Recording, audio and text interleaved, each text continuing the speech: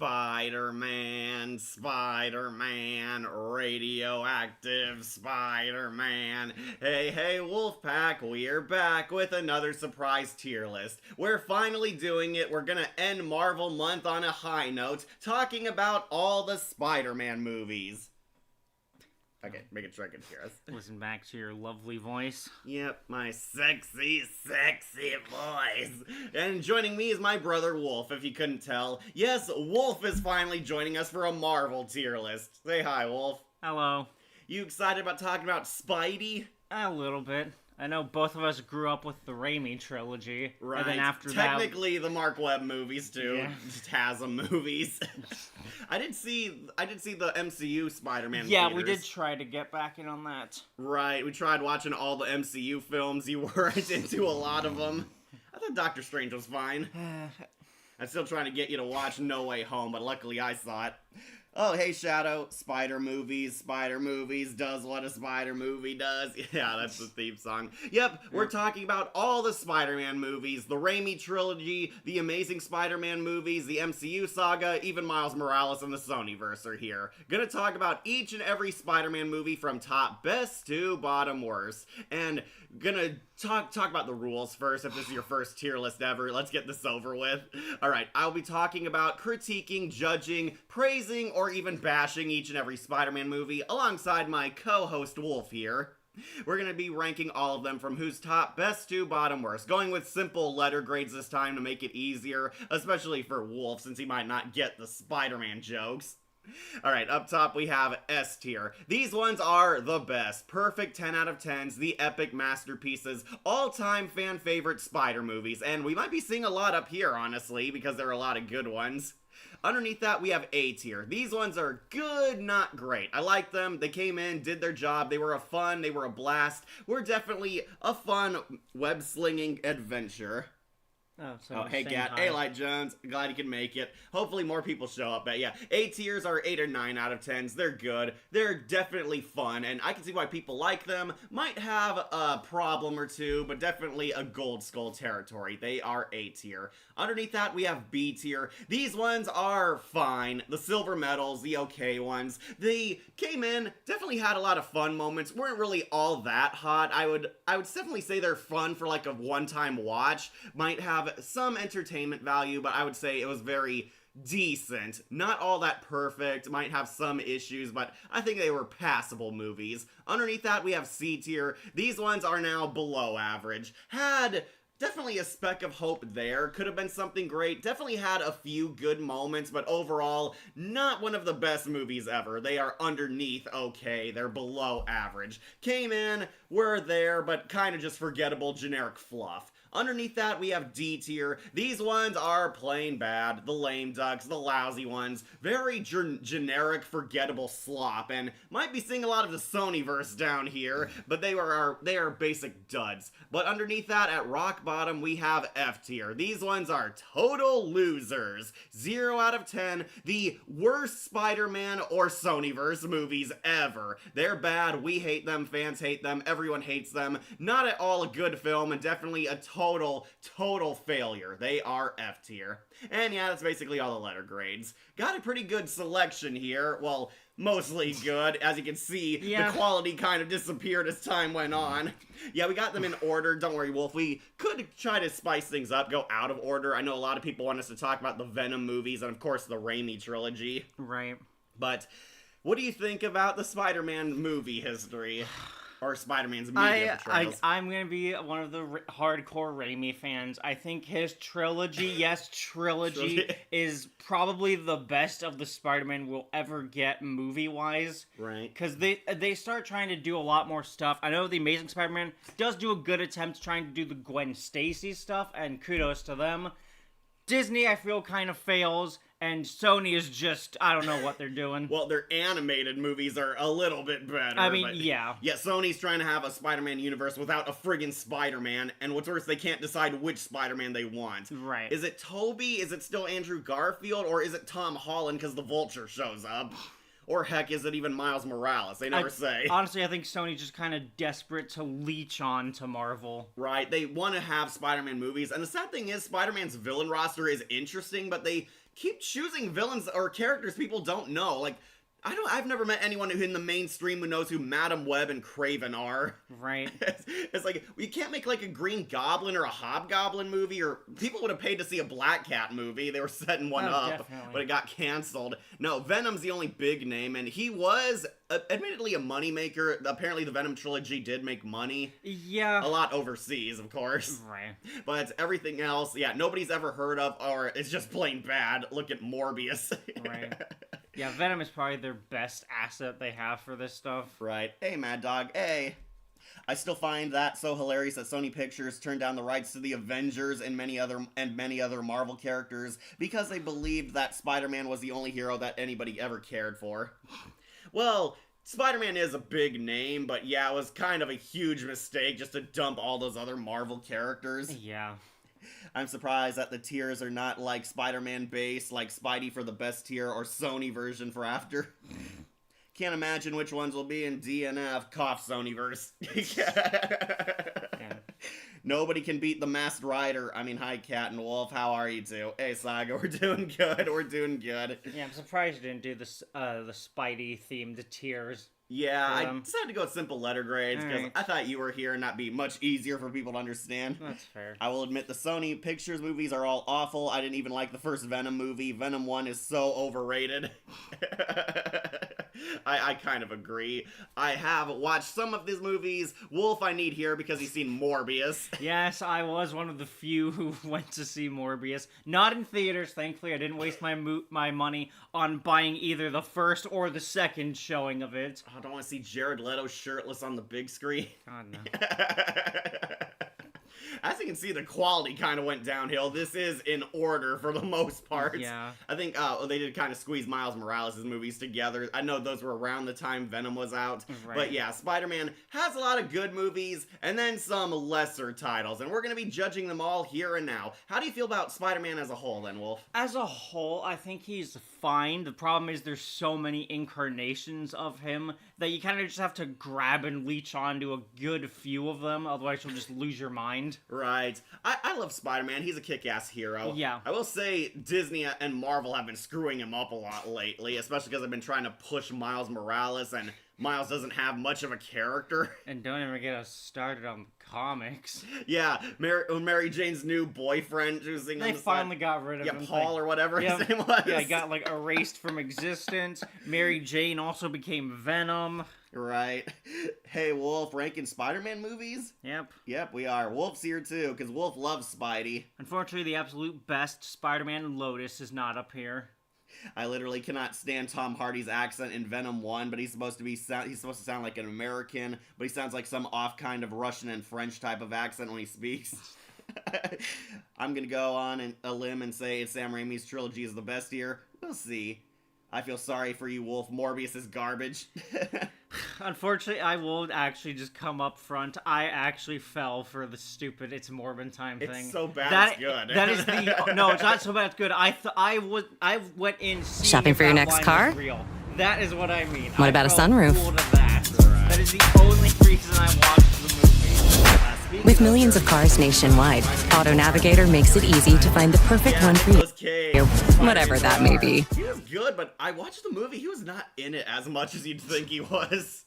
He was there kicking ass, but Nicolas Cage had a few lines. Yeah, but they gotta make all the money they can from whoever. Okay, so we love Spider-Man until obviously the film quality dropped. So we're gonna be judging them all right here and now. So let's finally begin this tier list, Wolf, with the first ever theatrical Spider-Man flick, Sam Raimi's Spider-Man 1, which is going on to S tier. S tier, yeah. It's perfect. Practic. I love it. There's so many good jokes in there too. I love William Dafoe's Green Goblin. Oh, yeah. He is so fun. He's crazy. He's psycho. This is like my introduction to Dafoe, and I love every part of him.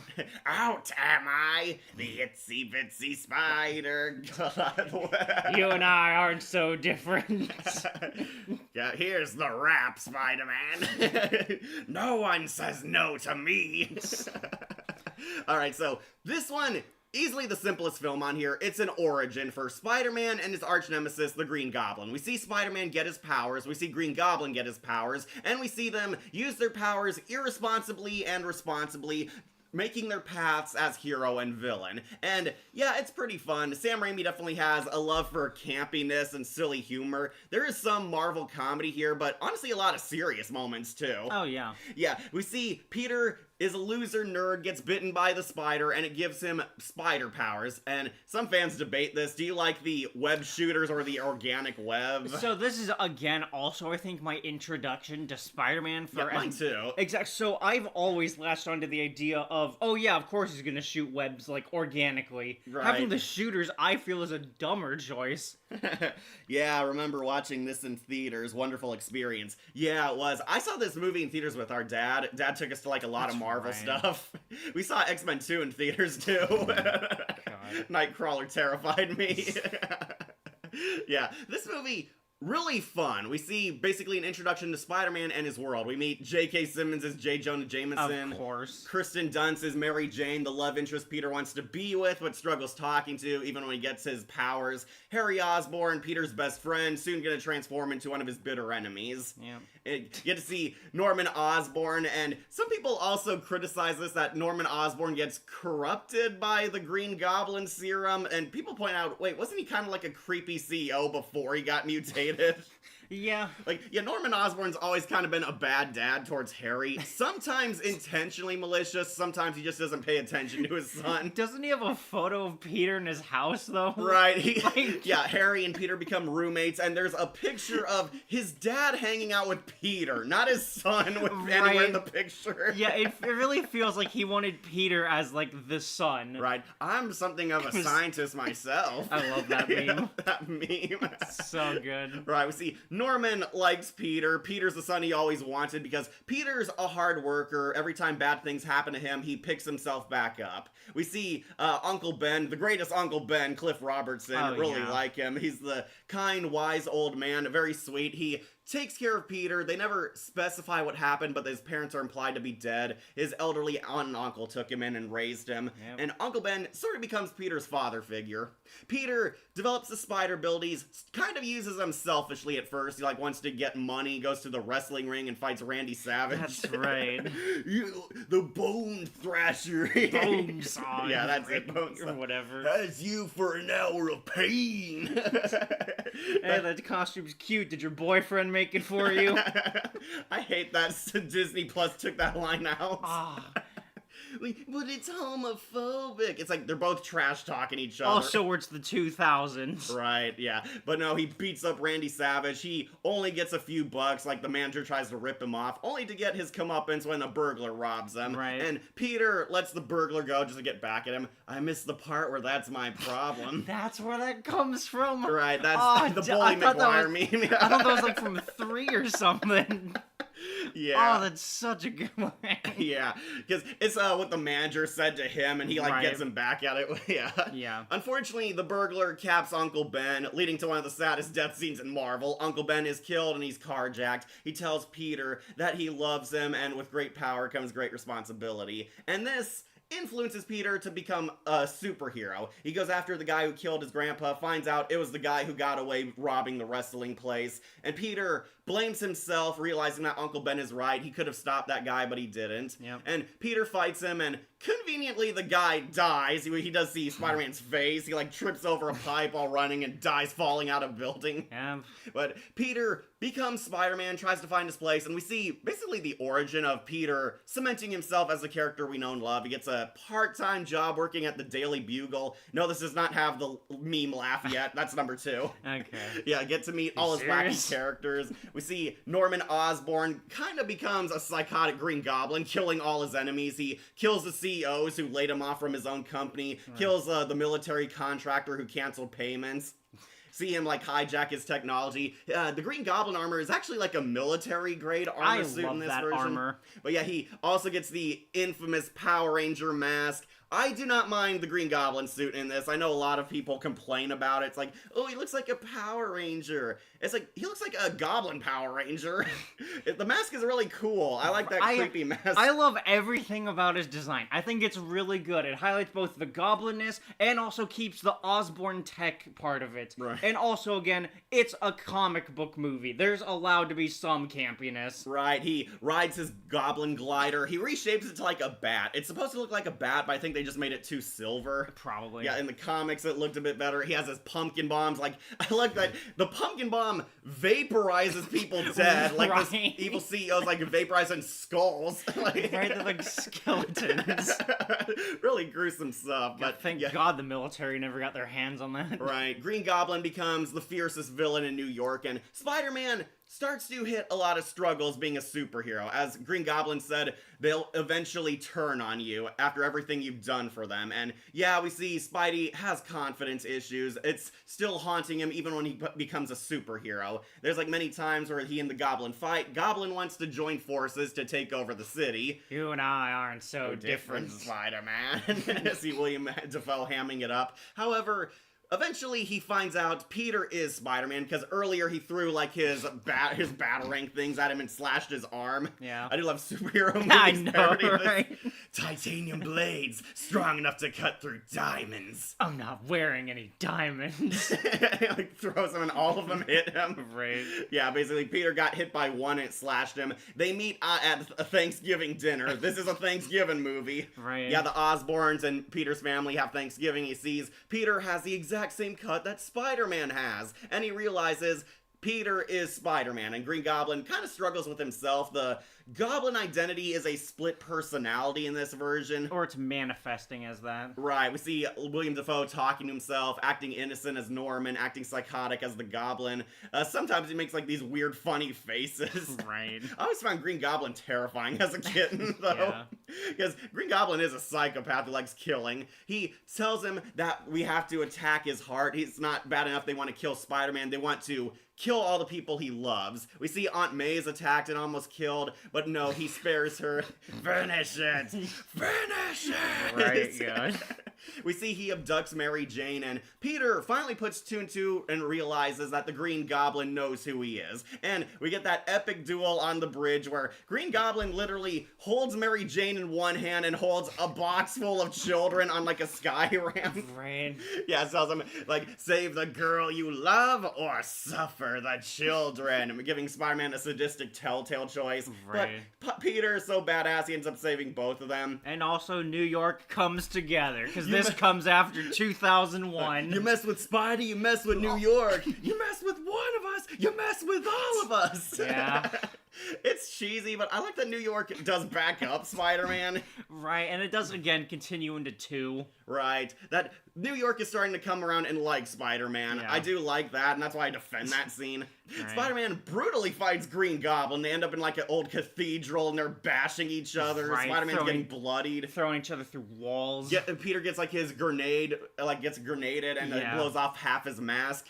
But Peter gets a second win, beats the hell out of Green Goblin, crushes a wall on him, and we find out Green Goblin's Norman. No, Peter, it wasn't me. The Goblin made me do it. And Peter and Norman are like calling each other out here. Peter said, "You're like a son to me," and Peter says, "I already have a father. His name was Uncle Ben." And Goblin tries to snipe him from behind with the Goblin glider. I'm not sure how this was going to not hit him in any way, but he like has the glider fly right at him. Spider-Man spider senses it and dodges it, only to kill Norman Osborn. Yeah. Honestly, maybe it was just trying to take them both out. Right, it's like, it would have hit you too at that speed. Right. But yeah, Norman Osborn dies as the Green Goblin, and he asks Peter, "Don't tell Harry," before he keels over. Peter takes him out of the Goblin armor and dumps his body back at his mansion, only for Harry to walk in and assume the worst, that Spider-Man killed his dad. Yep. Ending on kind of a bittersweet note that the Green Goblin is defeated, but Harry Osborn now hates Spider-Man, and Spidey does not get with MJ because he's worried his villains might hurt her to get to him. But he vows to become a hero anyway, because with great power comes great responsibility. Yeah. Ending with Spider-Man flying across the city in American flags. This movie really great. I know. I think it's fun. I don't care what anyone says. Oh, it's silly and over the top. It's a superhero movie set in the Marvel universe. Right, I feel we're allowed to be a little silly. Right. I love the Green Goblin, too. He was my favorite Spider-Man villain for the longest time. Loved him on here. Really loved him on the animated series. And loved Steve Bloom's Green Goblin on Spectacular Spider-Man. Like, this guy, like, William Dafoe became, like, one of my favorite actors after this. Yeah. How do you feel about Mary Jane, the love interest? She's fine. She's She passable. Gets worse in the sequels. I'm Here she's aware. fine. She's just like the pretty girl that Harry and Peter both fight over. Man, I can't believe they underpaid Kirsten Dunst, though. It's like, it's a movie about Spider-Man. You're just the hero's girlfriend. Can you imagine if Chris Pine was complaining that he was underpaid next to Gal Gadot and Wonder Woman? Green Goblin is pretty much what happened if you combine the Joker from Batman and Two-Face into one character. Kind of. He does have the split personality. Yeah. I do see the Joker's similarities. Right. Though Norman Osborn is also supposed to be like Marvel's Lex Luthor. Yeah. But here they kind of make him a bit more sympathetic. Here's a fun fact. It said having Toby and Kristen be in the film together was because they were supposed to be the leads for the Final Destination 2000 movie. Oh, wow. Oh, I didn't know that. The pumpkin bombs are weird because I thought they were supposed to be a goblin, not a scarecrow's or a ghoul. Yeah, they kind of changed the pumpkin bomb shape for this. They look more technological, and they have like a green glow instead of a black glow. Yeah. My late father introduced me to this movie as a kid. Oh, did he like it, Monica? Yet again, Toei, who made Kamen Rider and Super Sentai, had a live-action Spider-Man show. Yeah, didn't they have like a Japanese Spider-Man or The something? one where he has a gun, yes. Yes. With great power comes great responsibility. Hey, Monica, it's me. I came early for once. Thank you, Monica. There's something I never understood, that in this film, Uncle Ben and Aunt May are too old to be aunt and uncle, as they never are referred as a great uncle or a great aunt. I think the idea is Peter's parents were the younger ones, while Uncle Ben was the older brother to his sibling, yeah. I don't know, just read Trouble and you should be able to figure things out. Right. Spider-Man Noir is a show. It's out tomorrow. Oh, I didn't know that. Thank you, Nate. Always loved Spider-Man's name selection from the pro wrestling ring. Oh, that's right. He's at the wrestling ring, and Ash Williams is there. He's the host. What's your name, kid? The Human Spider. Human Spider? Oh, that sucks. Ladies and gentlemen, the Spider-Man. Yeah, thank you, Ash Williams. Did he know Bruce Campbell was supposed to be Mysterio, and that's why we keep seeing Ash Williams in these movies? Incredible. Because Mysterio is like a washed-up actor. Yeah, Sam Raimi's Spider-Man is awesome. Great casting, especially William Dafoe's Green Goblin. Also, the movie's license game for this and the second movie are also pretty epic, too. I never played the original game for this one. Nah. No, you haven't? Nah. Hey. I also thought it was weird seeing Spider-Man's web coming from his wrists. I was okay with it, honestly. Right. Right, I thought it made sense that he had all the powers and do whatever a spider can. Also, why does being bitten by a radioactive spider give him the super senses but not the web power? He's got the strength, he's got the ability to walk up walls. Right. Right, he got the spider sense. Like, yeah, it feels like he should be able to create his own webs at that point. This movie is a great introduction to Spider-Man as a whole. Yes, it is, because it pretty much has all the basic Spider-Man all in one movie. Yeah, that's why I think it's really perfect. It is a total introduction movie to this character and his world, and for me, that's what makes an S-tier masterpiece. This is one of the best of the best. Yeah. Another hilarious part about the film is that they look nothing like high schoolers, and the professor, yeah. the professor who takes them to Oscorp was actually 19 years old. Jeez. I'm surprised that they were allowed to use lines like up, up, and away, web, or Shazam, and did not get sued. Yeah, he says that once. He's like going through a bunch of catchphrases. This was a different time, I think, as well. Yeah, DC wasn't as huge in theaters. Alright, sorry, just catch up on comments. Okay. Okay, so Wolf, did you like this movie? Yes. Yeah, you agree with its S tier? Yeah, also the memes from it are amazing. Will it be number one? Honestly, probably. Right, I think Spider-Man 2 might actually surpass it. That's the Doc Ock one, but we'll talk about that next. Yeah. People do theorize it was Harry who was trying to kill both of them because Peter saw Harry Osborn, not the Goblin, after he took off the mask and couldn't live with the evil inside him. No, he did see it was his father, Norman. Yeah. Don't forget the Toei Spider-Man had his own Megazord mech. Go, Web, go! I have memories of watching this movie on repeat on VHS multiple times. Yeah, I think we had the VHS. I know Dad got the DVD, and he got Spider-Man 2.5, the extended cut of Spider-Man 2. Oh, wow. Right?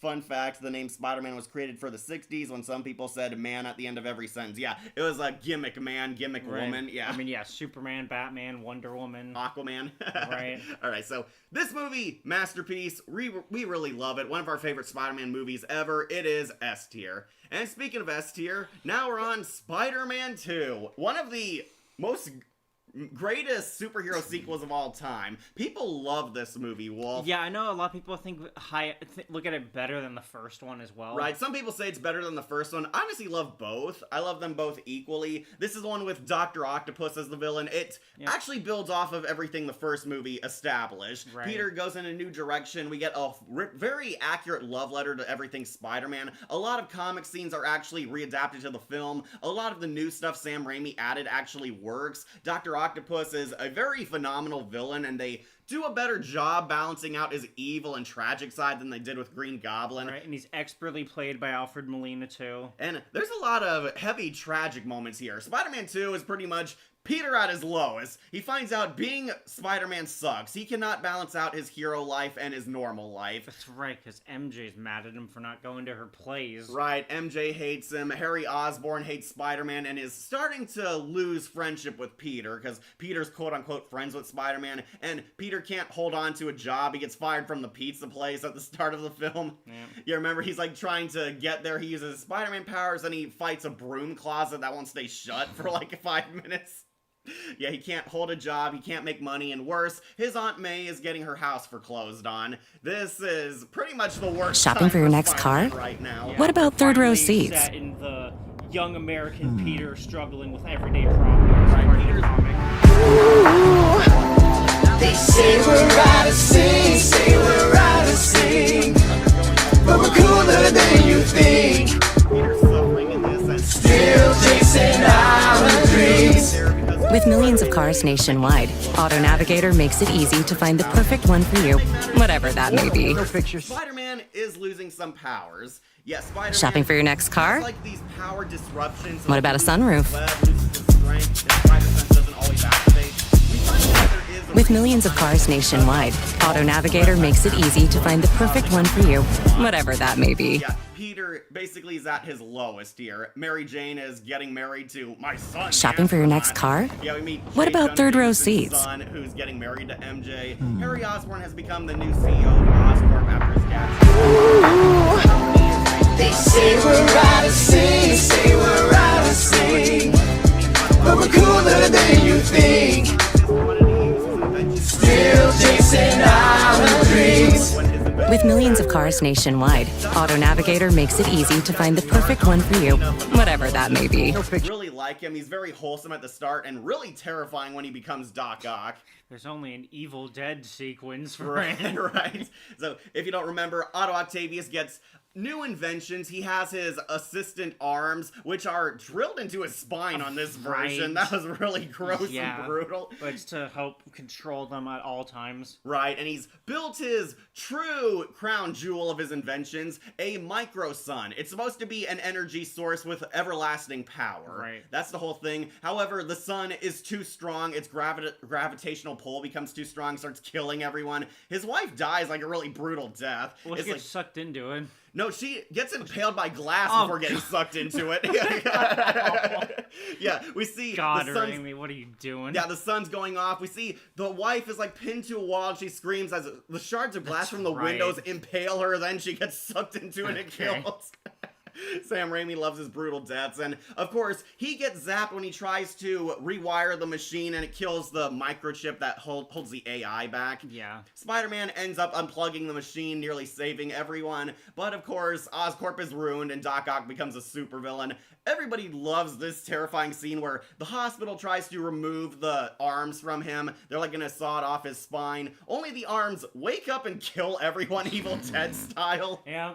It's honestly pretty gruesome stuff. Right. We like don't see blood, but some of them die horribly. A guy gets like thrown into like a light and electrocutes to death. The claws like crush a guy's skull, drags a woman off into the shadows.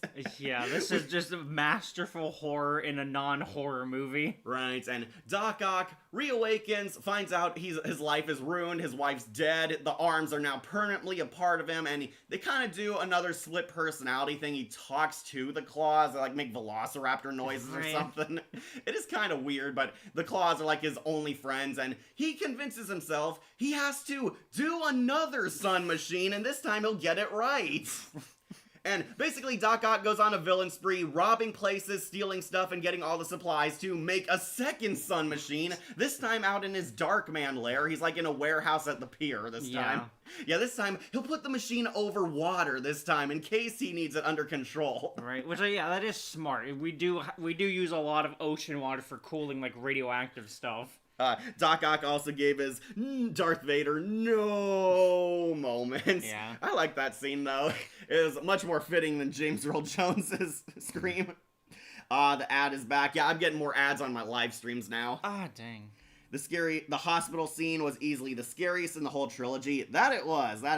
Hey, Cat and Wolf, the site commercial is playing. It is. Dang. Yeah, okay. I'll read some comments then. Is there any way to mute the background ads? I'm not sure. Do we have that option on our stream? I will have to look into some things. Yeah, we got more ads the more I started doing streams. I'm not sure why, but one came up on my one yesterday. Yeah, because I know a while ago they started putting ads on basically anything, monetized or not. Right. So I will try to look into it. Otherwise, it is just a YouTube pulling a YouTube. And of course, all these people can't really hear us. Right. Because ads. I'll just catch up on comments then, though. I only seen it once along with 2 and 3 on DVD. Yeah, I saw Spider-Man 3 on DVD. I did not see it in theaters. Dad got the whole Spider-Man trilogy. Right. Ended up finally seeing it. I know we'll have to say all this stuff again. Right. Fun fact, the name Spider-Man... Oh, read that one. Okay. This gave us the cameo from Stan Lee. Do you know what it is? Stan Lee shows up like in a crowd shot when Doc Ock is attacking, and a statue nearly falls on someone. Stan Lee pushes like a little girl away. Look out! And that was like a quick blink and you miss it cameo. Nice. Yeah, Stan Lee's cameos were not as pronounced in the early 2000s Marvel movies. He'd usually appear like in a crowd shot, or like you'd see him briefly reacting to something. Right. The later movies started giving him like more lines, speaking roles, and he did a little more. I also have memories of watching Spider-Man 2's Doc Ock vs. Spidey, the train fight on DVD on repeat multiple times. Yeah, the train scene fight is spectacular. still holds up really well. Right, and also, again, builds off of the last movie, where New York is still supporting Spider-Man. Right. Yeah, Peter had bad luck for the majority of the film. Yeah, his life really sucks. You gotta see it again, Wolf. Like, he I remember shows up at, like, Harry's party, and every time he tries to get an entree off somebody's tray, somebody steals it from him. He can't even get, like, the last one. Right. This movie gave us Spider-Man 2, the video game, the most iconic video game music, plus the pizza time theme. Oh, that's where it comes from. Right, it's when he's delivering the pizzas. It's pizza time. I actually said that wrong. I was meant to say William Osborn was heavily theorized to attempt to kill both of them because Peter Parker discovered that he was the Green Goblin. Must be referencing a comic or something. Okay. Yeah, see people complaining about the ads. Sorry, I can't do anything about that.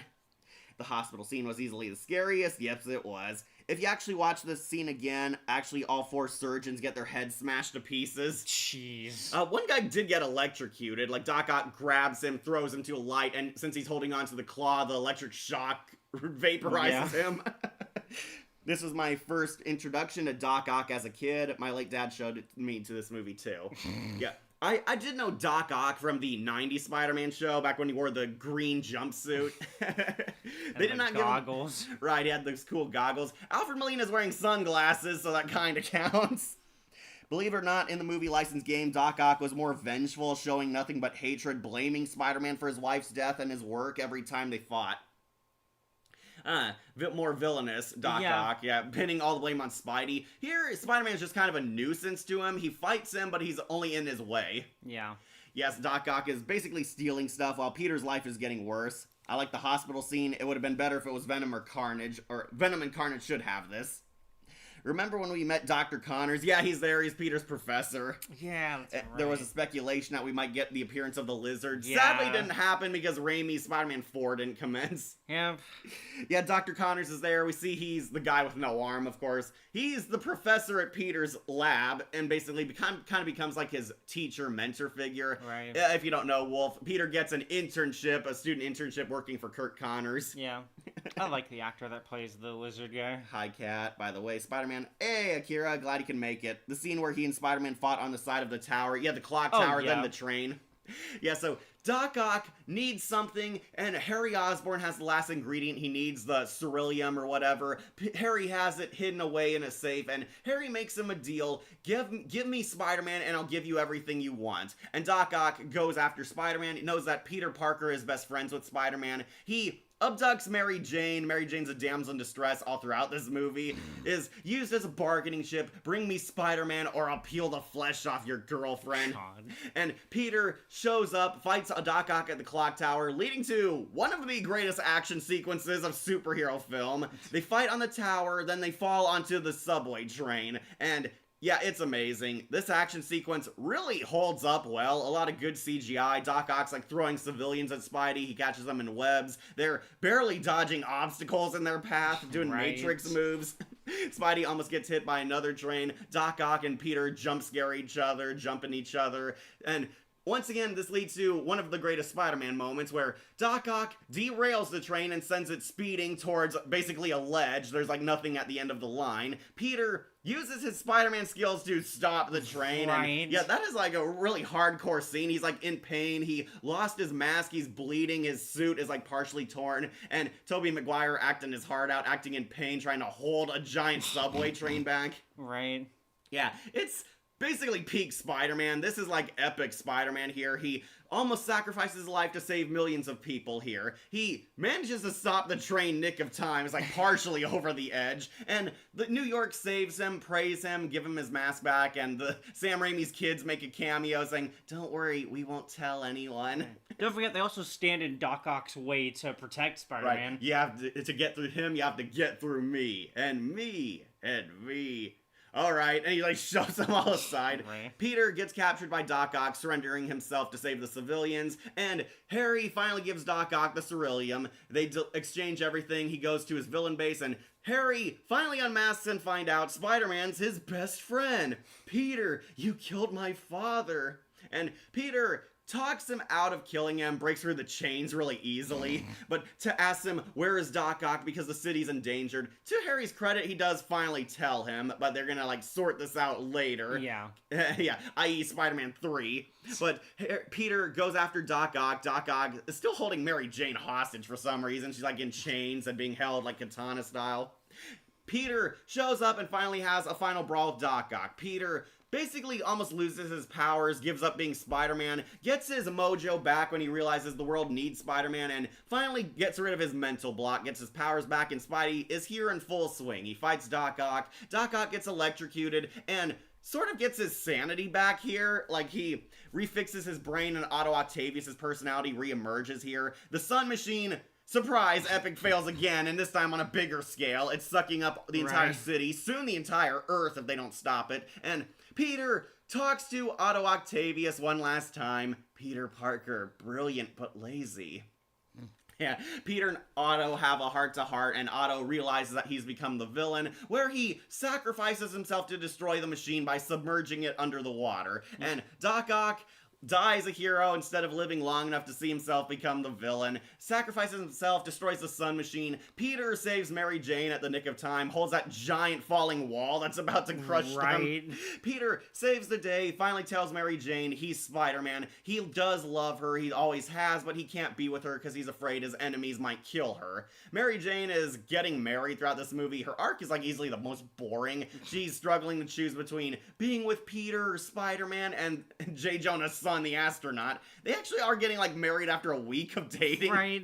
And Mary Jane rather cruelly leaves J. Jonah Jr. at the altar. She leaves the wedding. Isn't Punisher in that sequence Yeah, as well? Thomas Jane is like walking by the street and he sees Mary Jane running. It's the funniest cameo. Yeah, that was him. He's like there for 2 seconds and like tilts his head towards her. Right. Yeah, Punisher appears. Overall, both movies and Sam Raimi's Spider-Man 2, the game, are goated as some of the best Spider-Man media out there. I remember Doc Ock killed the head doctor with the chainsaw. Yeah, it was like an Evil Dead reference. Right. I know the one of them. I personally also believe in the theory that Spider-Man actually struggles from PTSD, and that's why his powers do not work very well. I think it was like just the idea of the stress of the job, his life falling apart, his lack of confidence comes back in this movie, and it's giving him like a mental block that he can't do anything, so Spider-Man loses the powers. I remember there's also that funny scene where he tries to get his powers back only to fall off a building. Yeah, he leaps for it like in the first movie. Right, I think the powers were starting to come back because he didn't die from that. It like just hurts his back. Right. Good God, did he luck out? Well, if you want this Connors to be the Lizard, you have to play Spider-Man 3, the movie license game. Oh, it's called the Tritium. Okay, my mistake. My mistake. There's so many elements in Marvel. Yeah. By the way, Wolf, you missed yesterday. We talked about Earth's Mightiest Heroes. I didn't miss it. I live in this house. Right. Wolf didn't want to do it. Wolf never watched the show. Right. Even though you should, because Earth's Mightiest Heroes is a legend. Yeah, so you could fawn over a Jennifer Hale character. Right, but G-rated. Hey, I love Colleen O'Shaughnessy's Wasp. Fair enough. It's G-rated Evil Dead. Yep. Yeah. Story time. I was at a comic book store once, and they had a collector's edition of the post of the last pre-9/11 teaser poster. Oh, with the Twin Towers and Spider-Man's with the helicopter in between them, yeah. Right. That nice. would've been cool. They removed that scene in the theater release. Yeah, because, 9/11 happened. Nobody wants to be reminded the Twin Towers aren't there anymore. Right. But they could have just said it was any other towers. Right. I know that also happened with Serial Experiments Lane, where in their opening it also featured the Twin Towers. Right. So I think it got removed or just banned in the US. Still absolutely love the scene where the train's people carries them and sees his face, and they were willing to keep the secret about who he was. Definitely, we're not going to forget a face like that. Yeah. Yeah. They say he's just a kid, no older than my son. Right. And it's like Tobey Maguire was in his 20s by this time. In my AU, I did the train scene like in Spider-Man 2, but the only difference is there's a fight between Spider-Man, Venom, and Carnage. Ah, cool. Avenge me! That's right, Harry becomes the Hobgoblin at the end. Right. Harry, is debating himself. He talks to William Dafoe's cameo in the mirror, telling him that, avenge me, son! Avenge me! And he throws the thing at the mirror. And it breaks into the Goblin Cave. Get a jump scare with the mask, and he finds all the Goblin gear, his tech, and the Green Goblin serum, hinting that Harry's gonna become the Hobgoblin. More on that when we get to Spider-Man 3, but yeah, I was actually excited to see, Harry's gonna become the villain next time. Basically, Harry starts his sequel bait becoming the villain, and Mary Jane and Spider-Man finally unite and finally accept each other. Mary Jane wants a relationship with Peter. Peter is now gonna open up about being Spider-Man, and finally gets his backbone back, becoming a hero, flying off into the city, saving the day again. This movie, S tier also, is it better than the first? I think it's tied with the first. I think they're both exceptional movies. Right, but it has really good effects. I will say it has a much more emotional story than the first one. Uncle Ben's death was tragic, but it's mostly kind of a lighthearted Spider-Man's hero origin. Number 2, a lot of serious themes, a lot of messages about how growing up is hard, but you have to persevere and be strong, have faith in yourself, all that nice stuff. Yeah. It does do a good job showing Spider-Man's very serious struggles with his normal life. Spider-Man is not a billionaire playboy or a genius scientist. He's just a kid trying to find his place in the world, trying to make it in life, getting by in basically New York City. Yeah. And I do like that. He comes around. It's his underdog story. We see Spider-Man almost give up on himself only to bounce back. We see Doc Ock honestly kind of undergoing a similar arc to Peter. He wanted to do great things in the world, actually had it all, but lost it all, lost himself to his dark side, his insanity, his depression, became basically everything he hated, became a supervillain destroying the world using his science for evil, only to at least go out as a good guy, saving the world, realizing that he was evil all along. Sad that Doc Ock had to die, but that usually happens in superhero movies when the villain knows your identity. Yeah.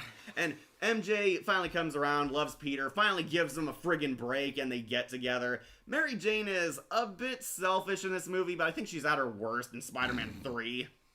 But I think it's fun. It's really likable. Oh, we can't forget the J.K. Simmons laugh.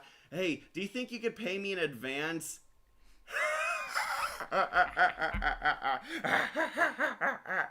You serious?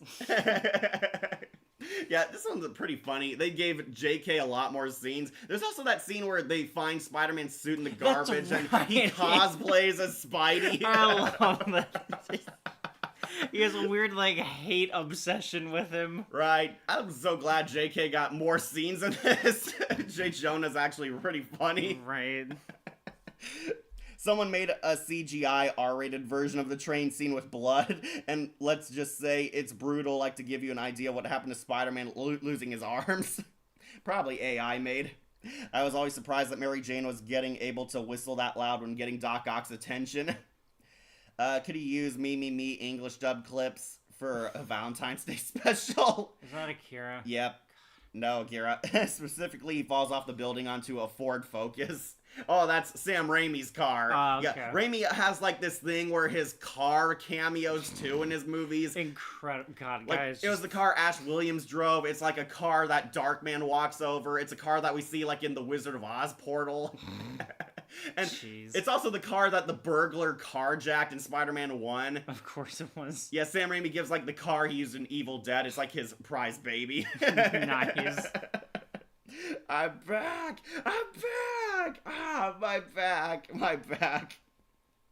To think it would take us another 20 years for Spider-Man and Punisher to be on the same movie again in Brand New Day. Yeah, John Bernthal's Punisher is in the Spider-Man 4 movie. Yeah. Looking forward to that, Wolf? I don't know. Because I doubt they'll allow it to be R. And also I've heard other things of it being kind of Yeah, that's Marvel lately, honestly. I'm not excited to see Zendaya's Mary Jane back. I thought they should have let her go and he should start dating Black Cat. Yeah, they're hinting they're gonna do Spider-Man versus the Punisher in movie 4. Yeah. It's kind of funny Thomas Jane cameoed in this one. I guess they were gonna have him in the Spider-Man versus Punisher in Raimi's timeline, but it never happened. Maybe. Let's not forget the ending of Mary Jane running in her wedding dress. Yeah, she's in the dress and she passes by the Punisher. Yeah, mention that. You should review Dan to Dan. Let's not beat around the bush. The third is clearly F tier. We're getting to that. Wanted to catch up on comments. Also, the ad was playing. It took everything from the first and completely elevated it along with the hospital scene where you blink and you miss it. You're talking about the 4 surgeons' deaths. Yeah, some of them got their skulls crushed. Did you say Darkseid? We're not at 3 yet. Not yet. Like, I hope we get Wolf Entertainment back as Funko Pops. God, no. Would you ever do a tier on the Ben 10 aliens? I don't know, maybe. I think it could be fun. There's a controversy about J. Jonah's mustache because it looks like Hitler's. Of course, that's the Charlie Chaplin mustache. Right? Come on, it was people. a thing back then, and I don't see Hitler when I look at him. It's like, that's how he looked in the comics, okay? Alright, Spider-Man 2, it is legendary. Is it better than the first, though, Wolf? That's the other problem. Because, again, I really do love that first movie. Yeah, the first movie's great. It is a very good step, like, next step. It is a sequel. Like, people consider it the Dark Knight of this saga. Yeah. Like, the sequel is better than the first one. I like both equally. Sorry if I just do. I just love Norman Osborn a bit more. Green Goblin's my favorite villain. Doc Ock is pretty cool. Those claws look really terrifying and hold up very well. But this movie, I'm going to put it underneath one then. It is equally as good. A lot of epic action, a lot of great effects, a lot of great storytelling, and it is everything great about Spider-Man. It is nevertheless S tier. Yeah, it may be underneath it technically, but I do see them as perfect, like tied, not as one better than the other. Wow, you like 1 and 2 That is together. the caveat, okay. yeah. Okay. Well, yeah, because 2 needs 1 to work. Is the thing. Yeah, it does. Alright, we'll give number 2 S tier. We'll put it under the first one. But now we're on to the infamous final chapter, Spider-Man 3. Oh boy, Wolf, a lot of people have different opinions about this one. This is Spider-Man 3. Peter Parker is once again atop of the world, only to be corrupted by the Venom symbiote. And this one has 3 villains. Harry Osborn becomes the Hobgoblin, we meet the Sandman, and we meet Venom. Yeah, Venom's in this movie, both as the symbiote and Topher Grace as Eddie Brock. Yeah. Alright, so Spider-Man is now on top of the world, and now his girlfriend Mary Jane is suffering because she sucks as an actress, her life isn't going well, and Peter does a publicity stunt where he kisses Gwen Stacy in front of everyone and it makes her jealous. Yeah, Peter does like an upside down kiss because Gwen Stacy's like a model in this version. I didn't know that was Gwen Stacy, but alright. Yeah, the blonde girl is Gwen Stacy, nice. Played by the really pretty Bryce Dallas Howard. She's really pretty, honestly. I liked her a lot more than Kristen Dunst. But yeah, Gwen Stacy is here, gets pretty much no character. She's just the other girl that Peter seems to be close with. Gwen Stacy is a model. She's also a genius in science class, and she's also there doing like publicity stunts with her dad, the police officer. Her dad is Captain Stacy, kind of the Commissioner Gordon of Spider-Man. Yep. But she doesn't really get too much character in this. I know she's pretty, but she doesn't get to do much. Basically, she's a rival to Mary Jane. Mary Jane is now having confidence issues, and Spider-Man is facing a lot more emotional drama once again. Harry Osborn becomes the Hobgoblin for the first act, then he suffers amnesia. Yeah. I do not like the Hobgoblin suit in this. I know I said it before, Wolf, but what did you think of it? I really like it. You like it? I like this new, much more tech, edgy. It looks so Hobgoblin. generic. I It's like know a military suit in this version. I know it does. However, the 11-year-old boy in me still really likes it. And he doesn't have a goblin glider, he has a hoverboard. It's like a Right. hoverboard with giant fan blades underneath. Yeah. I do like the effects have held up well in this yeah. movie. Venom looks good, and the goblin tech and Sandman especially. Harry fights Spider-Man in a really brief but really cool fight scene. They're flying through the air, but Right. Harry hits his head on a pipe and suffers amnesia to take him out of the rest of the film. Yeah, he just eats pavement. Right. Somehow he doesn't die from any of that. Right. Nah, he just gets amnesia. He's called the New Goblin. Well, he's supposed to be the Hobgoblin. That's who he is in the Yeah. comics. What is with that freaky dancing he did when he left the store? The emo Peter We'll dance. get to that. Here it is. Spider-Man 3 is honestly not that bad, and I personally say overhated. Well, it has its good moments. I think it's a return to campiness. Right, it embraces the comedy, Right. and I did not like emo Peter. This is supposed to be Spider-Man at his dark, depressing side. We see a more disturbing side to Peter through this. His rage, his anguish is starting to come through. He's starting to act like a jerk and turn against everyone. We get that when he's Spider-Man. We don't get that when he's normal Peter Parker. What about when he threatens his landlord? Yeah, you'll get your money when you fix this damn door. It shows up. I think the best scene, though, is when he starts, like, a fight at a nightclub and accidentally bitch slaps Mary Jane. Yeah. That was, like, the scene that I think really worked, and it finally convinces Peter that, yeah, the symbiote is corrupting him. Yeah, aliens are now canon to this saga, Wolf, Yeah. because we see the symbiote's in a meteor that crashes. Peter and, like, Mary Jane are, like, hanging at the park, like, sitting on a web looking at the Yeah. stars, and the Venom symbiote crashes really near their ride. Like, Right. it crashes there, and the symbiote crawls into Spider-Man's suit, like his backpack, and follows him home. We get the origin of the Sandman here, and really love this villain. Oh yeah, everyone agrees he is the best part of the movie. Yeah, Sandman is the highlight. I honestly thought Venom was going to be good and Sandman would have sucked, but no, the opposite happened. Sandman was the best part, and Venom really sucked. Yeah. Yeah, we see Sandman. He's trying to reunite with his family, but now he's a wanted criminal. He did some sketchy things in his past. We find out what later, but he stole money. He's on the run from the law. Accidentally ends up in this science experiment out in like a desert. Right. He falls into like a centrifuge or something, some kind of reactor, and it splices his DNA with sand. It's like there's like a bunch of grain on the ground from all the sand he caught on him. Yeah. And I do love that Sam Raimi shows that his DNA is changed on the molecular level. Like the sand sad goes scene. right into his DNA. Right. And he becomes the Sandman. He effectively doesn't die, but he loses his body here, only to reform out of sand, and this sequence is so amazing. I can see why people love it, where Sandman is trying to put himself together, hold his powers, grabbing like the only thing that survived his locket. It has like a picture of his daughter in it, and he can't grab it because the sand is falling apart. Right. We see him form back into Thomas Hayden Church and realizes that he's a mutant now. And Sandman decides to use his powers irresponsibly, stealing more money so he can give it to his family. Yep. And yeah, he fights Peter. See a lot of great CGI with the sand moves. Sandman is pretty cool in this movie. He gets sidelined a bit often because the symbiote is supposed to be the big arc. We see Peter starting to have some issues with his life again. Mary Jane is jealous. They have a couple's argument. Harry Osborn doesn't remember a thing, and Peter tries to pretend that the Hobgoblin thing never happened. He forgot everything, trying to fix his friendship. Aunt May is moving into a new apartment. Peter's trying to tend to her still, and he wants to get a promotion at the Daily Bugle, but he has a rival, Eddie Brock, played by Topher Grace. I think he does a fine job. Well, I know he's also supposed to be like jacked or something. Eddie Brock is huge. Yeah. He's like ripped. Eddie Brock's supposed to be the ace. He's the big man on campus. Instead, we have Eric Foreman, and he's acting like basically he's the evil Peter. He's an evil counterpart to Tobey Maguire's Spidey. Right. He's also a nerd, but he's more of a hot-headed dickhead. He acts like he and Gwen Stacy are totally a couple, and Gwen reveals they only had like one coffee together. Oh, by the way, I'm dating your daughter, Captain Stacy.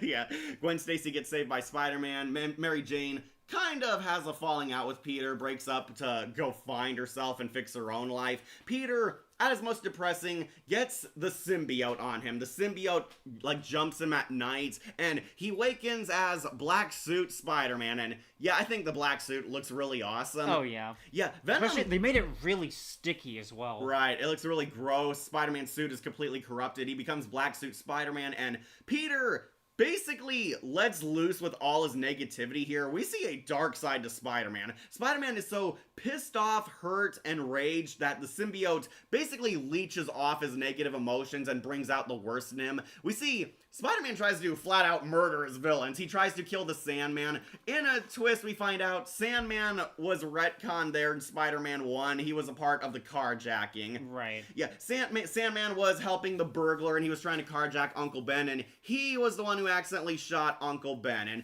Peter goes after him. Another brutal fight in the subway. This time it's underground, and Sandman and Spider-Man get wrecked here, and he tries to friggin' murder the Sandman here. What, you mean when he slams his head and body against a moving train? Right, he beats him up, throws him around, and Peter, like, cracks open, like, a sewer pipe, and all the water kills Sandman. Right. We find out he did survive this, but he just dissolved. But yeah, basically tried to get rid of him.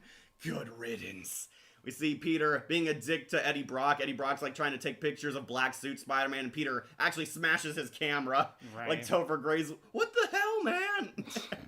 And Harry gets his memories back. Mary Jane like goes to him and he starts remembering that he's the Hobgoblin. He tries to sabotage Mary Jane and Peter's love life, like blackmails Mary Jane to break up with Peter to hurt his heart. And we get that funny scene where he's like at the Denny's and he like winks at Peter before the truck goes by and he pulls a Batman disappearing. How's the pie? So good. Peter like confronts Hobgoblin at his apartment and really brutalizes Harry here. They have an epic fight scene. Like, oh, little Goblin Jr., gonna cry or die like daddy. And he throws like Hobgoblin's pumpkin bomb back at it, blowing Harry's face off. Spider-Man tried to murder Sandman and Hobgoblin. Look, he was Black Spider-Man at the time. Right, almost killed like his best friend out of like pretty much no regrets here. Yeah. But yeah, Peter assumes that everything's good now. His villains are pretty much dead, and he becomes Emo Peter. This has the dance sequence and all the cringe humor. He's like picking up chicks. Ironically, they were all the chicks he got shipped with. He's like flirting with J. Jonah's secretary, and he's like waiting for her at the window. Right. There's also the landlord's daughter as well. Can you make me some cookies again? He's like dancing in public. It is cringe. I know. I assume it's supposed to be like arrogance and pride is the thing. All right, after rewatching this entire arc on Spectacular Spider-Man, it is much better in the cartoon than in the movie. Well, yeah, because they know what not to do. Right. Spider-Man 3, read that one. Sorry, I wanted to catch up on comments. Ah, damn. Are you kidding me, Wolf? I'm on Cat's side. Harry's Green Goblin suit, it sucked. I know I'm very much in the minority. Hell, I may be the only one person that likes it. They couldn't make it orange. I know, they couldn't give him the cape or whatever. Give him the hood he wears. I know, Would have loved to see a darker version of the Goblin mask, now spray painted like orange and yellow, but with the hood and cloak on him. Yeah. He would have looked so scary. Spider-Man 3 is pretty mixed. There's still good stuff, I agree. Here, like, stuff with the Sandman and the Black Spider suit fights were pretty cool, but it had its bad moments, like Emo Peter and a severe lack of Venom. Technically, Venom is there, but we don't see Eddie Brock become the symbiote until the last half hour of the movie. Right, when Peter decides to take it off. What is with that freaking dancing he did when he left the store? Yeah, that was bad. Also, Eddie Brock in the film is too skinny. Yeah, he's supposed to be jacked. I know. They couldn't make Venom his jacked form. He looks skinny also, like he's a more beast Spider-Man. Blue Thunder did like the new Goblin suit. Oh, thank you. The Hobgoblin was weird. He looks like the same kind of tech ninja or a skateboarding scuba diver. That's fair, though. Blue Thunder likes skinny Venom, too. I do not. Wolf, do you like slim Venom? I need to see it again. Right. But I think it's fine. I hated Topher Grace's Venom voice because Venom has like a whiny, nasally nerd voice. Yeah. Like, oh, you want to kill a spider? I want to crush a spider. My Spidey sense is tingling, if you know what I'm talking about. I know Sam Raimi hated Venom. He always hated Venom, but I always thought it would be really cool if he did the famous Red versus Black Nightmare scene. Yeah, the dream sequence where Spider-Man's inside his own consciousness and Venom's trying to drown him out. Yeah, I know Spectacular Spider-Man does that. And the animated series did it too, where Spider-Man looks back on his life, sees all the people who supported him, and basically fends off the symbiote, because the symbiote is feeding off his negative emotions. Right. I think we kind of get that with the bell scene. Right, he's up in the church, and he's like pounding the bells out of anger. Then we find out Venom's weakness is loud noises. Sound waves hurt him. Yeah, repels him. Right, and it finally soaks him off, but conveniently, Eddie Brock is there. Eddie Brock got fired from the Daily Bugle because Emo Peter exposed him as photoshopping a Spider-Man photo, trying to frame him as a villain. And J. Jonah, completely pissed, fires Eddie Brock out of this. And Eddie goes to the church also to pray for God to put a hit on Peter Parker. Yeah, remember, Peter says, oh, you want faith? Go to religion. Yeah. Yeah, he like goes to the church, literally took his advice, and like he's there, and of course he hears the bells going off, checks it out for really no reason, only to become Venom. Well, I mean, there could be a story out there. Right, but he didn't like bring his camera. He's like looking up and he sees Peter Spider-Man because the Venom suit is coming off. Yeah. And Venom falls onto him, turning him into the iconic villain we all know and love, with only 30 minutes left to go.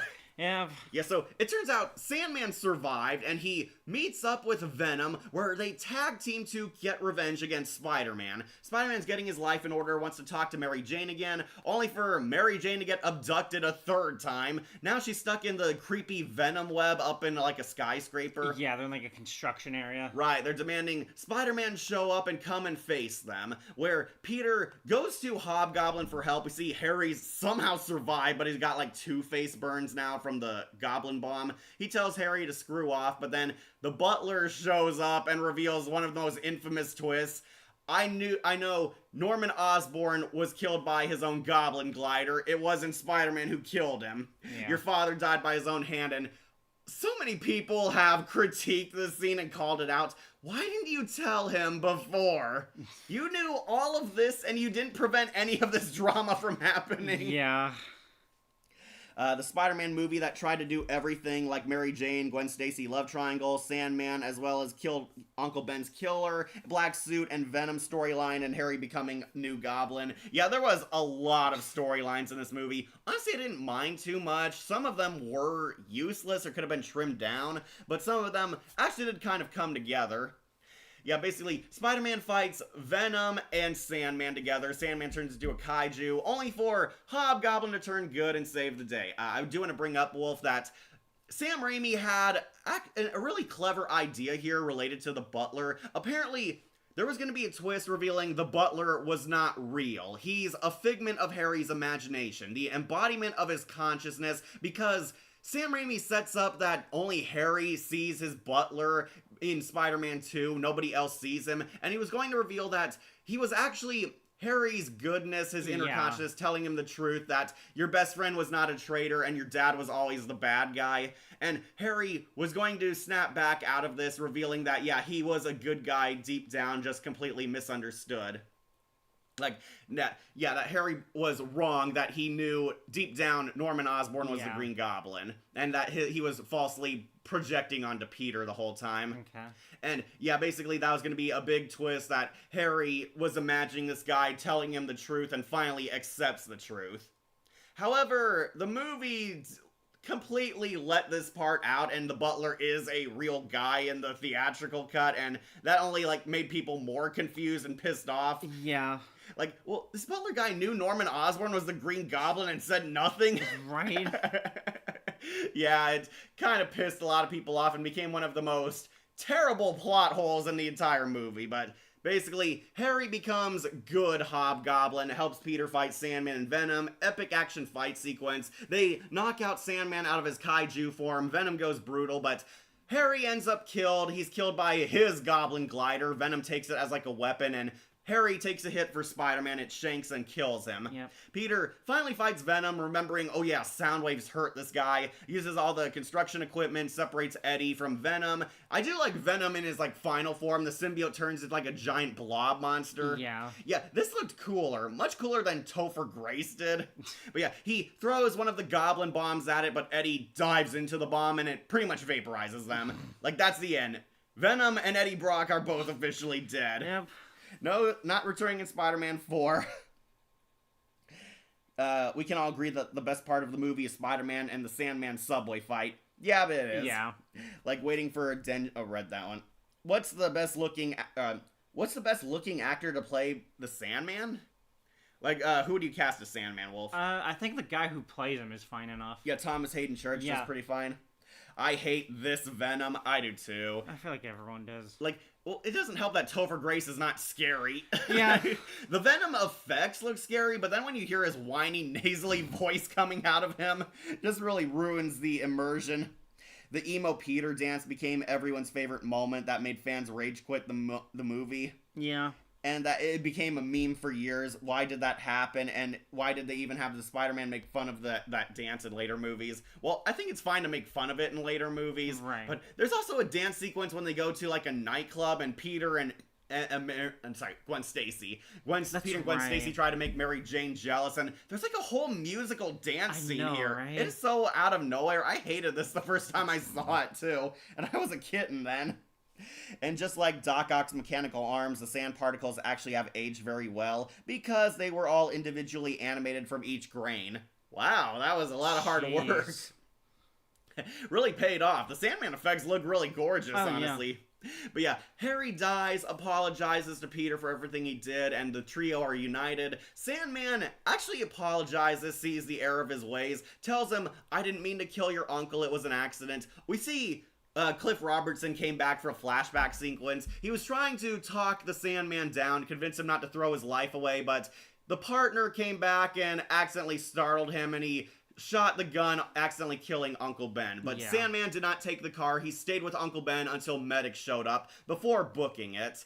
And he tells Peter he's sorry, he understands why he did what he did, and he literally becomes dust in the wind. It's kept vague if he's dead, or I think he's going to go find himself places unknown. Like, Sandman can't really be dead here. But some people, like, speculated because he, like, dissolves here. Yeah. But yeah, Sandman leaves, becomes one with nature. If you don't know, Wolf, Sandman actually underwent a hero story arc in the comics, and we might have gotten good Sandman in the future. But yeah, Sandman basically leaves for parts unknown. Peter makes amends with Mary Jane, and they're finally together at last for a bittersweet but happy reunion. Ending Spider-Man 3, and Spider-Man crosses the American flag one more time. Let's talk about Miraculous. Eddie Brock is also supposed to be buff and hot, but instead we got Topher Grace. Yeah. He looked better and spectacular. It's probably meant to more foil Peter in a more direct way than with how Brock normally is, with being his inverse. Well, yeah, Brock is supposed to be kind of like the cool guy, the ace. I get it. Right, Tom Hardy was accurate looking, but not accurately written. If I want a great Eddie Brock Venom, I'll stick with 90s animated series and Spectacular Spidey. Yeah. That's fair. Hey, cool show, he made it. Kira liked the Miraculous new episodes. I haven't seen them yet. Of course, also the symbiote gooey effects also held up so well. They look good, I love those. God, it's a shame what special effects have become. Right, they look faker now because everything's green screen and nothing looks real. And also, I think the people just aren't that well trained. It looks real, and it's so gross when it goes up his nose, ears, and mouth. Yeah, that's Venom for you. Akira wants to see some plushies of Cat and House and Wolf. Eventually, maybe. Set a strange scene because there was more than just one pumpkin bomb which should have been ignited. Because all the pumpkin bombs got knocked over. Yeah. The pumpkin bombs are not strong enough even if Harry survived it. still find it dumb that if the butler knew how Harry's dad died, why didn't he tell Harry at the start? Yeah, so much of this drama could have been avoided. Again, Sam Raimi wanted to have it implied he was a hallucination of his goodness, like his consciousness telling him the truth. But they cut it out of the final theatrical release. Venom is buff and muscular, then a worse one like We Need Venom tier list. Okay, where do you want to put Spider-Man 3 then? I think like A. Alright, I agree there's good parts in this movie, but God, emo Peter and Topher Grace. I might put it, like, I wanted to say B, but I could put it on A. Yeah. Because, again, I think it's a fine movie still. Right. Even though, yes, it does have plenty of problems, I think the good outweighs those bads. Right. The only reason I was okay with skinny Venom is because at least he didn't stop being a threat or menacing, such as his jump scare sneak attacks on Peter, and he did kill Harry Osborn.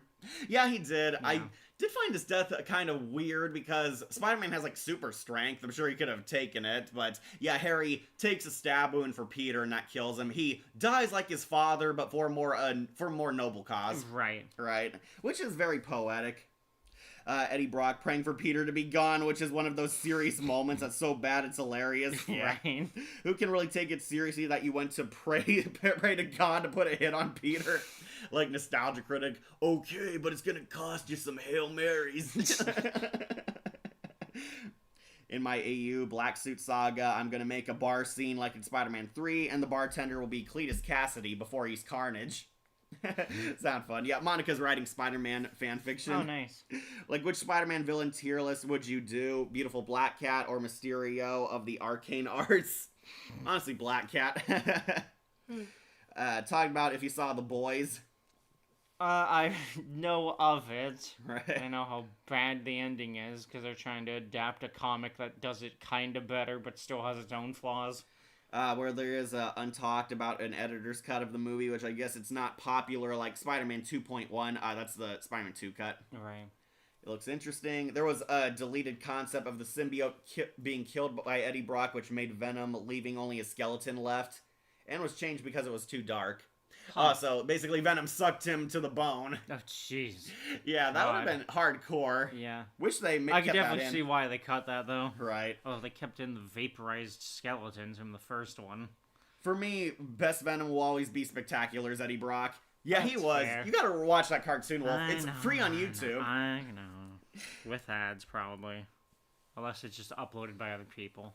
Wolf, what's your favorite Tales from the Dark Side episode? I don't think I've watched it. Yeah, you never watched that. No. Yeah, I was the one who saw it. Yeah. A, that's pretty high for this film. I thought you'd be happy, Blue Thunder. I would put it on to B, but I respect Wolf's love for it more. Yeah. True, but Spider-Man 3 could definitely be so much more, though funny that Amazing Spider-Man 2 will suffer from similar problems. Yeah, we'll be getting to that one soon. Yeah, Sam Raimi's Spider-Man is funny, and Harry Osborn, actor, got blacklisted. Yeah, James Franco got into some legal trouble or something. Okay. I think it was like for some stupid tweets or whatever. Probably. But yeah, this movie, honestly, it's alright. I like parts of it. There are bad parts, but Wolf, you talk me into it. We'll put it onto A tier. Yeah. Definitely ending on an okay note. Alright, so let's do Morbius because I had to use the restroom. Alright. Wolf, do you want to take this one? It's Morbin time. Yep, so as the only person here who has watched Morbius, it thankfully is another very simple movie. However, it does the problem of it's trying to do a villain tale, but also not letting them be a villain. And basically it starts with in the past, where we get Michael Morbius, or whatever his name is, I do not care. He lives with his father, who then adopts a young boy who also has a very the same medical problem, where there's something wrong with their blood and they need, like, constant medical attention. But eventually, even though they grow up like brothers, there still is a sort of gap between them from the father, where he'll send Morbius off to study while he himself takes care of the other one, Matt Stone. I do not care for names, I will just go by whatever I'm calling them. So, while Morbius is off trying to find a cure for the degenerative blood problem that both he and his adoptive brother have, that leads him to genetic splicing with bats, because as we all know, vampire bats and all their blood stuff. However, it does work in that he doesn't need constant blood anymore. But the problem is that he actually really does. In fact, it's turned him into a vampire, where we get a very cool action sequence where his echolocation helps him, as the mercenaries that he helped to, like, get him to the place to study the bats turn on him, and he kills them and drains them of their blood as well. However, he drained them of their plasma in the 90s cartoon. Yeah. But yeah, he sees what happens through the security cameras, and it horrifies him. So he works extra hard to create, honestly, a really cool invention, the artificial blood. And he uses that to help basically keep himself alive without falling into the evil side again. Oh, I did read one of the blood things was labeled Excelsior. That's Stan Lee's catchphrase. Of course, yeah. Well, I think it's also like the state's catchphrase. Right.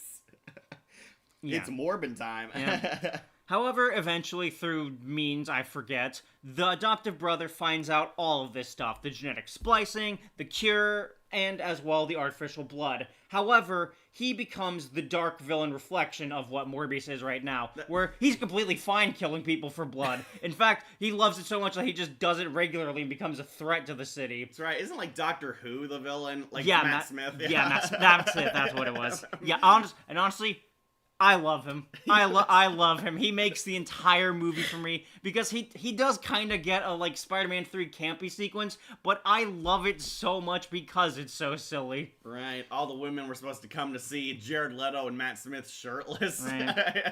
Yeah. So Morbius eventually gets arrested. However, he's visited by his adoptive brother who wants to help bail him out. However, instead of giving him the artificial blood to keep him alive, he gives him real blood, tempting him back into villainy. Wow. However, because he's dying, he actually does need to take it. And so eventually the two end up crossing blades once again. Sorry. It's fine. Yeah. It's crossing blades once again. And I don't know what happens. The fight, there's a lot of stuff. There's a love interest that, of course, gets kidnapped because we always need to have that in a Spider-Man film.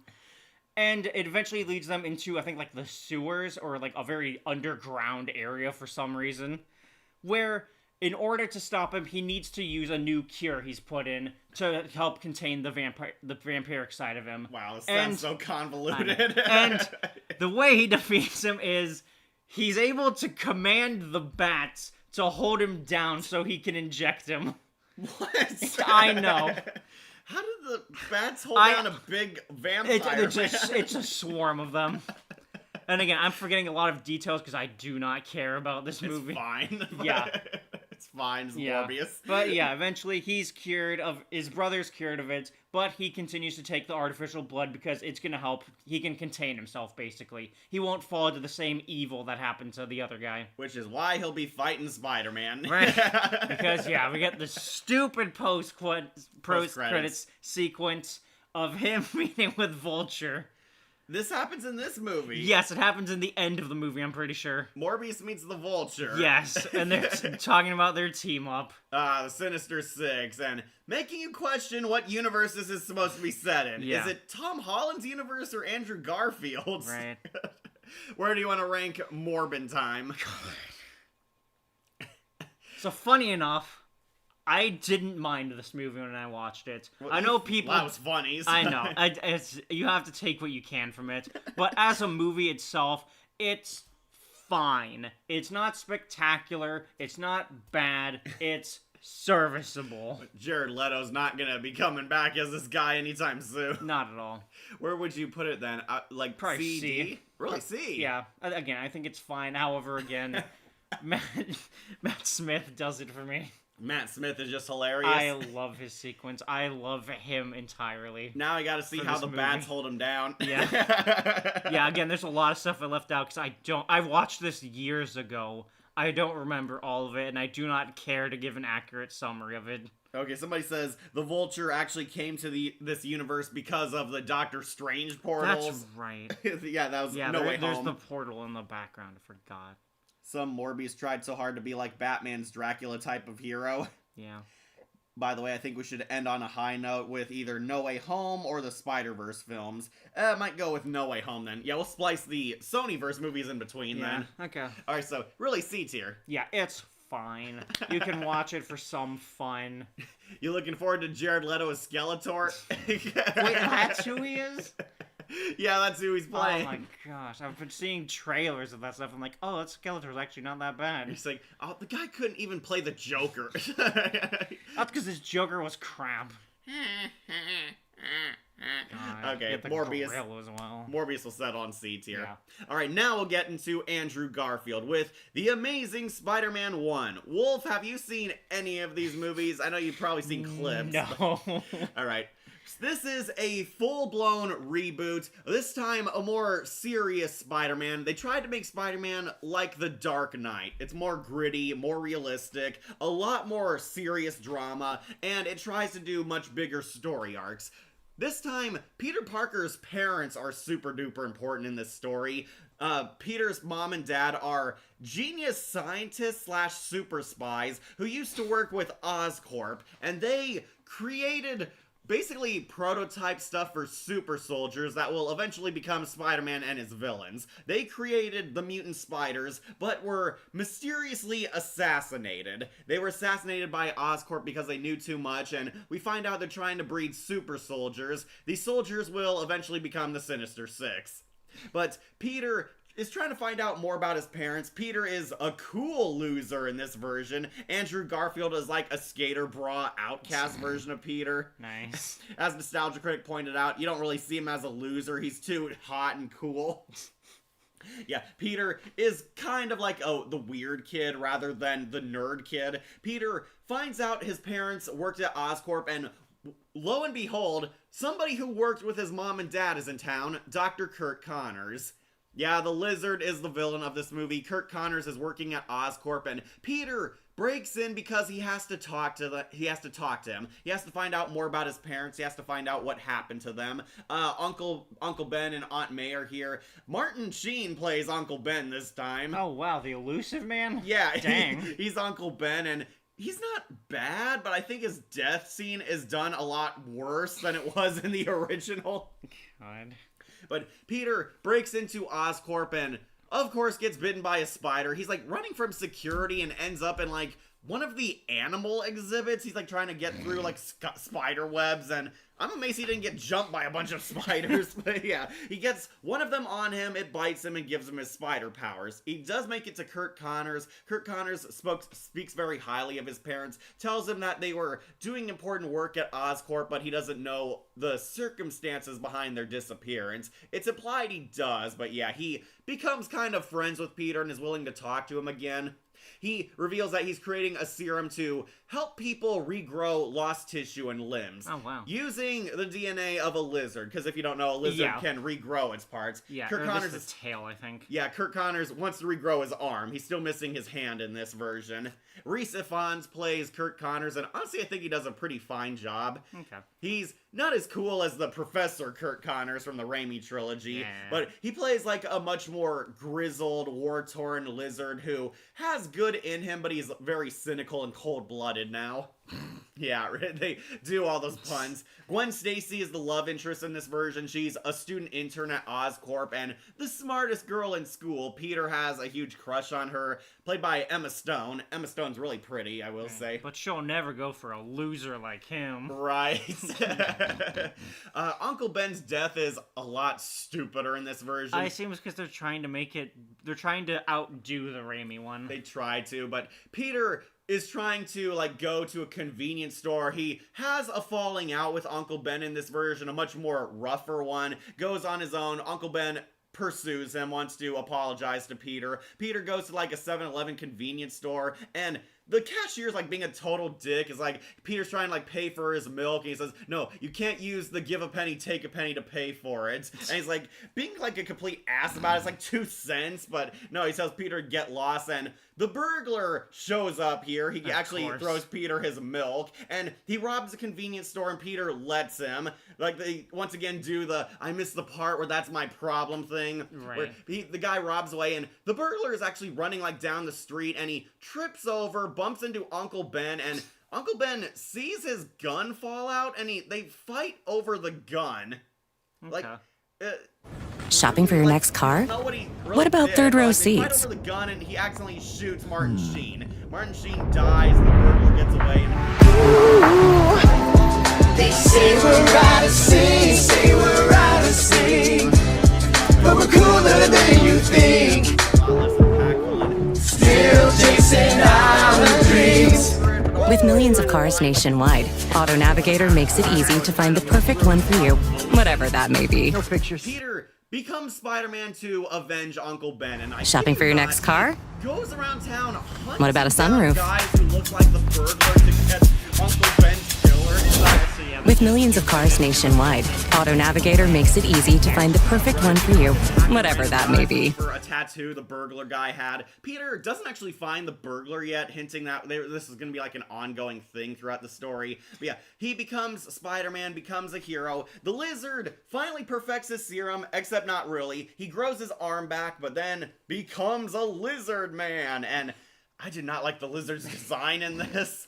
They don't give him a reptile snout. They give him like a Killer Croc body. Yeah, Has I a big remember tail, that. but his face looks weird. He looks like a Goomba from the old Mario movies. Sorry, catch up on comments. Okay. I'm just gonna look up a picture of this. The library fight is still my favorite Stan Lee cameo. Yeah, that is. Yes, he's playing Skeletor. First Amazing Spider-Man, I guess, was good. Second one, sigh, not so much. Yeah, we'll get to that one soon. Oh, yeah, that is an ugly face. Yeah, I told ya. Spider-Man, These Amazing Movies is kind of a jerk because it's not that it's not those cheesy Spider-Man movies because this is the dark and edgy version. Yeah. Okay, so honestly, I did not like the Amazing Spider-Mans when they came out. First movie actually kind of grew on me. I went back to watch them after No Way Home, of course, and honestly, I kind of regret not seeing The Amazing Spider-Man 1 in theaters, because it's a really good-looking film. Very action-packed, intense. The powers look cool. Yes, they finally fixed him by giving him the organic spiderweb shooters. Andrew Garfield's kind of like a gifted science kid. He's good at inventing stuff. We see Spider-Man engaging more in his science hero side in this movie. Shopping for your next car? I wasted my time with more. What about a sunroof? With my cousins. For the Lizard Man, I was considered Agent Smith. With millions of cars nationwide, Auto Navigator makes it easy to find the perfect one for you, whatever that may be. Don't remember who that is, Wolf? No, I do. I'm just trying to picture him as the Lizard. Shopping for your next car? Right. Or they should do Rob What about a Zombie, sunroof? like in the new Spider-Man show. Yeah, I definitely like Tom Jones' Gwen. With millions of cars nationwide, Auto Navigator makes it easy to find the perfect one for you, whatever that may be. Actually a science kid too. She does find out Peter Parker is Spider-Man. Peter reveals his identity to her halfway through the film. Captain Stacy is in this movie, played by the great Dennis Leary. He's kind of a Commissioner Gordon type of character, but he's against Spider-Man because he's a vigilante. Of He's a course. menace, and of course this puts him at odds because Peter's dating Gwen. Gwen Stacy actually is very helpful. She's also helping Spider-Man on his cases, basically. And I will say she did grow on me. Oh, ads are back. Okay. Dang. Alright, I'm gonna take a bathroom break then. I'll read comments. Specifically, the store clerk says that our policy to not allow you to take a penny from the give the penny, and Peter would be the one to say, sorry, that's not my policy. Damn ads. The ad is playing again. Spoilers, he never gets his killer in these two movies, by the way. Nope, he doesn't. Yeah, and the Lizard loses his nose. I do not like the Lizard's design. I actually didn't mind the character writing, but the Lizard missing his snout made it look very peculiar. I swear ads are the worst thing about the internet. How were they greenlit in the first place? They didn't even give any of the users the internet a vote about if they wanted to use ads. And yet, I'll take the Lizard's design more than the Goblin's look in Amazing Spider-Man 2. Yeah, we'll get to him. The ad was playing in the background. What did you say about my take on the actor who played Agent Smith as the Agent Smith playing the Lizard? Honestly, Wolf didn't mind it. I don't mind it either. I would go with Rob Zombie more because he was an excellent Lizard. But yeah, Hugo Weaving playing the Lizard, that could work. Probably not now because he's a lot older. But yeah, that's a pretty ideal fan casting for the Lizard. Alright, so basically Spider-Man tries to adapt to his superhero life. It's not too shabby. The movie is kind of safe, very generic. We get to see a lot of cool Spider-Man scenes, a lot of cool effects and action sequences, admittedly. The effects are good for the most part. I just don't like some of the designs of certain characters. Peter fights the Lizard. The Lizard needs the Lizard stuff to keep himself in this form. Lizard basically goes crazy, and is concocting a supervillain plan to make his transformation permanent. Wolf's getting out of the bathroom soon. Okay, so Gwen Stacy I do like as a love interest. Emma Stone is definitely beautiful. They did have chemistry together, and this is mostly because Andrew Garfield and Emma Stone were dating in real life. So yeah, Peter and Gwen have real good romantic chemistry. I will say I'll take Gwen Stacy and Peter together over Zendaya and Tom Holland's Peter and MJ. Alright, so, yeah, basically the Lizard concocts his schemes, and we find out what the Lizard's plan is. I was hoping Wolf would be able to hear me, but yeah. Take your time. We get some cameos. Sally Field is not that bad in Aunt May. I did like her. I know my friend Bodie really liked her as Aunt May. She was a lot more likable, very tragic. Peter has some funny moments. He's trying to adapt to his hero life, adapt to his superhero life. Peter gets more backbone. I like the scene where Flash Thompson actually gives him his sympathies for Uncle Ben being capped. Yeah, Flash Thompson is better written here in this movie. Unfortunately, there's a lot of slow moments, a lot of padded out stuff, and they do hone in on Peter's family drama a bit too much. Basically, Oscorp fires the Lizard, but the Lizard uses his powers to get revenge on them, stealing chemicals he needs to make his plan. Wolf, if you're listening, This is the Lizard's big scheme. He wants to share his serum with the rest of the world to help them improve their life by transforming everyone in New York into a lizard. Yes, he plans to make a genome bomb, hook it up to the Empire State Building, and release a chemical bathing gas upon all of New York City to make us all into lizards. You could cure cancer, though. I don't want to cure cancer. I want to make everyone into dinosaurs. Yep. He's going to turn us all into reptiles, thinking that will help people adapt. And the dumbest part is they do show you this. He creates, like, gas bombs and uses them on a SWAT team and turns, like, one of the SWAT officers into, like, a reptile man. Yeah, he's actually going to do this. He's serious, and we do see the after effects. Peter tries to stop the Lizard. He enters, like, the sewer lair where his lab is and fights the Lizard, gets washed down the drain, but get this. The Lizard finds out Spider-Man is Peter Parker because Peter brought his camera, which has his name labeled on the camera. That's so stupid. He brought his own camera with his name labeled on it to the supervillain's lair. What? Are you stupid? Yeah, he finds out Peter Parker is Spider-Man, and the Lizard tries to kill Spider-Man while he's at high school and around civilians. And we get the best Stan Lee cameo. Peter becomes Spider-Man, saves Gwen Stacy, and has a fight scene. They go into the library, and Stan Lee is there sorting books, has his headphones on, with the loud classical music playing while Spidey and the Lizard are duking it out in the background. That is pretty funny. But Spider-Man finds out the Lizard's plan, that he's going to release this genome bomb on the Empire State Building and kill all of New York, turning us into lizards. He tries to get there. Captain Stacy ambushes him and sees him unmasked, where Captain Stacy finds out Peter is Spider-Man. But Peter talks him down, says, "You have to help me. We have to stop the Lizard or he's going to hurt everyone. You need to trust me." And Captain Stacy comes around, lets Peter go. We see all of New York helping Spider-Man, like the cranes move around so he could use his web on them. Peter flies to the Empire State Building, gets there, and dukes it out with the Lizard. Captain Stacy miraculously gets there too, on foot. Yeah, nice. Makes it to the top of the Empire State Building, and Captain Stacy is killed in the battle. The Lizard, like, impales him with his claw, and Captain Stacy dies. Peter foils the Lizard, has Gwen Stacy help him. They reverse engineer the genome bomb, and it makes everyone human again. All the Lizard mutants turn back, and we see Lizard lose his powers. His arm crumbles to dust again. Jeez. He falls and completely defeated. The Lizard does not die, but he is captured by Spidey. Spidey meets with Captain Stacy, tries to get him medical help, but it's too late. He begs Peter, please don't date Gwen Stacy. Don't rope her into this life. I want her to stay safe. Make a promise to me. And that's like his final death promise. Peter says, okay, I won't. I won't date Gwen Stacy. And gives Captain Stacy his peace. They finally apologize to each other and he dies. Okay. But then the movie ends with Peter instantly breaking his promise that he is going to date Gwen Stacy now. Incredible. Gwen wants to date Peter, and yeah, they're going to be a hero couple together. Now Spider-Man is protecting New York, and really cool first-person sequence of him flying around across the sky, web-slinging. Oh, nice. And we get a post-credit scene where a mysterious hooded man, he's called the Gentleman, shows up in the Lizard's prison cell asking him, does Peter know what happened to his parents? And the Lizard tells him no. It's like, good, he must never know, hinting at a sequel. Okay. Alright, so honestly, this movie I want to put into A tier. I actually didn't think it was that bad.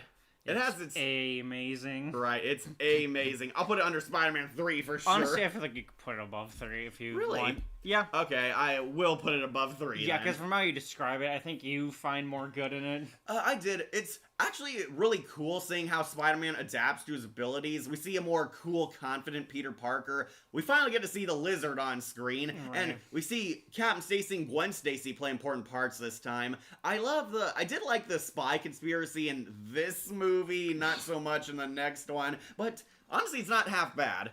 It is actually a pretty decent Spider-Man movie. I will actually say this one won me over, and I regret not seeing it in theaters because it's cool. It makes you feel like you're in Spider-Man at times. A lot of first-person moments. Seeing Andrew Garfield's quips are really funny. Seeing the Lizard actually a sympathetic villain. And the teases towards the Sinister Six were actually interesting in this one, compared to next movie, which will overdose on them and kill the film. Okay. But yeah, this one, honestly, pretty amazing. I'm going to put it onto A tier. Alright.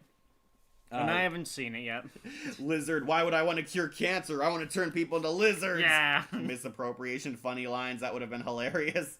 I thought it was cool that the Lizard turns everyone into reptiles. Well, they kind of copy this from Michael Bay's TMNT, where the Shredder wanted to turn everyone into mutants, including putting a genome bomb on the highest skyscraper in New York. I mean, honestly, that is just a trope in and of itself. We're gonna be lizard people. Poor Peter Parker. Picked a peck of pickled peppers. That was like the meme.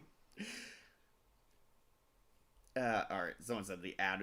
The ads. Alright, we made it. How cool would it have been if Batman with Man-Bat's intelligence and can talk? Yeah, the Lizard doesn't talk. The Lizard doesn't talk often. And his plan was to turn everyone into Man-Bats in Gotham. Why didn't they do that in a Batman show? That would have been cool, but Justice League did do that, where Gorilla Grodd wanted to turn everyone into an ape. Yeah. A tier is perfectly fair for this. Okay, thank you, Shadow. Yeah, I think it's good. I do like it a bit more than Spider-Man 3, because they fixed Gwen Stacy and Captain Stacy. Right. But not too bad, not too bad. Going on to A. Thank you for your blessing, Shadow Link. Right. Unfortunately, I can't say the same about the next movie. But it has Electro in it. Don't you know I'm Electro?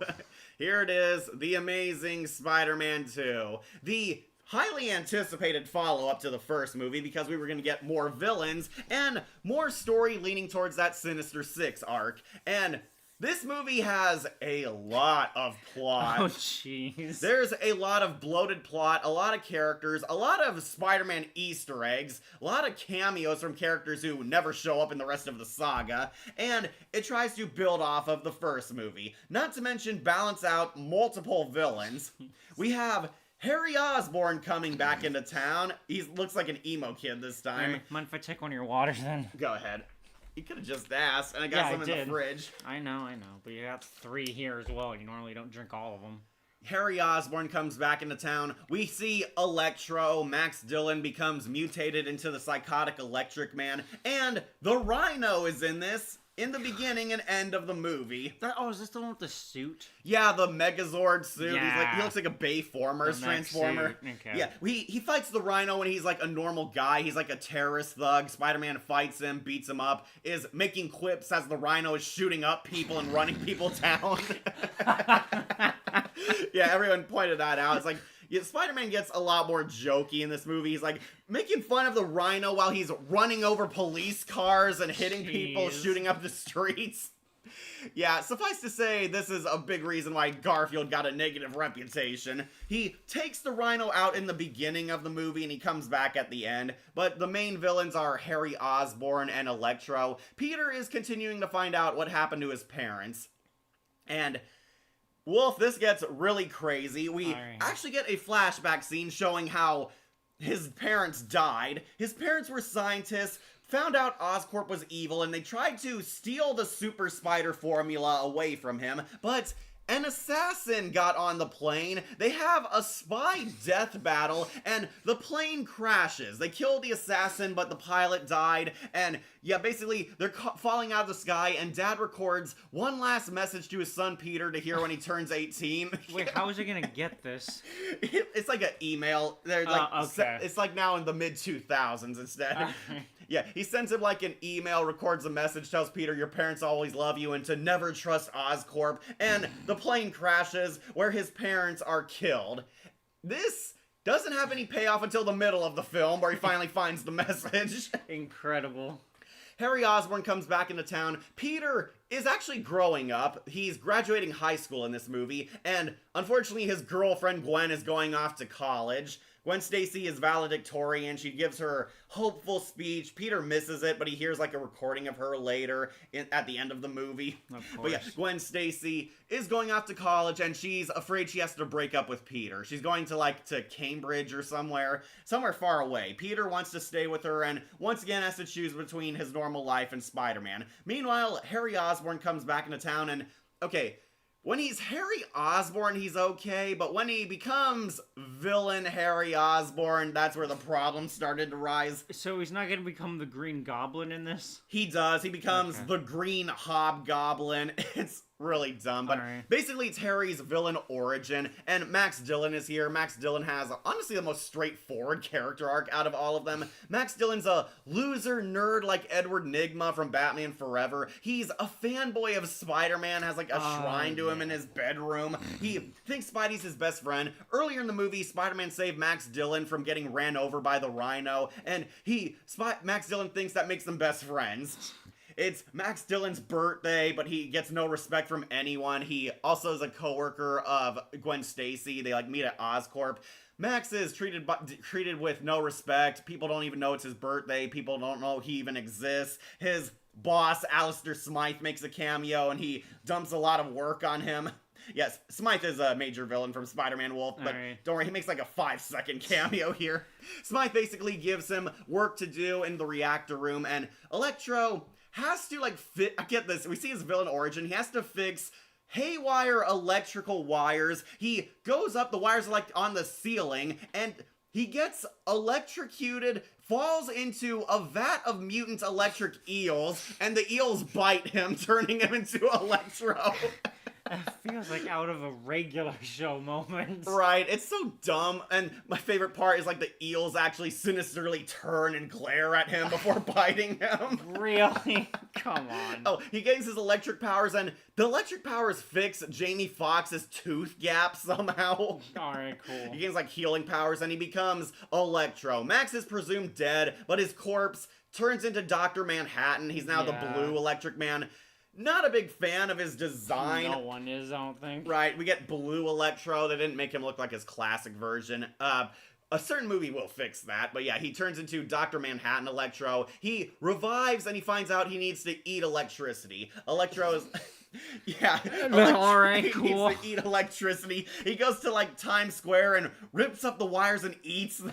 What the point? Okay. Harry Osborn was a fine character, but again, like I said in the previous tier list, when he becomes the Goblin, good lord, it's bad. Yeah, I'll get to that. Harry Osborn, meanwhile, has a subplot. He wants to reunite with Peter. Get this, Wolf. He returns to his dad, Norman Osborn, but Norman is dying. They have a family disease called Goblin Syndrome, and it kills them. We see Norman Osborn's, green. He's got, rigor mortis on him. It kills you by turning you into a goblin before killing you on the inside. What the fuck? And Norman Osborn dies. He's like a half goblin man. I know it's a comic movie, but it's so dumb. Yeah, he dies from this goblin disease, and Norman Osborn wants to talk to Harry, tells him, you have the disease, it's going to spread to you because it's hereditary. And Norman Osborn dies, meaning that Harry gets the villain arc in this. Harry is dying, and he asks Peter, he needs a sample of Spider-Man's blood because Spider-Man has a healing factor. How he discovered this, I do not know, but... Would you not want to try and get anything about the lizard? Right, doesn't want to check all the Sinister Six tech they have down in the basement, but no, he apparently needs Spider-Man's blood. Peter Parker is a bit hesitant, and we get one of my most hated scenes in this movie. Get this, Wolf, he decides to show up to Harry as Spider-Man to tell him, no, he's not going to help him heal from this illness that's fatal. And we get the scene where, but man, I'm dying. I'm sorry, I can't. You're a fraud, Spider-Man. When the Make-A-Wish kid meets Spider-Man. Right. It's like, why would you show up just to tell him, no, I'm not going to help you? It just makes Spider-Man look like a dick. I assume it's to try and just nip it in the bud and not make him, like, obsess and chase after it. He tries to reason with him, but it starts Harry's villain arc. Harry realizes he's dying, and he is trying to maintain control of Oscorp. The CEOs are conspiring against him, using the illness as an excuse to kick him out. Right. They want to take over. They don't want to take orders from a kid, and get this. Black Cat works there, and she gives Harry some information that, your father was working on a prototype for the cure. It's down in the basement, but you need more CEO access. And Harry realizes he can finally cure himself with a cure to the goblin disease. It's the green vial, because of course it is. Harry, however, needs help, and we get back to Electro. Electro is admittedly cool, has these cool electric powers. A lot of great CGI here. The effects definitely hold up well in this movie. It's a good looking movie, but a horribly written movie and a horribly acted movie. Dang, hate when that happens. Yeah, and this is kind of my problem with Electro also. Besides looking really terrible, Peter takes him out at the halfway point of this film, and he's locked in prison. Oh, wow. He was, like, everywhere in the trailer. Yeah, he was everywhere. He fights him, like, for half the movie. He gets taken out in Times Square by a fire hose. Okay, Yeah, it short-circuits him, and, Electro is taken to Ravencroft Institute. This is Spider-Man's villain prison. Sorry, it's Spider-Man Arkham. He gets taken to, like, Spider-Man Arkham and is being, like, experimented on. However, Harry breaks into prison himself and busts him out. Like, Dane DeHaan is not a very intimidating or macho-looking guy, but he, like, beats up prison guards and stealths his way in. Yeah, Harry pulls out badass moves out of nowhere, breaks in, and decides to make a villain alliance with Electro. I can help you. We can help each other. We can control our powers. We can take over this world. And Electro, this is his motivation. He wants a friend. He wants attention. He wants people to notice him and, like, you need me? And, yeah, Electro and Hobgoblin form an alliance. They team up. Electro breaks out, kills the guards, murders the Doctor horribly. But they become a villain team. And Deadly Alliance. Right. Harry gives Electro his suit, and it's really generic. He wears, like, this gray diving suit. It's like generic spandex, but yeah, it does not look memorable. They team up, work together, they attack Oscorp. Harry takes one of the CEOs hostage to take him down to the basement, and the basement, get this, has a bunch of Sinister Six technology. We see Dr. Octopus's claws, we see the Vulture's wings, we see the Scorpion's tail, we see a symbiote and, like, a cage. And we'll get none of those. Get none of them. He finds the green bile and finally cures himself, but it mutates him into a goblin man. He becomes the Green Hobgoblin, and if you thought his suit in Spider-Man 3 sucked, he gets, like, this weird military stylized green suit with big shoulder spikes. And turns into the Green Hobgoblin. He doesn't wear a mask. His face becomes like a goblin looking face. Like, look up pictures of him, Wolf. He looks like a crackhead. I did wish Electro's character was done better for sure, which is what they did in No Way Home. Yeah, No Way Home definitely fixed him. I like that Electro uses the electric plant to play Itsy Bitsy Spider. It was funny. Yeah, he's, like, bouncing off, like, electrical coils, and the reverb makes the Itsy Bitsy Spider song. Incredible. if you need your tooth fixed, use electric eels because they're great. They're great at dentistry apparently. He turns into the Green Goblin for 4 minutes. Yeah, it happens at the end. Spider-Man fights Electro. Electro is now a pro supervillain, and he wants Spider-Man to fight him for a rematch. Now, do you notice me now, Spider-Man? Do you see me now? He's like all over the screens. Yeah, this is Electro's thing. He's an attention whore. He wants people to notice him and wants Spider-Man to notice him. Spider-Man and Electro fight, and Gwen Stacy has a rom-com kind of adventure with Peter. She eventually decides she wants to stay with him, and she helps them kill Electro. They use the reactor against him, and Electro seemingly dies here. They disintegrate his body. I guess they left the door open if they wanted to bring him back, but yeah, he's gone. Him? Yeah, that's him. God. What do you think of the crackhead goblin? Yeah, it looks ugly. Yeah, it looks bad. It feels like they tried to go halfway with it, but because of that, it's just awful in both regards. Right. Remember the big problem with Spider-Man 3 where there was too many villains and subjects that were all over the place? Well, Amazing Spider-Man 2, they're happening at the same time and half of them are not even connected. Yeah, this was a mess. A few positives I'll give: that Peter and Gwen were still awesome together. Yeah, they're fine. I really like them. And still are a good team, though that's only a few positives I can give. There's a lot more bad in this movie. I do like Peter actually saves like a kid being bullied. He like scares the bullies off when he's Spider-Man. Nice. He is friends with this kid. He kind of reminds him of him. He's also a science kid. Helps him like fix his science project. This is the kid who comes back at the end when Spider-Man's down, but yeah. Okay, they beat Electro, but just when you think it's over, Peter and Gwen happily reunite. Green Hobgoblin shows up for a final boss fight with Peter in like 10 minutes. It's like the final 10 minutes. He shows up for a second fight, and we get to the Gwen Stacy death scene. He like takes Gwen up to like a clock tower, throws her off. Peter tries to save her. I always cringe at that part where the spiderweb shapes like a hand reaching out to her. God. Yeah, he manages to grapple Gwen, but the impact was so huge that it broke her neck. Yeah. Yeah, she falls and Gwen Stacy died. We're doing the Gwen Stacy death scene now. Yeah.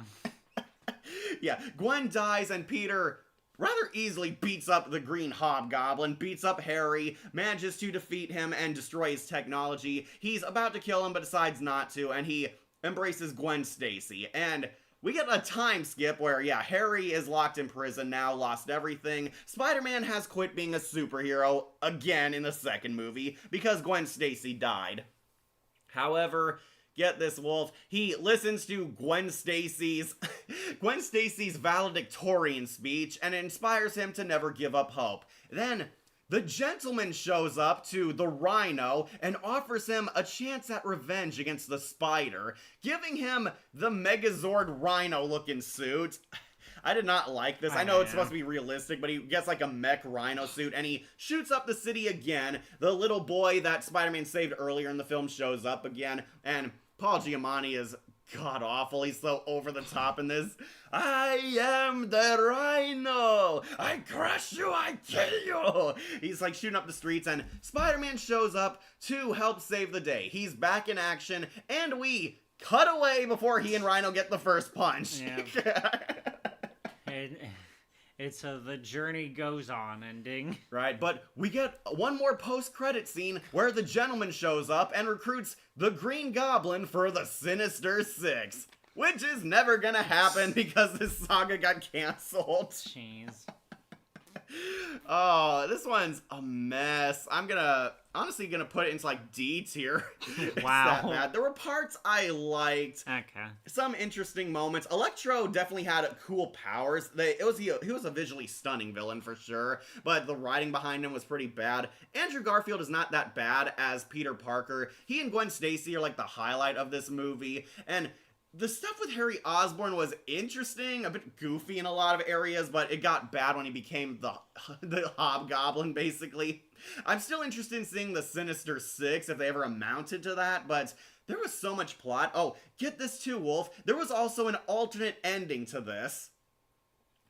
At the end of the movie, Peter's at Gwen Stacy's memorial service. He's at her grave, crying on it like in the comic, but then Peter's father shows up, alive and well, telling Peter that he's still alive and he's been undercover this whole time, but reaching out to his son now that he's hit his lowest point.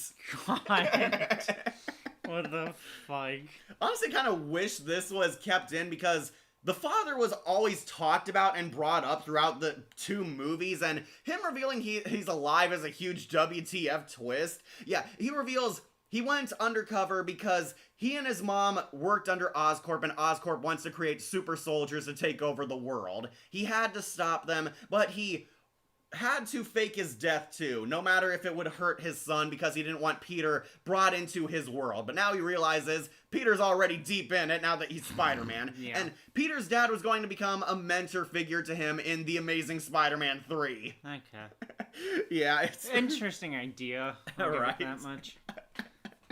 it's like a huge what the heck moment. Alright. So I wanted to catch up on comments. You want to use the restroom again, Wolf? Nah. I like the Electro. Actually, I will cram a bit more sugar in. Alright, I did wish Electro's character was done better. Yeah, me too. It's almost lunchtime, Wolf. Yeah, my blood sugar was a bit low. You can tell the movie had bad editing. Like later, it's revealed Peter should not give his blood to Oscorp. Yeah, see, this is the thing, Wolf. They kind of mixed around scenes. Peter should have read the message from his father earlier, but he reads it after he rejects Harry Osborn's offer to give his blood. Like, Peter's dad warns him, don't trust Oscorp, and Harry Osborn is the new CEO of Oscorp now. And some people said it would have been better if he listened to this message and that's why he doesn't help Harry give his blood to him, because it would make sense since his dad told him Oscorp is evil, they're treacherous. But no, they did it after he rejects Harry in cold blood. Yeah, Electro's blue in this version. I didn't like it. Yeah. Harry finds out what the Krabby Patty secret formula to cure his goblin disease is, but it makes you into a crackhead and with a boring suit and a Jared Leto laugh.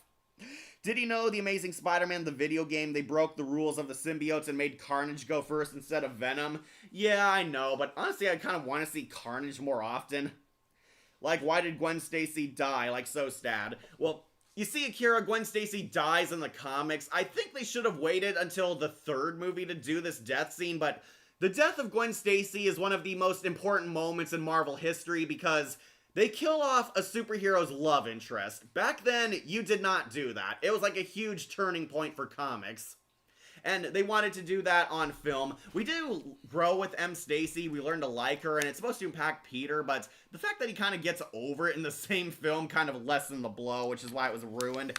Plus, it was at the hands of Green Goblin. Norman Osborn was the one who killed Gwen Stacy. Here, it's Harry Osborn in the last 5 minutes of film. Well, technically, both times it's Spider-Man that does it, because it was his webs that caused her to snap the neck of her. Right. And Paul Giamatti, the Rhino Transformer from Beast Wars. Yeah, and this goblin is the one that kills Gwen. Killed off one of the best characters in the movie, and yeah, I know Gwen doesn't die in the other universe, but it's pitiful, especially with the goblin. Okay, now Tamara Sophie the First. Watching that, Akira? I heard the series ended. And just when you think we'll get an epic fight with the Rhino, the movie ends. Yeah, I hate that. We see them like running and charging towards each other, then cut to the credits. Imagine, I was so pissed off because I was actually hyped. The Rhino was heavily in the trailers, heavily hyped up, and Paul Giamatti acted like he was going to be a big part of the movie. No, he's the bookends fight. Spider-Man is going to fight the Rhino in his mech suit, and then Star Wars end credits plays immediately.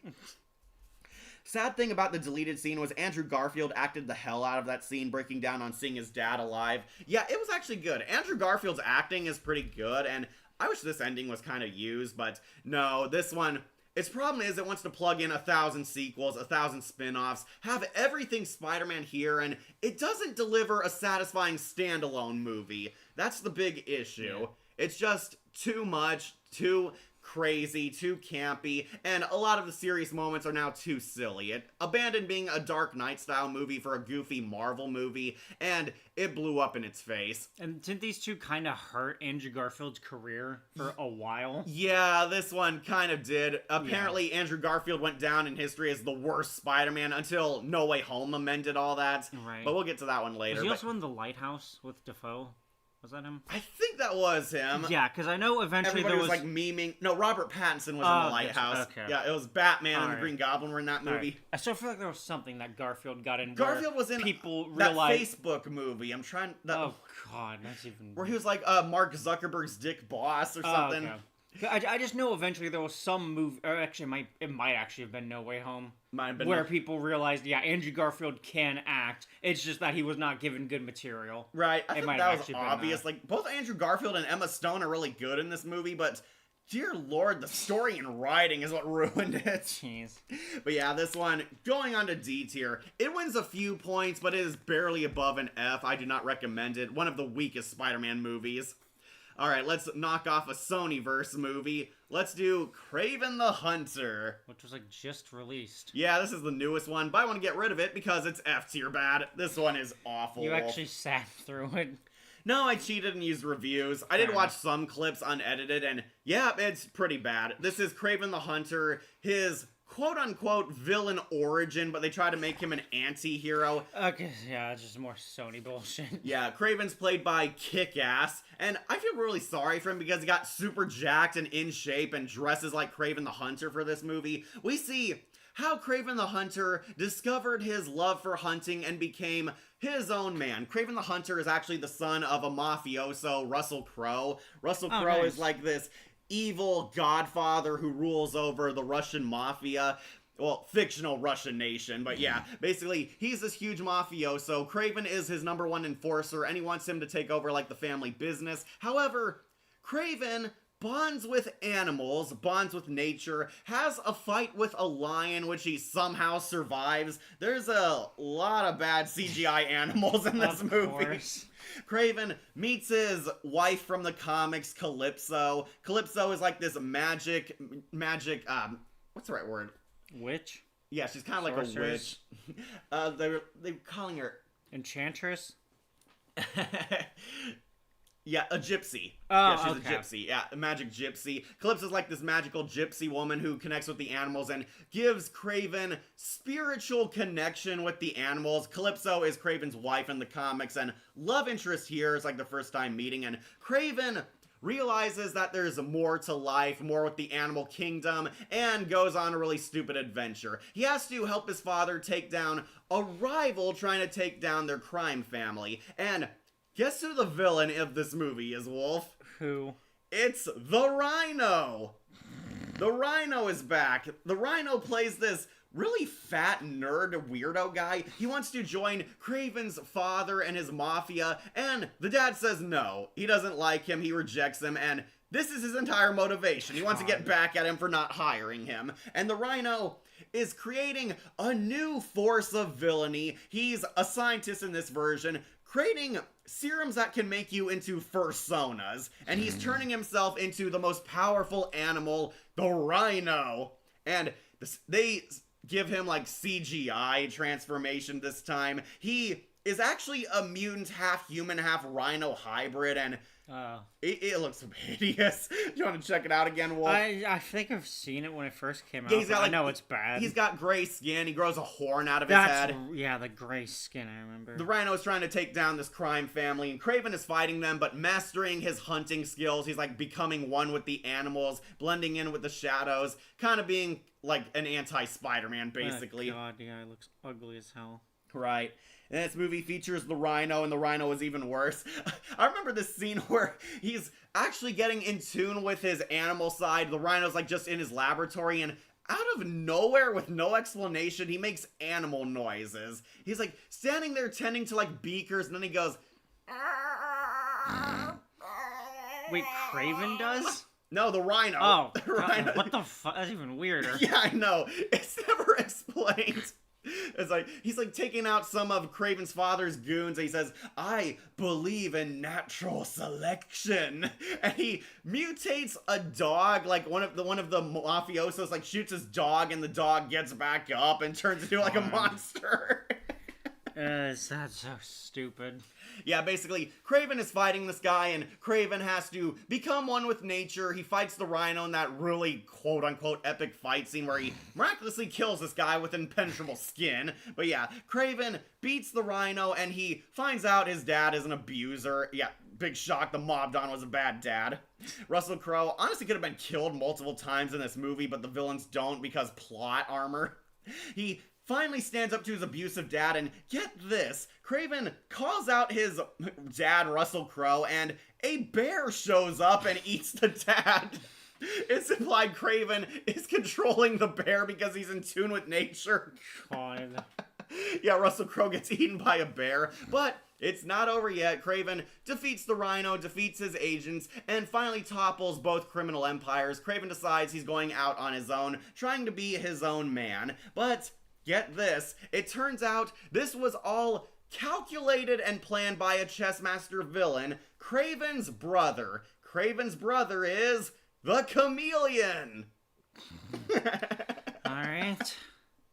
Yeah, it's funny because they actually CGI the Chameleon's weird pale white face on him, and it looks so bad. But yeah, it turns out Kraven's brother, who was always seen as the weak one, orchestrated all the events of this movie to get Dad and the Rhino to kill each other. So he sent the bear. Right, and he's actually a super-powered shapeshifter, and he tells Kraven that he'll let him live because he was a useful pawn, but next time they'll see each other, they'll be enemies, hinting that we're gonna get Kraven 2, where he fights the Chameleon. And Kraven, at the end of the movie, goes to his father's stuff and gets that cool leather lion jacket. Nice. This movie sucks. It is boring. It is a mess. It is cringy. I would say it's like so bad it's good, but it's just so boring it's dull. The hit on the Romanov failed. Rhino. The fuck was that? Yeah.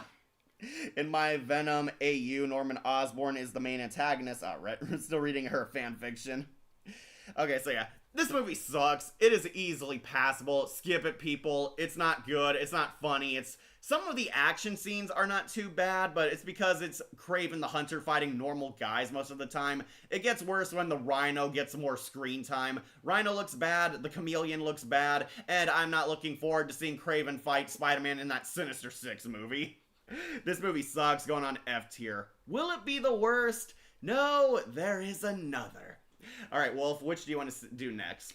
We got the 3 Marvels, the 2 Miles. The Venom trilogy, and Madam Web. I think we can honestly just get Nick's Madam Web as well. Alright, while we're on bad movies, let's do Madam Web. What was the quote? The Amazon. Oh, that's he went with my father to research spiders in the Amazon before he disappeared. Yeah. And that was like on Jeopardy as well. It was that infamous of a cut line. Yep, here it is. Madam Web, F tier, surprise. Easily the worst movie on this entire tier list. This one is bad. It's so bad the actresses hated it. The studio hated it. Everyone's made fun of it. Everyone's memed it. It has gone down as one of the worst superhero movies of all time. Finally stealing the title from Batman and Robin. This is the quote-unquote origin behind Madam Web. Madam Web is a obscure character. She's actually a wise oracle and a omnipotent being, which makes the origin even more confusing. We see Madam Web was the daughter of a genius scientist going to the Amazon to study spiders to connect it to Spider-Man. Her mom was killed by Ezekiel. Ezekiel's our main villain. He's a dark Spider-Man. Madam Web is basically an average everyday woman. She works a dead-end job working as an ambulance driver. She is dissatisfied with life, does not like where she is in life. This tries to be like a You Go Girl movie, but really sucks at it. Her co-worker is actually Ben Parker. Oh, wow. Yeah, Spider-Man's future uncle. Yeah. But basically, Madam Web is disillusioned with life. However, one day, I kid you not, she unlocks her clairvoyance powers by having a final destination dream that somebody's going to kill her. Meanwhile, Ezekiel has the same dream where he discovers he will become the most powerful supervillain, except Spider-Women are destined to kill him. And Ezekiel wants to prevent this future from ever happening, so he tries to target the Spider-Women before they become superheroes. And Madam Web tries to save these women because she's the only one who knows the truth. And it leads to a really cringy, confusing, awful road trip movie where Madam Web abducts these 3 teenage girls and steals them because she wants to protect them from Dark Spider-Man. And Madam Web is basically finding out she's destined to become a great superhero, and these girls are coming together, developing their, I guess, powers and teamwork. But it's a superhero movie with a severe lack of superheroes. Yeah, we get the 3 girls, and basically they're all one-dimensional. Got the angry black girl, got the uptight girl. Sydney Sweeney's the nerd.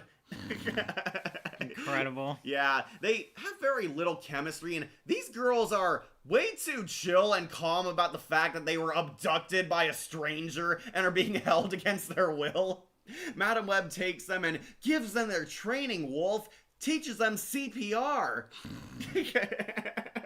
God. Did anyone that watched the trailer thought this would be good? I thought it was an early April Fool's joke. Sony was probably going to do a Chameleon film next, but thank God the Sonyverse died. Yeah, it did. Craven killed the Sonyverse, Wolf. Madam Web in the comics is an old lady who's also crippled and blind, but the movie is a young lady with 3 girls who look too old for high school. Yeah, they were all like 20-year-olds. They're supposed to be like 14. Right. But yeah. It's very sad that this is also the live-action debut of Spider-Woman. Like, all these girls are actually, like, Spider-Women from the comics. I believe one of them's Jessica Drew, but she never becomes Spider-Woman until the end. Basically, we never see the girls become superheroes in only the premonition scene, and at the end of the movie finally get their damn costumes. Like, who wants to see a superhero movie where nobody's dressed in a costume? Yeah, Madam Web basically abducts them, realizes she likes helping people, realizes she has clairvoyance, that's her power, which makes even less sense because she's an interdimensional divine being in the comics. I will say Dakota Johnson is pretty funny because she has this I don't care attitude throughout the movie. And also, I think, for marketing as well. Right, and Ezekiel, easily the worst villain of live-action Spider-Man foes. He's a dark Spider-Man, but even worse, all his lines are dubbed over. They, like, do ADR and voice dubbing because they didn't like his original scenes, and it's so awkward because you never see him, like, fully talking, or he's always in shadows, or there's a clearly dubbed voice played over him. Grand. Yeah, it looks awful. It is incompetently made, too. But yeah, he's tracking the girls down. He's apparently a rich CEO, and why doesn't just prevent their origins? I don't know, but he wants to full-blown kill them. He becomes Dark Spider-Man. It's basically Tobey Maguire's suit, but spray-painted silver. It looks really bad.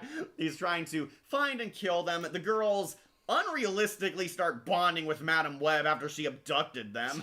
Like, the girls are chill. It's called Stockholm Syndrome. Right, they apparently like her and are okay with this, and they bond and go to, like, a Denny's restaurant where Sydney Sweeney dances on a table to impress some guys. We're supposed to believe the girls are becoming friends, but there is no chemistry between any of them. Got it, we're just sprinting for everything. But yeah, I'll jump cut toward the end, the Wolf. Basically, he tracks them down, they lure Dark Spider-Man over to a firework factory to lure him in a trap and kill him. A quote-unquote epic fight. It's mostly the girls running away and dodging attacks. They fight him, but they kill him by pushing the Pepsi sign onto him. Yeah. The Pepsi sign kills Dark Spider-Man. He's killed by the product placement. But get this, Wolf, not only does the villain die, but the explosion triggers the fireworks in the factory, and a firework goes astray and blows up in Madam Web's face, blinding her, and she falls off the building into the river. But the girls save the day with the CPR. Of course. They listen to Madam Web. And we need to make her blind. Right, they pull her out, they revive her, but now she's blind and crippled like she is in the normal comic canon.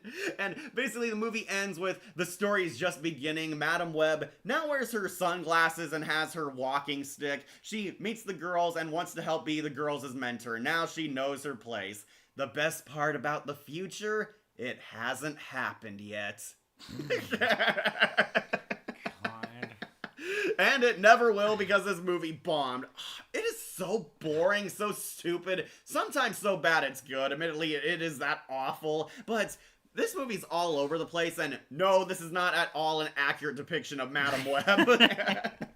Easily the worst movie on the list. It is like one of the worst comic book movies ever made. It is that bad. And the idea behind the villain isn't that bad. Right, like, his motivation isn't. Yeah. Of a guy trying to eliminate the heroes before they even come into existence. Right, but it doesn't ever explain why he killed Madam Web's mom. Look, she knew too much. Right? I always knew Pepsi Man was stronger. Pepsi Man finally saved the day in this movie. Pepsi Man! Death by Pepsi. Yeah, Dakota Johnson plays Madam Web.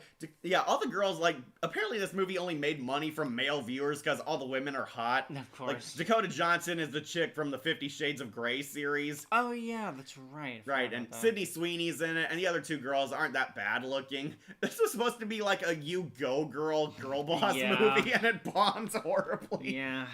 Many of the cast, especially Dakota Johnson and Sydney Sweeney, were personally ashamed of this movie. Yep. When the actors hate the movie themselves, you know it's bad.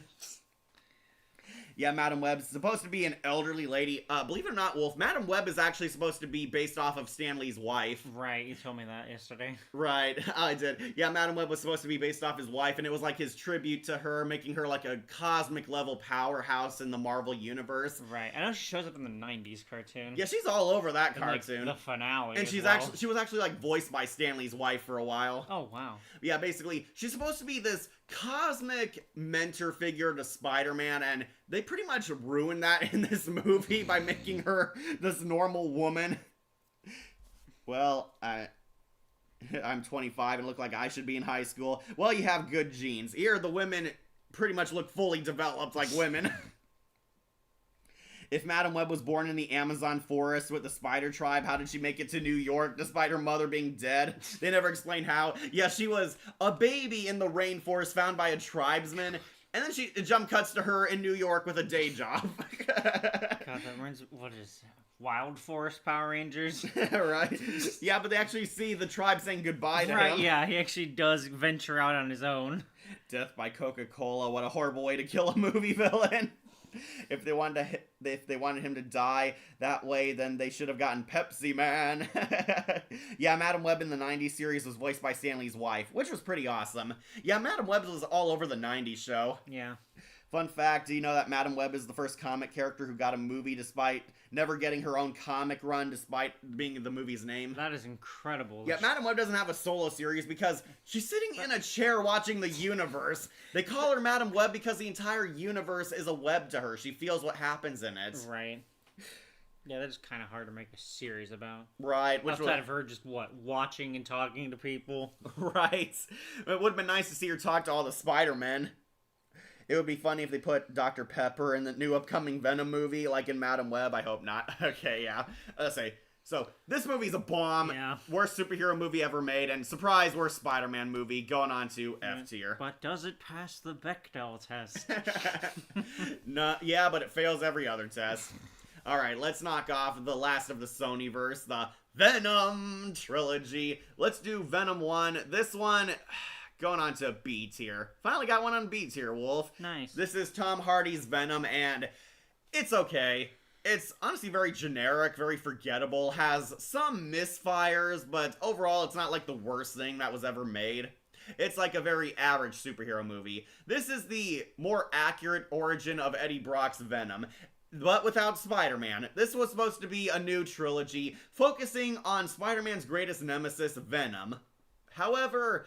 some people were fooled by the trailers, and they had a lot of misaiming marketing here. A lot of people thought this was going to be like a hard R-rated Venom villain movie. Yeah. But it turned out to be, no, a superhero buddy comedy. And to be fair, this is an accurate interpretation of Venom, but it's not what people wanted. This is anti-hero Venom. The symbiote and Eddie Brock become an odd friendship and go on a buddy cop adventure. Eddie Brock is this cool rebel without a cause. He's a professional podcaster reporter who does hard-hitting journalism. Eddie Brock finds out this corrupt company is abducting homeless people and experimenting on them. Of course. Eddie Brock wants to be the good guy and expose that, and Tom Hardy is really weird in this movie. I need something to drink. More water, yeah. Go ahead. I got bottles here if you need them.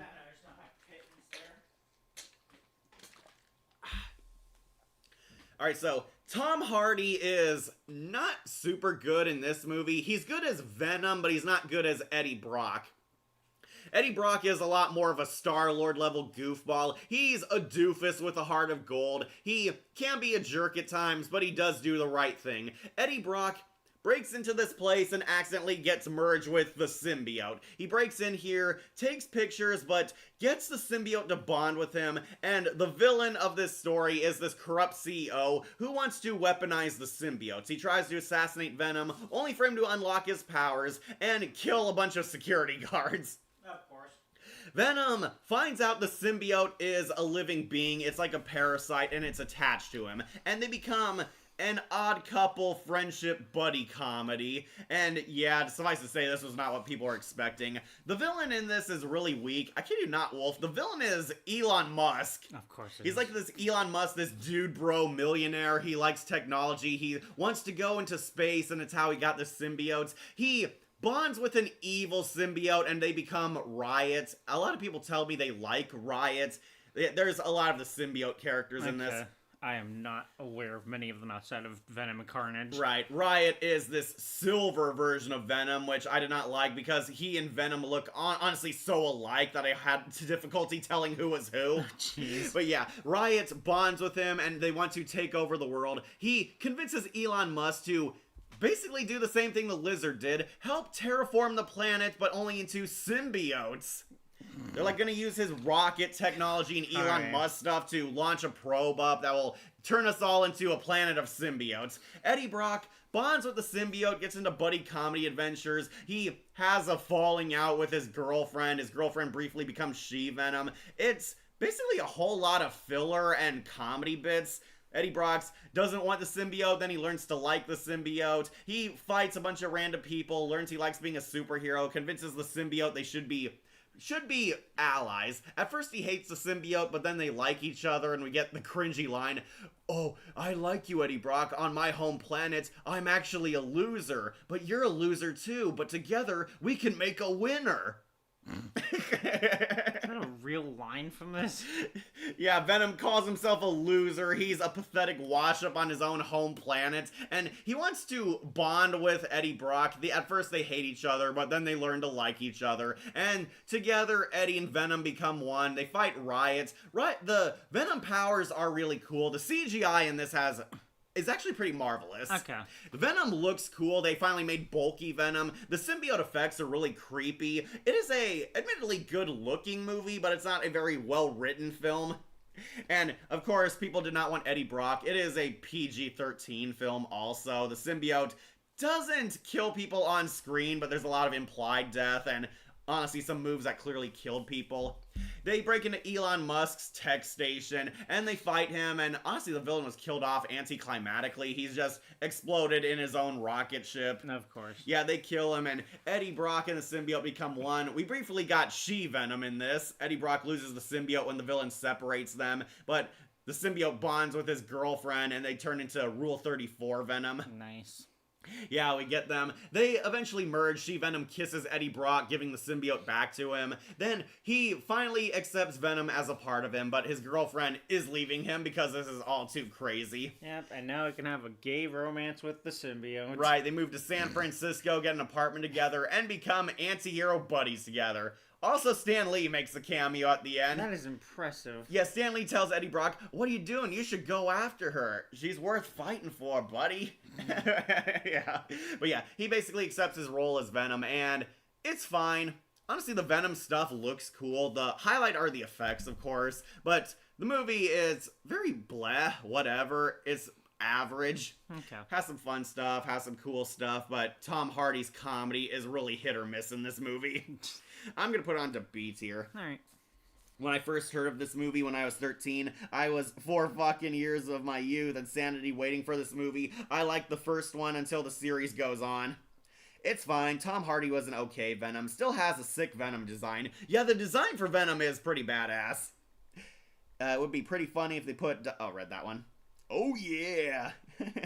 This reminds me of that Men in Black animated episode where slug-like aliens attempt to use a ship to cover the Earth in fluid so they can make it their own world. Of course. Yeah, that's kind of what it is.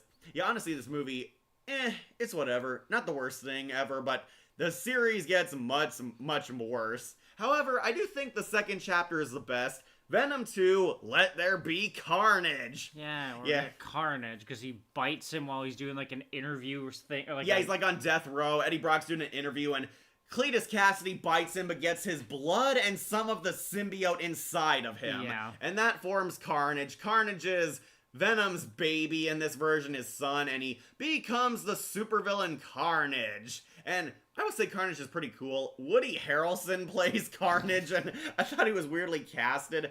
I would have loved to see Matthew Lillard or Jim Carrey as Carnage, because that was like the fan casting for the longest time. Fair for both of them, yeah. Right, they definitely fit it more, but Woody Harrelson honestly isn't too bad. Carnage gets his own symbiote, biting it from Eddie Brock, and he saves himself from death row, goes on a killing spree, and basically, Carnage's plot is very simple. He wants revenge. He wants revenge against all the people who tormented him, especially Eddie Brock for his bad interview. Oh. Yeah, he didn't like that Eddie Brock made him a monster. He says, you had biased journalism.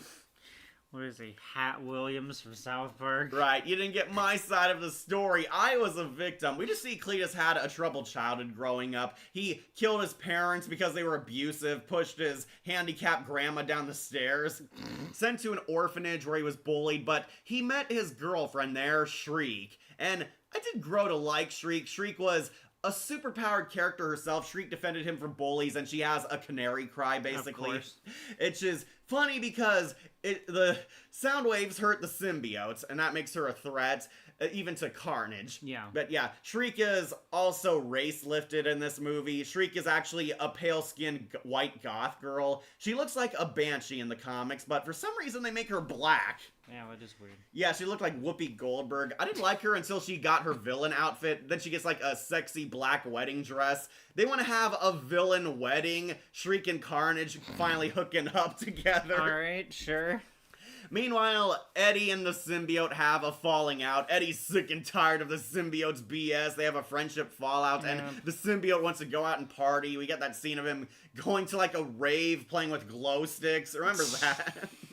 Yeah, the symbiote basically breaks up with him, and Eddie's completely lost. Meanwhile, Carnage is here and fighting Eddie Brock without the symbiote. Eddie's like using his wits to get by, barely dodging Carnage. We find out there's also a police officer here who helps him. The police officer is Toxin from the comics. He gets his own symbiote. Right. This was completely abandoned in this movie universe, but yeah, he's helping him because, Cletus Cassidy and Shriek want revenge on both of us. The cop was the one who arrested Shriek and sent her to the Ravencroft Asylum.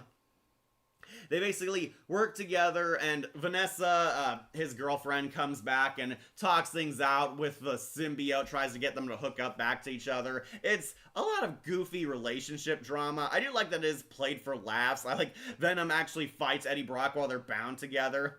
He like hits him in the face. Oh, let me fix your nose. Oh, thanks, bud. So I can break it again. They like fight. Yeah, basically they have a relationship falling out. Eddie and the symbiote become bros again. Meanwhile, Cletus Cassidy, the Carnage symbiote, and Shriek all unite as a villain gang. They have like a wedding ceremony.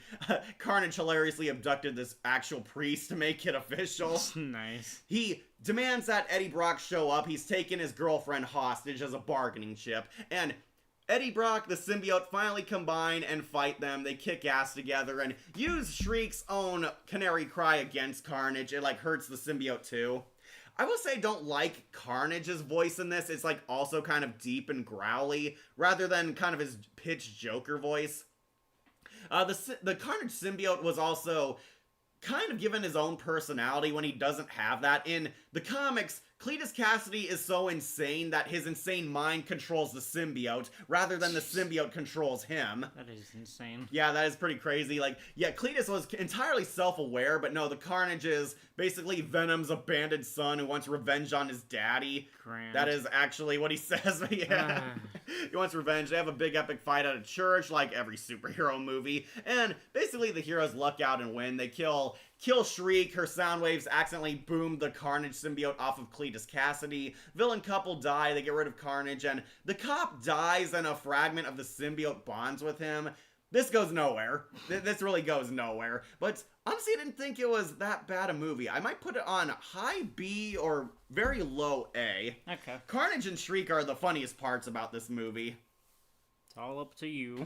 Yeah, I'll put this one on to high B tier. Definitely a dumb, fun movie. There were actually jokes that worked. Cletus Cassidy and Carnage and Shriek were the highlights of this. They're just like this Joker and Harley Quinn villain couple. Carnage was pretty awesome. We did see him go on a killing spree attacking people. Got to see great use of the Carnage powers. Eddie Brock's side of the story is where the generic sinks in. Has a friendship fallout, he and the symbiote love each other again, and they vow to become greater heroes in the future. They're now total bros at the end of the movie. Okay. But he still doesn't get his girlfriend. Yeah. Why would he need a girlfriend when he has the symbiote? Oh, that's right. There was a funny death scene where Venom's the one who kills Cletus Cassidy. Oh, wow. Like Eddie Brock wants to spare him, and Venom says, "Fuck this guy," and he eats his head off.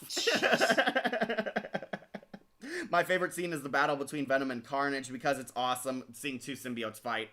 Yeah, it always is. Yeah. Admittedly done better in the cartoons because Cletus was an actual cool character. Oh yeah, that movie was awesome. Love Carnage was a cool symbiote in this movie, mostly because he is finally into live action.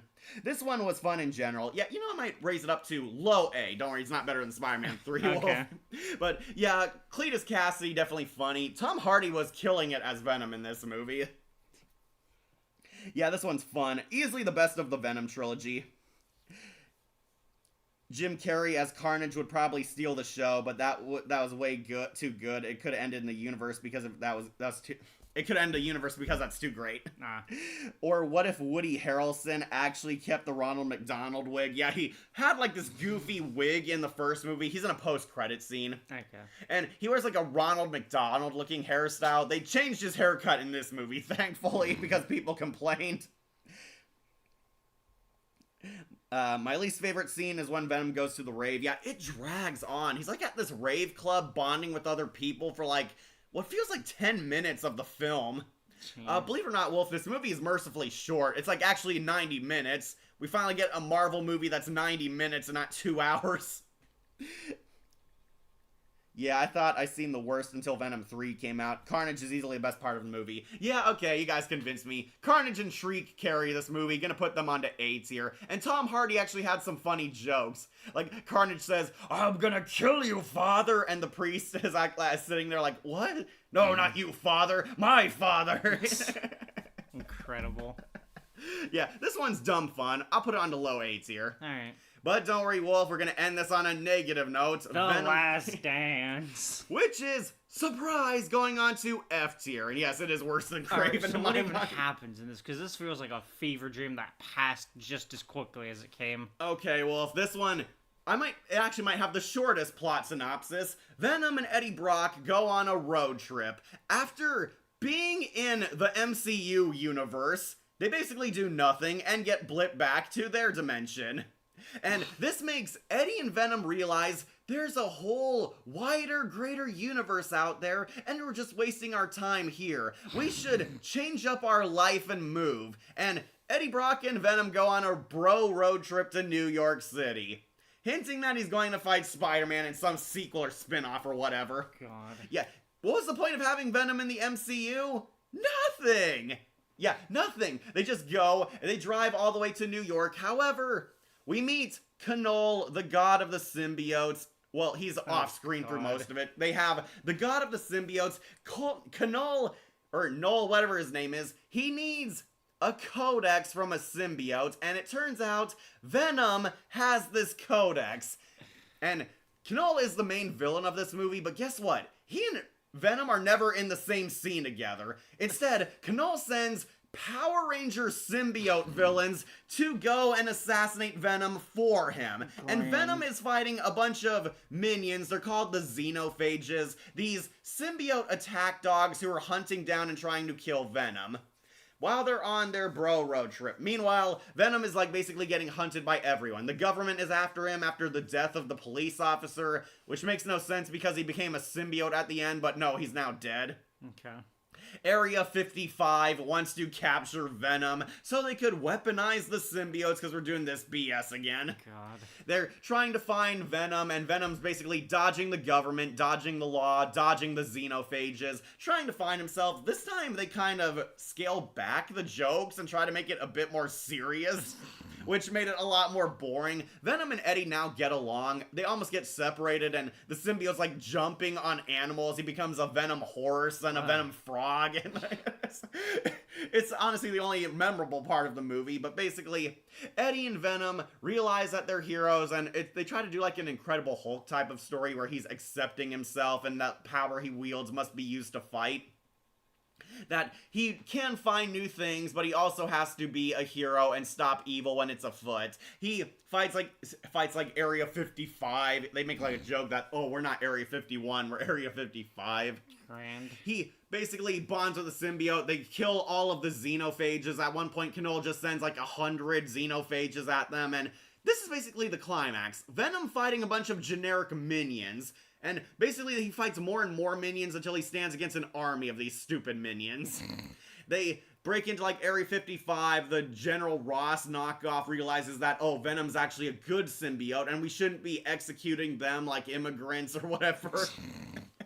Venom destroys the entire Xenophage army, and finally survives, gains his happy ending. The government realizes that Venom is not the enemy. He's not public enemy number 1, and he finally moves to New York to get a job at the Daily Bugle.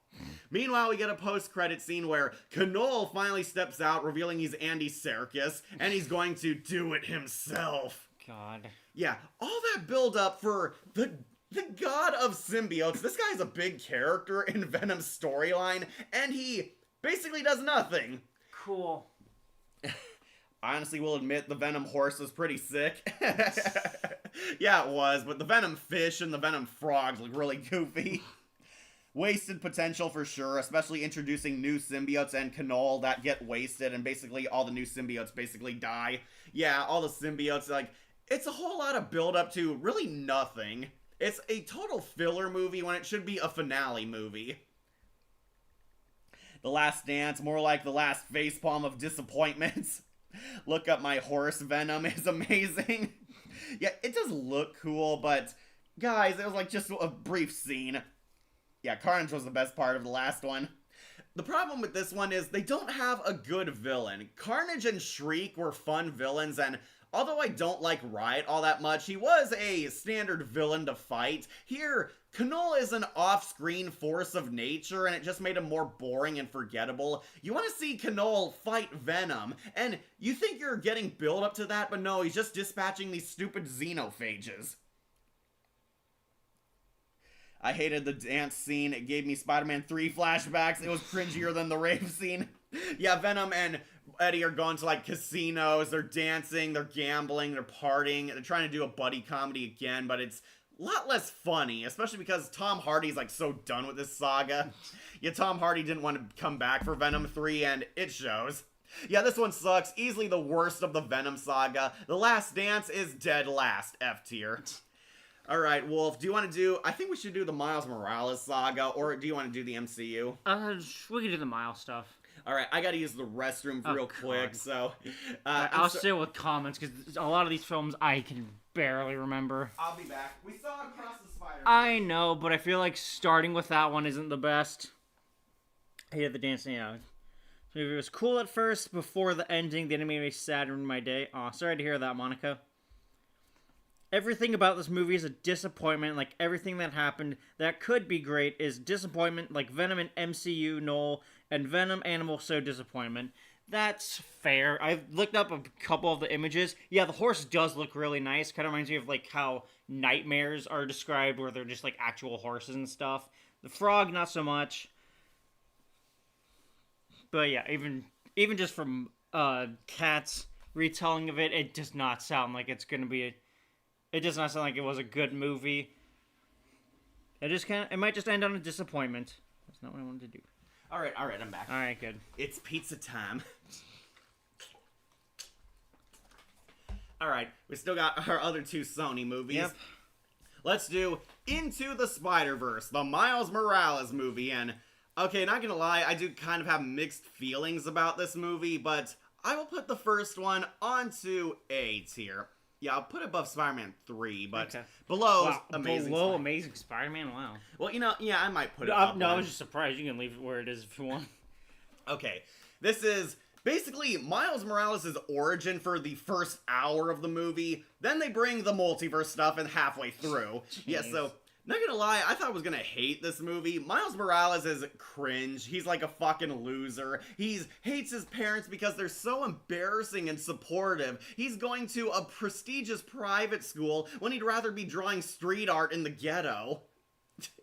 Good God, his uncle was a bad influence. Right, his uncle, Aaron, who is actually the Prowler, but in disguise. His uncle is also like a street artist guy, or so he appears to be. We find out he's getting his money from someone. But we see Miles Morales' origin, how he gets bitten by the spider. The spider did in fact come from another dimension in this universe. We see it like glitch inside.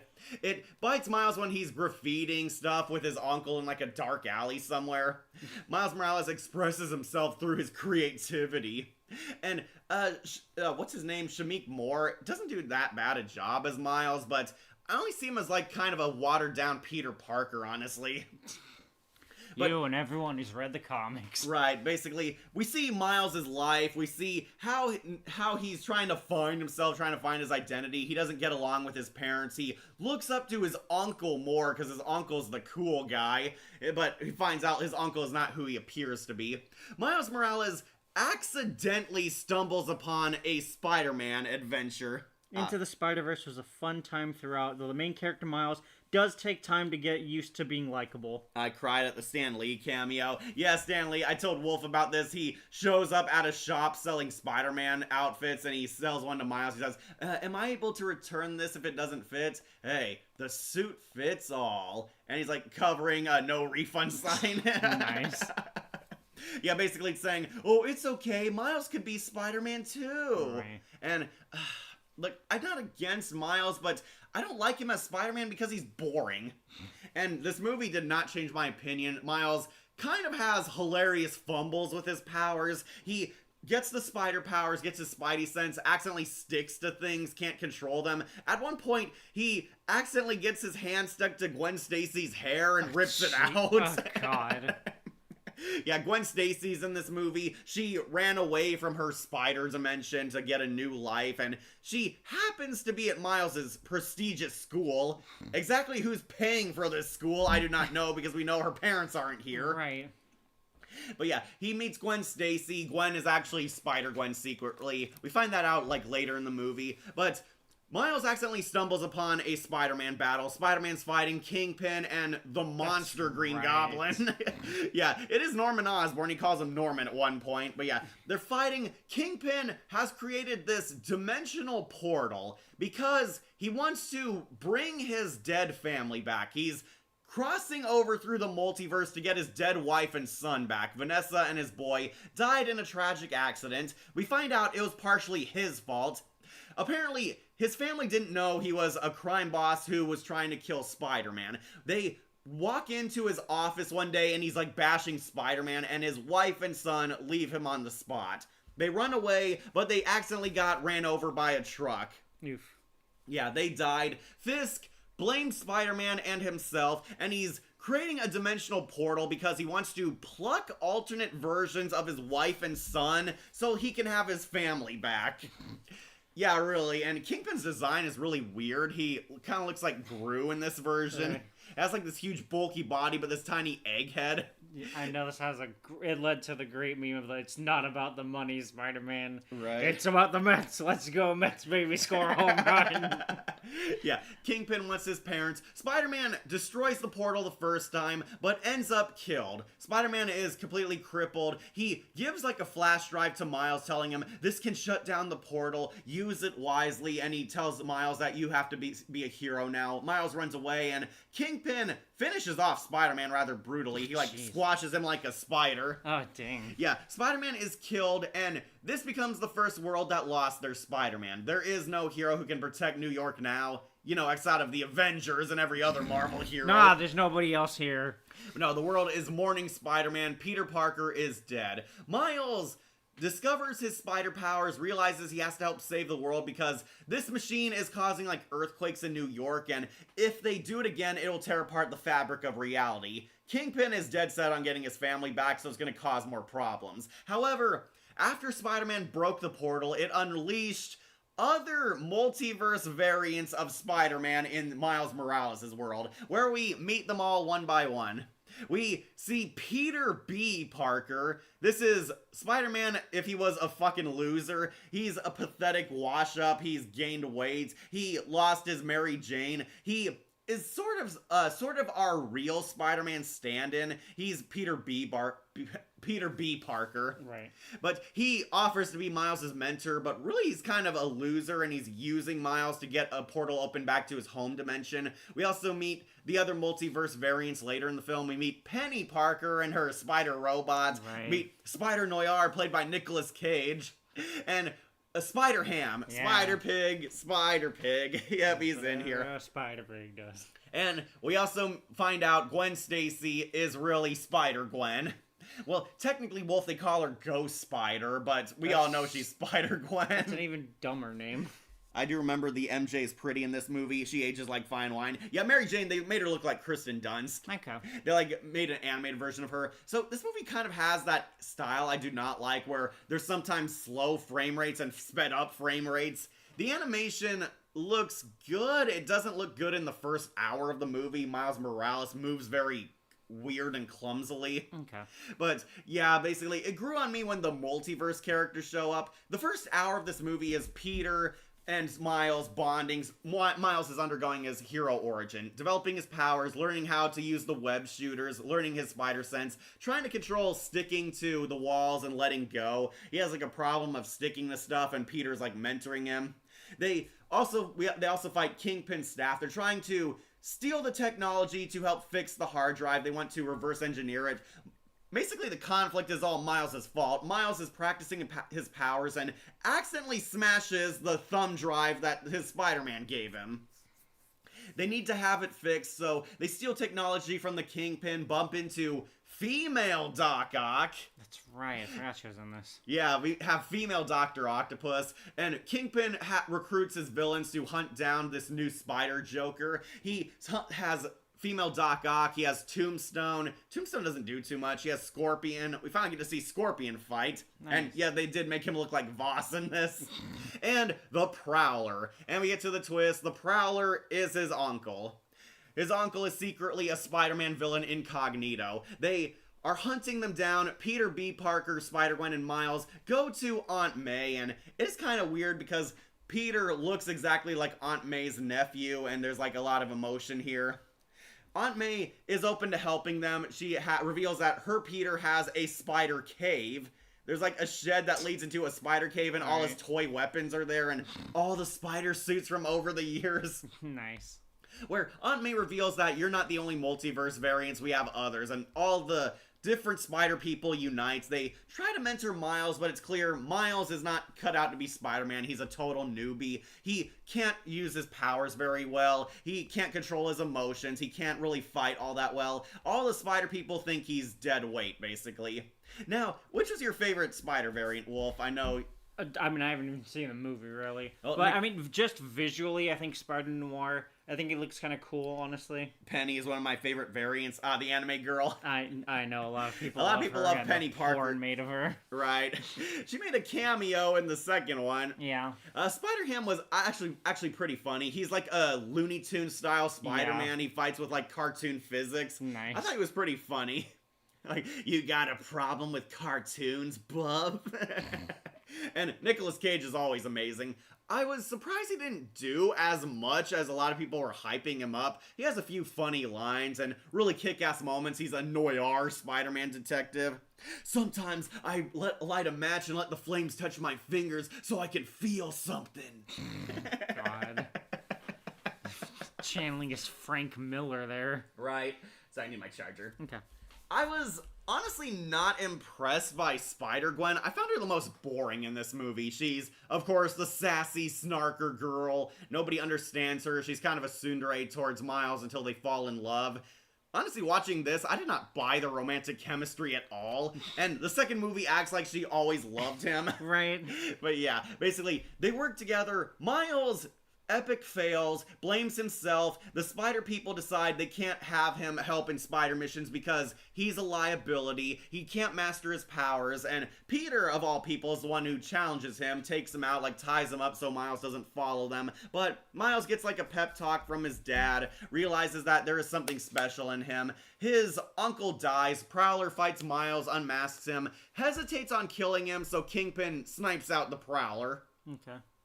Yeah, Prowler becomes his Uncle Ben, and Miles realizes being a hero is tough. He, at first, questions if he can do this, but decides, ultimately, yeah, that he can do it. It's worth fighting for, and Miles pretty much becomes a Chad here in the second half of the movie. Shows up, helps the Spider people fight. They open the portal again. Kingpin is, like, hosting a funeral for Spider-Man, how they were best of bros.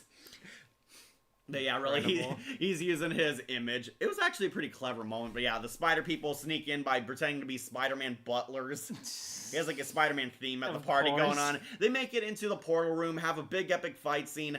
All of the Spider variants sadly don't join him in a fight scene. I was kind of surprised here, but they take out like a bunch of guards together and Kingpin's enforcers. Female Dr. Octopus gets electrocuted. They kill Scorpion, defeat Tombstone, etc.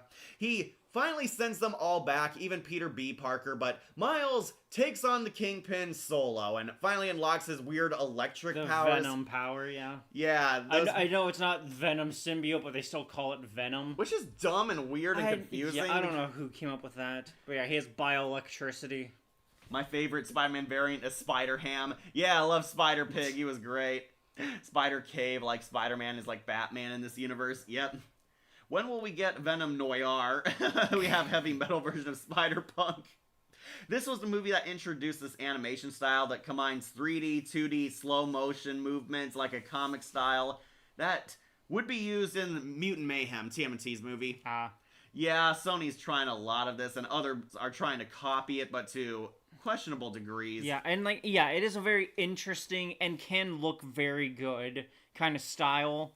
But it feels like it's going to be one of the things that, like, it's got big and then they're going to dilute it as more movies use it. R.I.P. Stan Lee. Yep, I agree. His last cameo, or his last recorded one, technically Endgame was the last chronological one. Was interesting to see other Spider-Man. Shadow like Spider-Ham and Spider-Noir. Nice. Spider-Noir is getting his own spin-off show. Yep. Yeah, I never understood why his powers are called Venom either. It's just confusing because there's a character named Venom in this saga. Right. But yeah, Miles fights and defeats the Kingpin, destroys his super collider, and accidentally creates the spot for the next movie. We don't see that happen on screen, but yeah, Miles is happy with who he is, and he becomes best friends with the police officer who's his dad. Yeah, Miles's dad is a cop in this version. And he and his son finally make amends. He's ready to open up and is finally happy accepting his role as Spider-Man, hinting at more future adventures to come, and Spider-Gwen communicates to him through a portal at the end. But we get a post-credit scene where we see Miguel. Miguel, the Spider-Man of 2099, is assembling a task force to help with the multiverse problems, and he ends up in the 60s show where they do the pointing thing. Oh, yeah. Yeah, they do the pointing thing. They're like yelling at each other. He tracked it to the original Spider-Man media, and he's trying to follow the lead. Okay. Honestly, this movie, I think it won me over in the second half. The first half is so boring. I could not stand Miles. He was like a cringe zoomer loser. He doesn't know himself. He acts like a kind of an entitled baby. He understandably is afraid of being a spider superhero, but he slowly starts growing on you. He starts maturing, starts listening to other people, and believes in himself, realizes that Spider-Man is needed. When the multiverse variants show up, that is when the movie got really good. They were very interesting, very fun, all had funny moments. The anime girl had her hilarious anime reactions, and Spider-Pig and his cartoon physics, always a joy to watch. They really did a good job on the 2D stuff. And we all loved the Cage Man, of course. Yeah, Peter B. Parker also won me over. He actually starts becoming friends with Miles, hates him at first, then bonding with Miles helps him realize that he should fix his relationship with his Mary Jane. He and Mary Jane divorced in his world, and at the end of the movie, we see he's at her apartment ready to apologize and make amends. Honestly, really wholesome ending. Okay. I'll give this one an A. Alright. Alright, now we get to the next one, Across the Spider-Verse.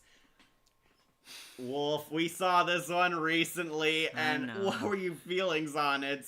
It's fine.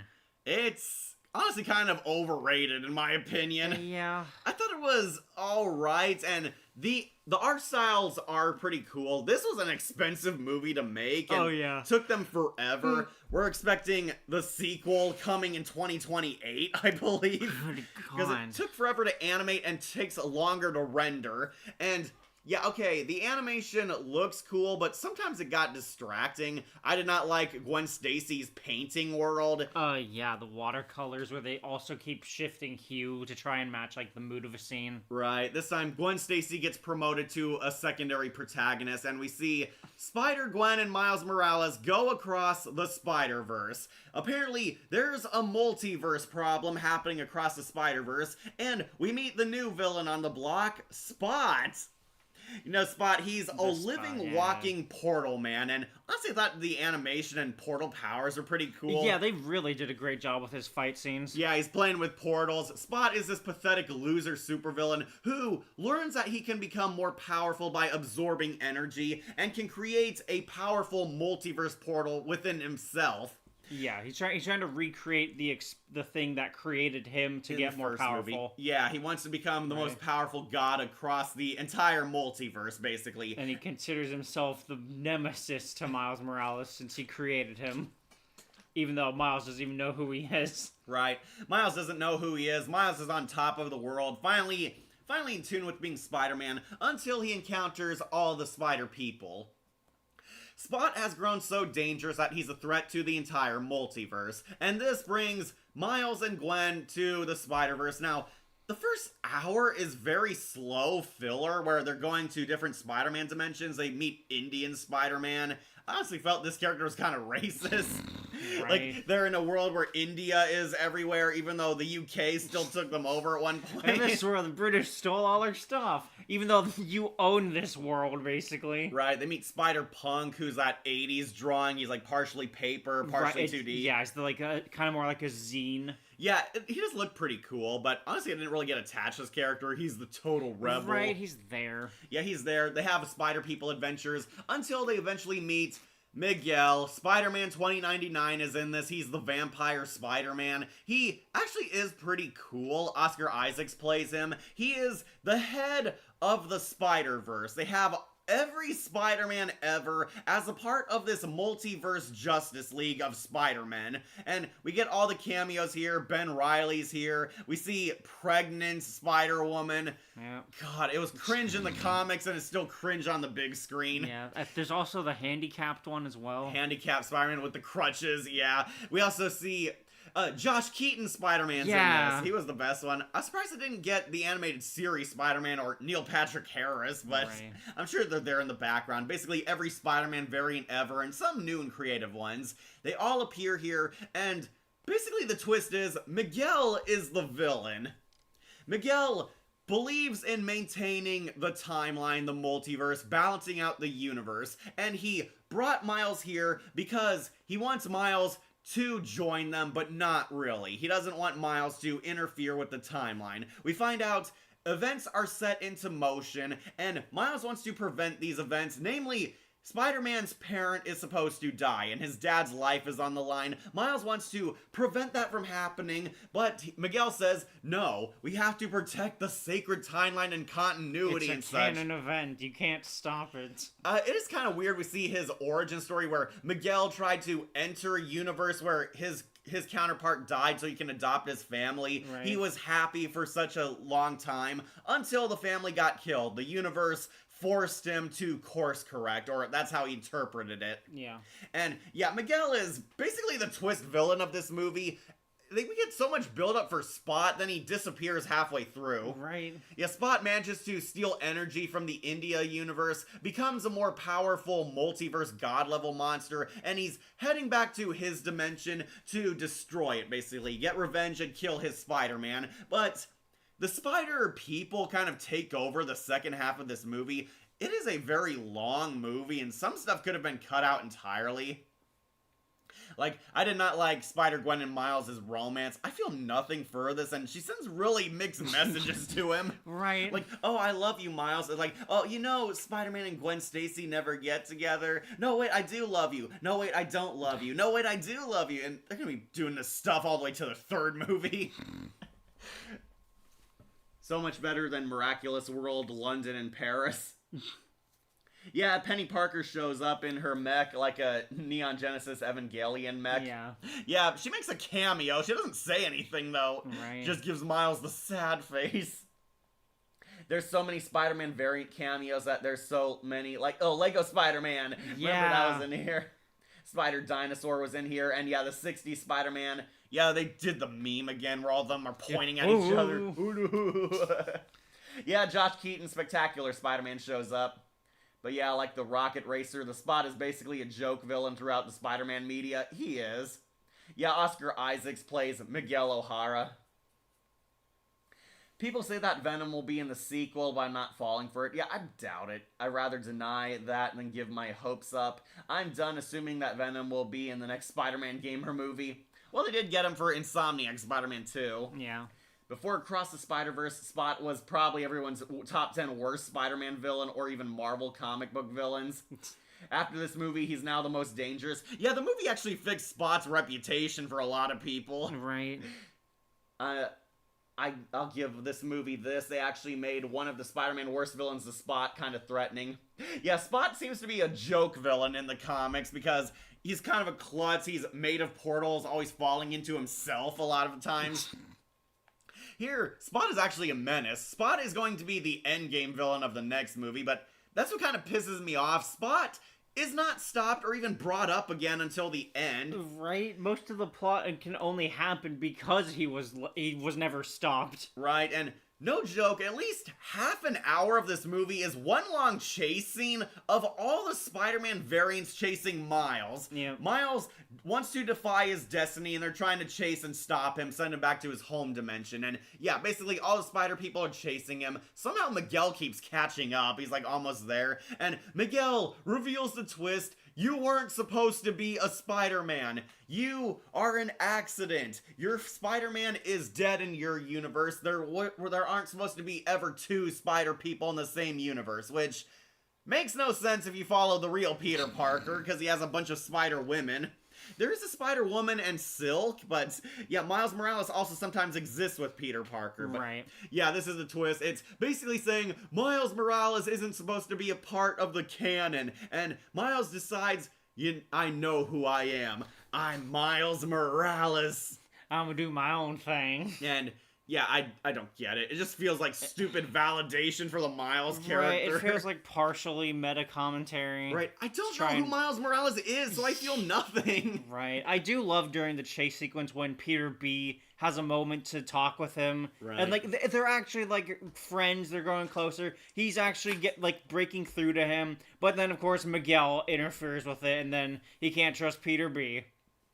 Who's better, the Spot or Mr. Polka Dot Man? Because both are dot-themed villains who were lame, who got redeemed by movies. Yeah, Mr. Polka Dot Man was cool in the James Gunn Suicide Squad. Oh, okay.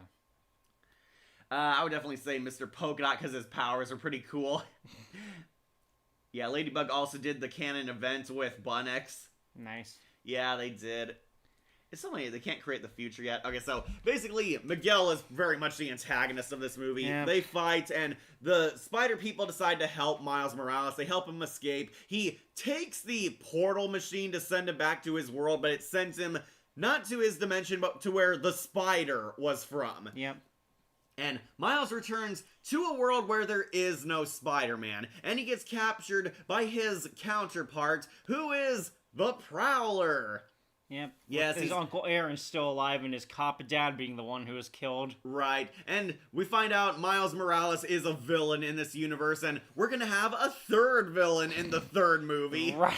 Evil Miles Morales. Miles became the Prowler and got a lesbian haircut, and he basically captures him and interrogates him on what's going on here. Meanwhile, the Spot is still on the loose, and Miguel is getting ready for a final war, meaning we have 3 villains coming the next movie. Yeah, it feels like a part 1, but we do see Spider-Gwen unites all the Spider people who are friends with Miles. We see Peter B. Parker and his little kid. Yeah, he had kids finally with Mary Jane. I loved all the moments with Peter B, honestly. Peter B's the best character in these because he's actually the real Spider-Man.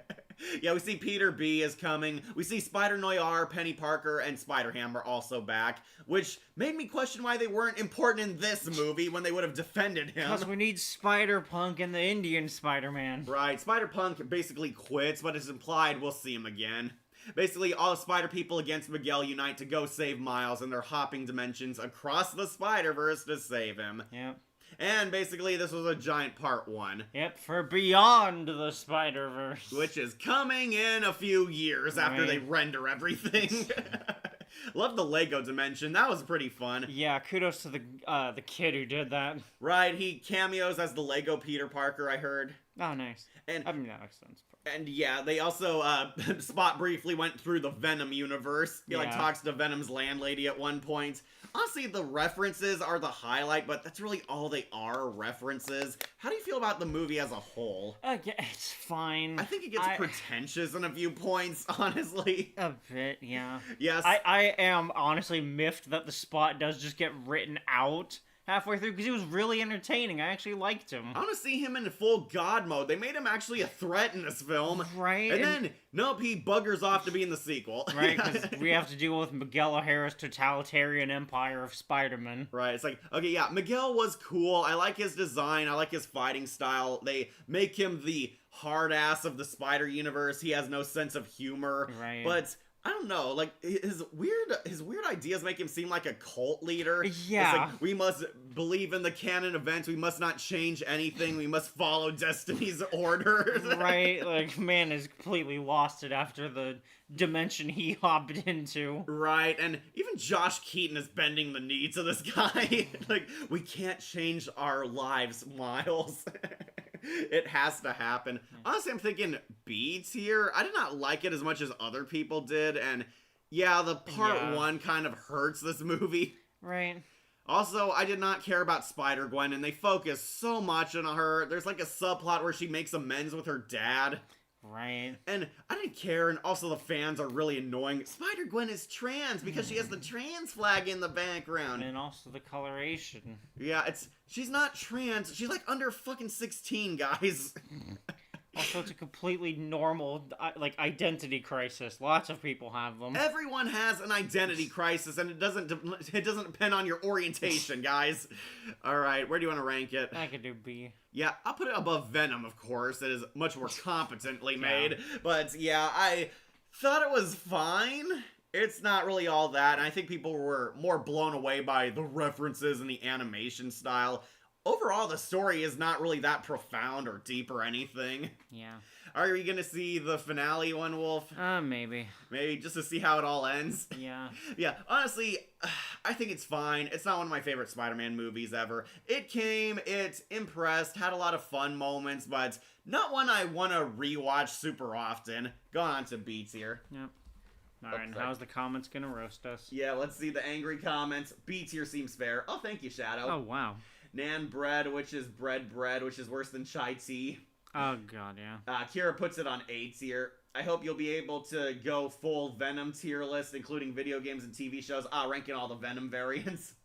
Oh, there's also a female Mysterio. Oh yeah, we saw like all the villains from different Spider-Man universes. That's right. Including the guy who played Miles Morales' uncle in Homecoming makes a cameo in there. He's the live action guy.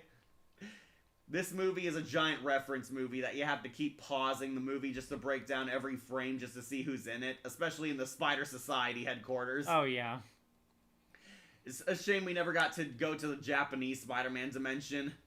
Maybe we will and beyond. A nice little cliffhanger to say, but who knows how the third one will pay off. Guess we'll wait and see whenever it comes out.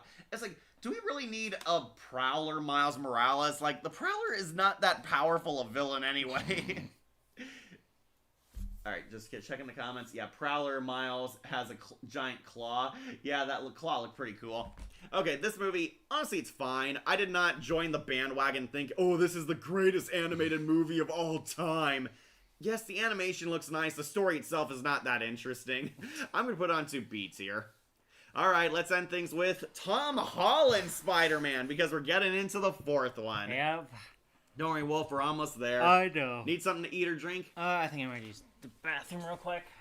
Go ahead. I'll talk about Spider-Man Homecoming. Yep, here we go. Disney Spider-Man. Disney finally got the rights, and don't worry, we're not talking about Civil War or Endgame.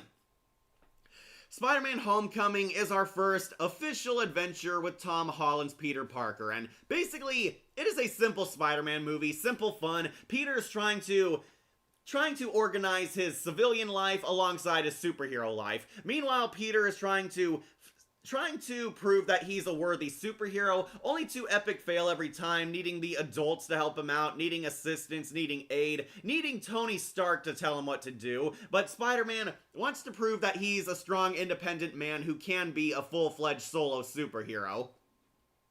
However, we meet the villain of this movie, the Vulture, played by Batman himself, Michael Keaton.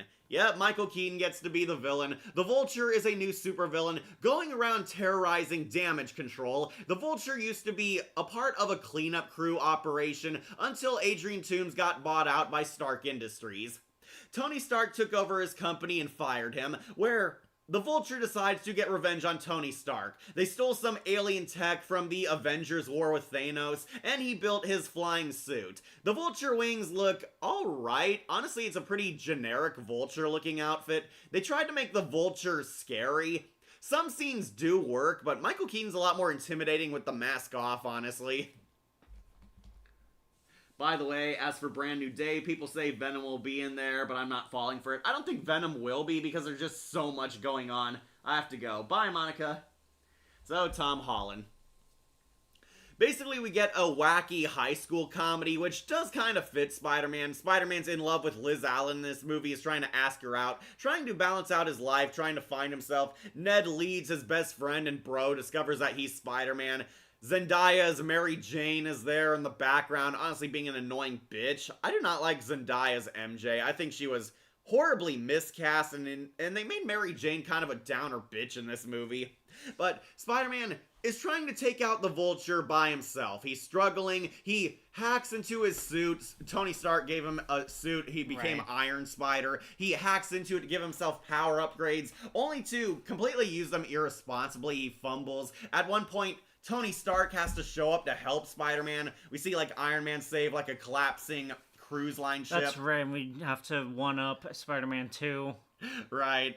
Yeah, basically, Tony Stark is more so his mentor figure in this. Yeah. Tony Stark takes away Spider-Man's iron suit and all the upgrades he's given him, realizing he's just a kid. Spider-Man finds out Adrian Toomes is going to attack a shipment heading towards Avengers Tower. The Vulture is actually Liz Allen's father. Peter finally asks out Liz Allen on a date, and hilariously, when he's at the door, Michael Keaton steps out, revealing that he's Liz Allen's dad in the show.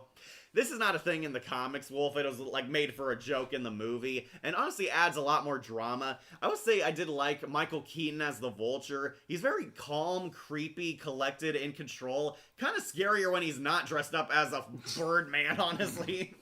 He actually puts two and two together and realizes Peter Parker is Spider-Man because Liz Allen's talking to Peter and says, "It's weird, Peter, you weren't there when Spider-Man showed up." And the Vulture, like, realizes that Peter's disappeared every time Spider-Man showed up to stop him.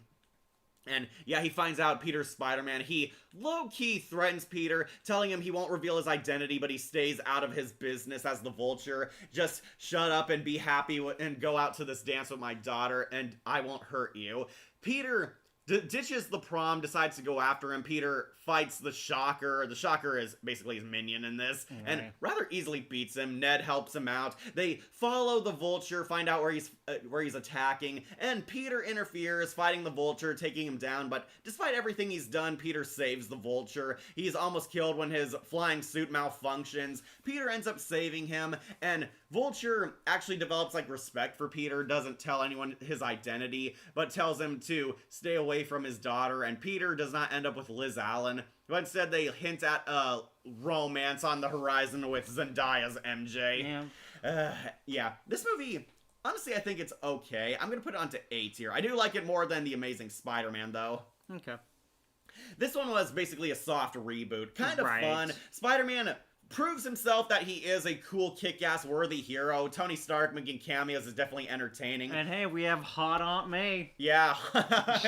Can't forget that. Jon Favreau is all over this trilogy. Happy Hogan is kind of the liaison between the Avengers and Spider-Man. Yeah. And he tries to develop like a father-son bond with Peter. I will say it is better in the sequels. This movie, he's always like, not now, kiddo, distrusting Peter because he's a kid. At the end of the movie, he tries to like have a heartfelt talk with him. Then, of course, a joke ruins it. Like someone flushes a toilet in the bathroom and it cuts him off while he's in mid-sentence. Yeah, Peter basically becomes an official Avenger, and Tony also proposes to Pepper at the end of the movie. But he realizes Spider-Man is needed, and he's happy to be finally who he is, finally has some backbone, until the next film. Honestly, this movie's alright. It's a pretty decent Spider-Man adventure. Feels kind of like it goes through the motions. It's a basic filler movie. Lighthearted after all the darker MCU films that were in between it. Wolf, I know we saw it once, but did you like it? I think it was fine. Right. Again, it's not spectacular. Have a good night. Bye, Tails.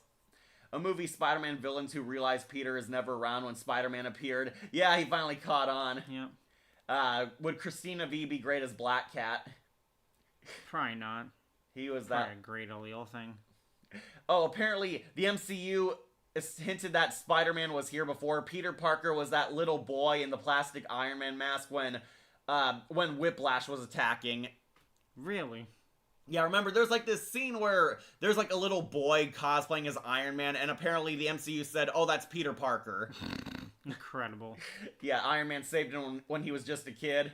Homecoming was okay overall. Holland did fine as Spider-Man. Nice to have Iron Man in it as well. Michael Keaton was a solid villain as the Vulture. Yeah, he was. Did wish the other characters were better. Yeah, his friend group were fine. Ned has his funny moments. He's the fat guy, but he's also a total bro with Peter. Yeah. Do not like Zendaya. MJ was annoying. Yeah. And Flash Thompson was a academic bully instead of a jock bully this time. Really dumb change, and I don't get why Flash is Indian now. It's so weird.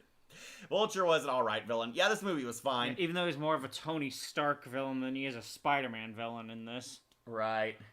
Oh, yeah, this movie, honestly, okay. We'll put it on to A tier. Definitely better than the Venom and Sonyverse movies by far, but... yeah, definitely decent Spider-Man adventure. Okay. I can't say the same for the next one, Spider-Man Far From Home. Yeah, where it goes to, like, London or something. He goes on a trip through Europe. Yeah. Yeah, Peter and the academic team have been brought back from the snap, Wolf. This is right after Endgame. Yeah. Oh, I thought this was before for some reason. No, this is after Endgame. Okay. Everybody's come back from the blip, and luckily, Peter's entire cast were all snapped and just resuming their normal lives like nothing ever happened. Incredible. Yeah, basically they're all back in high school and a lot of people are confused. We see there's a homeless crisis because all their homes are filled by people moving in. Yeah, and that's answered quote unquote Right, in the badly. Falcon and the Winter Soldier. They do not handle it very well, but Not yeah, at how everybody came back from the snap. But yeah, Iron Man is dead, and basically Spider-Man wants to replace Iron Man as the face of heroism in the Marvel Universe. Spider-Man has inherited Tony Stark's computer glasses. We find out this is very important for later. Right. However, a new superhero shows up named Mysterio, played by the Bubble Boy himself, Jake Gyllenhaal.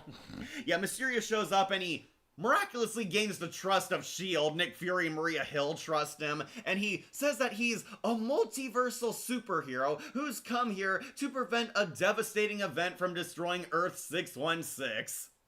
And Nick Fury completely falls for it. Yeah, totally buy that. I mean, after the mini-series, yeah, I can buy that. Yeah, meanwhile, Peter's class is going on a trip to Europe, the world's most expensive Euro trip, basically. He and, like, the academic team are heading there. They're, like, in a competition with a rival school. Apparently cross country, but yeah, trying to win an academic game, and suddenly, out of nowhere, Peter falls in love with Zendaya's MJ, and he wants to hook up with her, and they do not have good chemistry. I don't care that Tom Holland and Zendaya dated for real. They do not feel like a good couple. Zendaya's MJ is very much like a bitch. She's a rebel girl that no one understands, that type of trope. But it's kind of a rom-com with Marvel antics happening on the side. Incredible. Like, Peter is carrying on his work as Spider-Man, trying to find out why Tony gave him these glasses. He helps Ned get a girlfriend, and Ned is trying to help him romance MJ. They're trying to have a sexy vacation romance. Total bro movie. A lot of teen drama. Meanwhile, Mysterio is fighting these villains. They're the elemental villains of Spider-Man, but they're actually illusions. He fights Sandman, Hydro Man, and Molten Man, but they're like CGI monsters he created. It turns out Mysterio is actually a disgruntled ex-Stark Industries employee who wants revenge against Tony. He is butthurt that everybody's praising Iron Man as a hero. What, giving his life, saving billions of lives. Twice. Right. He wants to ruin Tony Stark, and he's trying to gain trust of Peter in order to steal these computer glasses. I will say Jake Gyllenhaal does a pretty good job in this movie. Mysterio is a pretty interesting villain, though I kind of lose respect when we see past the curtain and see what he really is. It turns out he's pretending to be a new mentor figure to Spider-Man. Spidey completely falls for it, trusts him, because Quentin Beck's a master actor. He gives him the glasses, telling him that he's more worthy than he is, and it turns out this was all an act. Quentin Beck wants to use the glasses to hack into Stark Industries so he can take over his company and every Stark computer system across the globe. And how did he pull this off? Because he has an army of drones. A bunch of drones that can camouflage and flying around are making projections and illusions of his great power. Peter Parker finds out that he's been played. Quentin Beck is actually an evil Stark employee. He tries to fight him. We get this cool battle in like a nightmare world. This is like the highlight of the film. Mysterio like traps him in a nightmare realm where he sees like dead Iron Man. He's trapped in Mysterio's like globe, which turns into his helmet. A lot of trippy effects here. But he basically manipulates Peter, fights him, and Spider-Man gets rammed by a train. Jeez. It turns out he was using him and trying to get rid of Spider-Man, but he finds out Peter actually told people about the glasses, and he finds out he told Mary Jane and Ned. So, I kid you not, this is the final stakes of the movie. Mysterio is afraid of potential witnesses, so he launches an assassination attack to kill Peter's class. Jeez. Yeah, he pretty much crosses into insane real quickly. He like uses his drones to threaten his minions into helping him kill these high school students. God, which should be easy, but alright. Right. Peter wakes up, he's rescued by Happy Hogan, and Happy tells him, "Kid, you're no Tony Stark. You're never gonna be Tony Stark, and that's a good thing, because Tony had his flaws." And he finally tells him, you shouldn't be trying to copy the success of other heroes. You should be who you are. You should be Spider-Man. The world needs more optimistic heroes than they need somebody like Tony Stark. And yeah, that gives Spider-Man basically his heroic second win. He shows up, he fights basically the drones, and this part I didn't like. Mysterio is a complete phony, including his costume. He's wearing a mocap suit. God. Like, yeah, that's how powerful his tech is. All the drones are exposed, and he's wearing, like, this stupid mocap suit with, like, a dome helmet on him. Incredible. It looks really bad. I wanted him to wear his official outfit, but Right. no, he doesn't. He's just a complete fraud.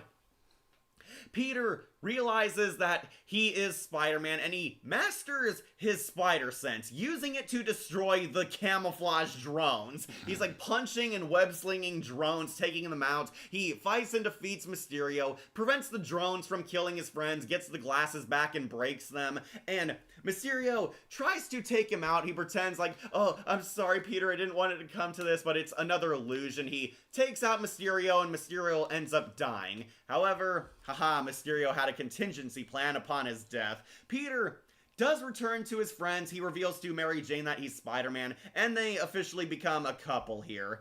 You know, until the next movie breaks them up. Right. Yeah. You need to use a restroom? No. Okay, so Peter finally gets a happy ending. He had a great vacation, proved himself. It turns out Nick Fury and Maria Hill were Skrulls all along to tie into the Secret Invasion, which will be a Incredible. huge success. But Spider-Man finally has his life back in good graces. Things are looking up until we get to our twist ending. J. Jonah Jameson shows up, played by J.K. Simmons, announcing Incredible. on a huge newscast that Quentin Beck sent him a movie before his death, and he reveals, we see Quentin Beck, Mysterio says, Spider-Man is Peter Parker, exposing him to the rest of the world, leading into events in the next movie. Right. That now everyone knows Spider-Man is Peter Parker. And also that he killed Quentin Beck. Right, because Mysterio was seen as a great ultimate hero and technically was never exposed as a villain, so the world thinks Spider-Man is a killer now. Yep. Sorry, I was trying to read the comments, but then my phone flipped. There you go. Yeah, the Nightmare World was the best part. It was like really cool CGI effects. Also forget to mention Scorpion, so that a total of 4, not including Punisher. The climax was definitely disappointing. Like, come on, let him fight Mysterio in his outfit and use more creative illusions like before. No, he's just like fighting drones and the drones turn invisible. Also, once again, where he's fighting an Iron Man villain instead of having his own. Right. Also, Happy Hogan's in love with Aunt May. Yeah, they start a romance in this movie and are dating in the next film. It's honestly pretty pointless. Cool. I love 30-year-old Aunt May so much more. Now Jon Favreau can bang her. Yeah, now she's legal for Favreau. Right? 'Cause we don't want old women. Right. I still remember how he said that people nowadays believe in heroes from other universes. Yeah, Jake Gyllenhaal from Bubble Boy to Bubble Man. The opening title of the film fooled us into believing that it was in memory to Stan Lee. Nope, it was to Iron Man. Yeah, this was after Endgame. Thank you, Shadow. That's right, yeah, because he's up on the rooftop and seeing the And- Remember Stark billboard. Right. If you're wondering who's going to be the main villain of Spider-Man Brand New Day, there's Tombstone, Boomerang, and Tarantula. I don't think they're the main villains. No. I think it's definitely going to be Punisher. Well, we also need Mephisto for it, don't we? Yeah, Mephisto is also introduced. He was introduced in I Ironheart. know, which makes no fucking sense. They needed to establish him before showing up in the New He Day. should have been in somewhere else then. I know. I know. I don't know, maybe with the Sorcerer Supreme? Maybe we could have been introduced there? He should have, but no. Now Peter Parker has to give away his marriage. Right. Even though they're not married. Shadow also said, it was great seeing J.K. Simmons back as J. Jonah. Of course. J.K. Simmons' voice is incredible. Okay, so That's why everyone loves him as Omni-Man. Right. And Cave Johnson. I have mixed feelings about this one. This one I think I'm going to put on to B tier. Okay.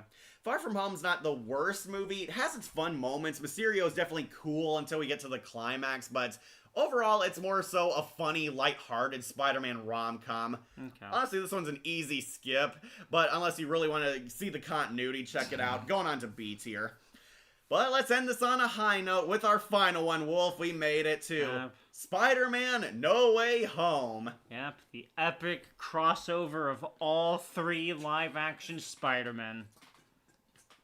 Yep, we're here, folks, at currently the last Tom Holland movie.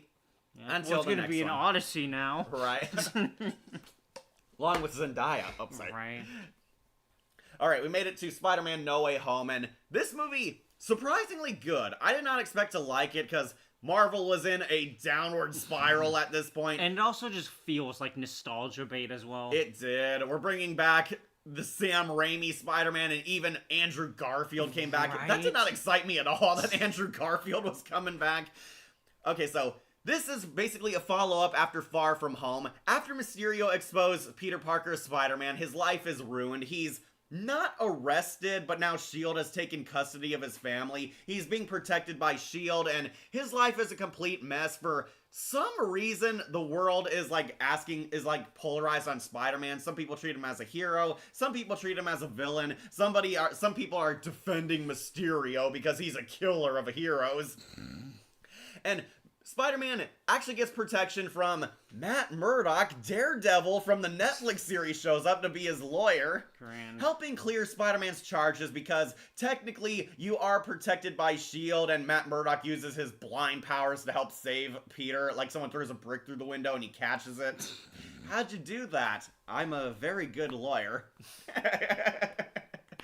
And get this, Wolf, apparently, because Mary Jane and Ned are friends with Spider-Man, no college wants to recruit them. Right. Like, what? You're friends with a Marvel superhero and we don't want you. Because he murdered someone. They can't have controversial figures like that. That's on Peter, not on them. Nope, it's guilt by association. But yeah, Peter thinks he's ruined everyone's lives. He's made everything worse and he wants to fix this. So he goes to Doctor Strange to help rewrite the timeline and erase everyone's memories that he's Spider-Man. And we see Benedict Cumberbatch come back as Doctor Strange. He's on vacation before Multiverse of Madness.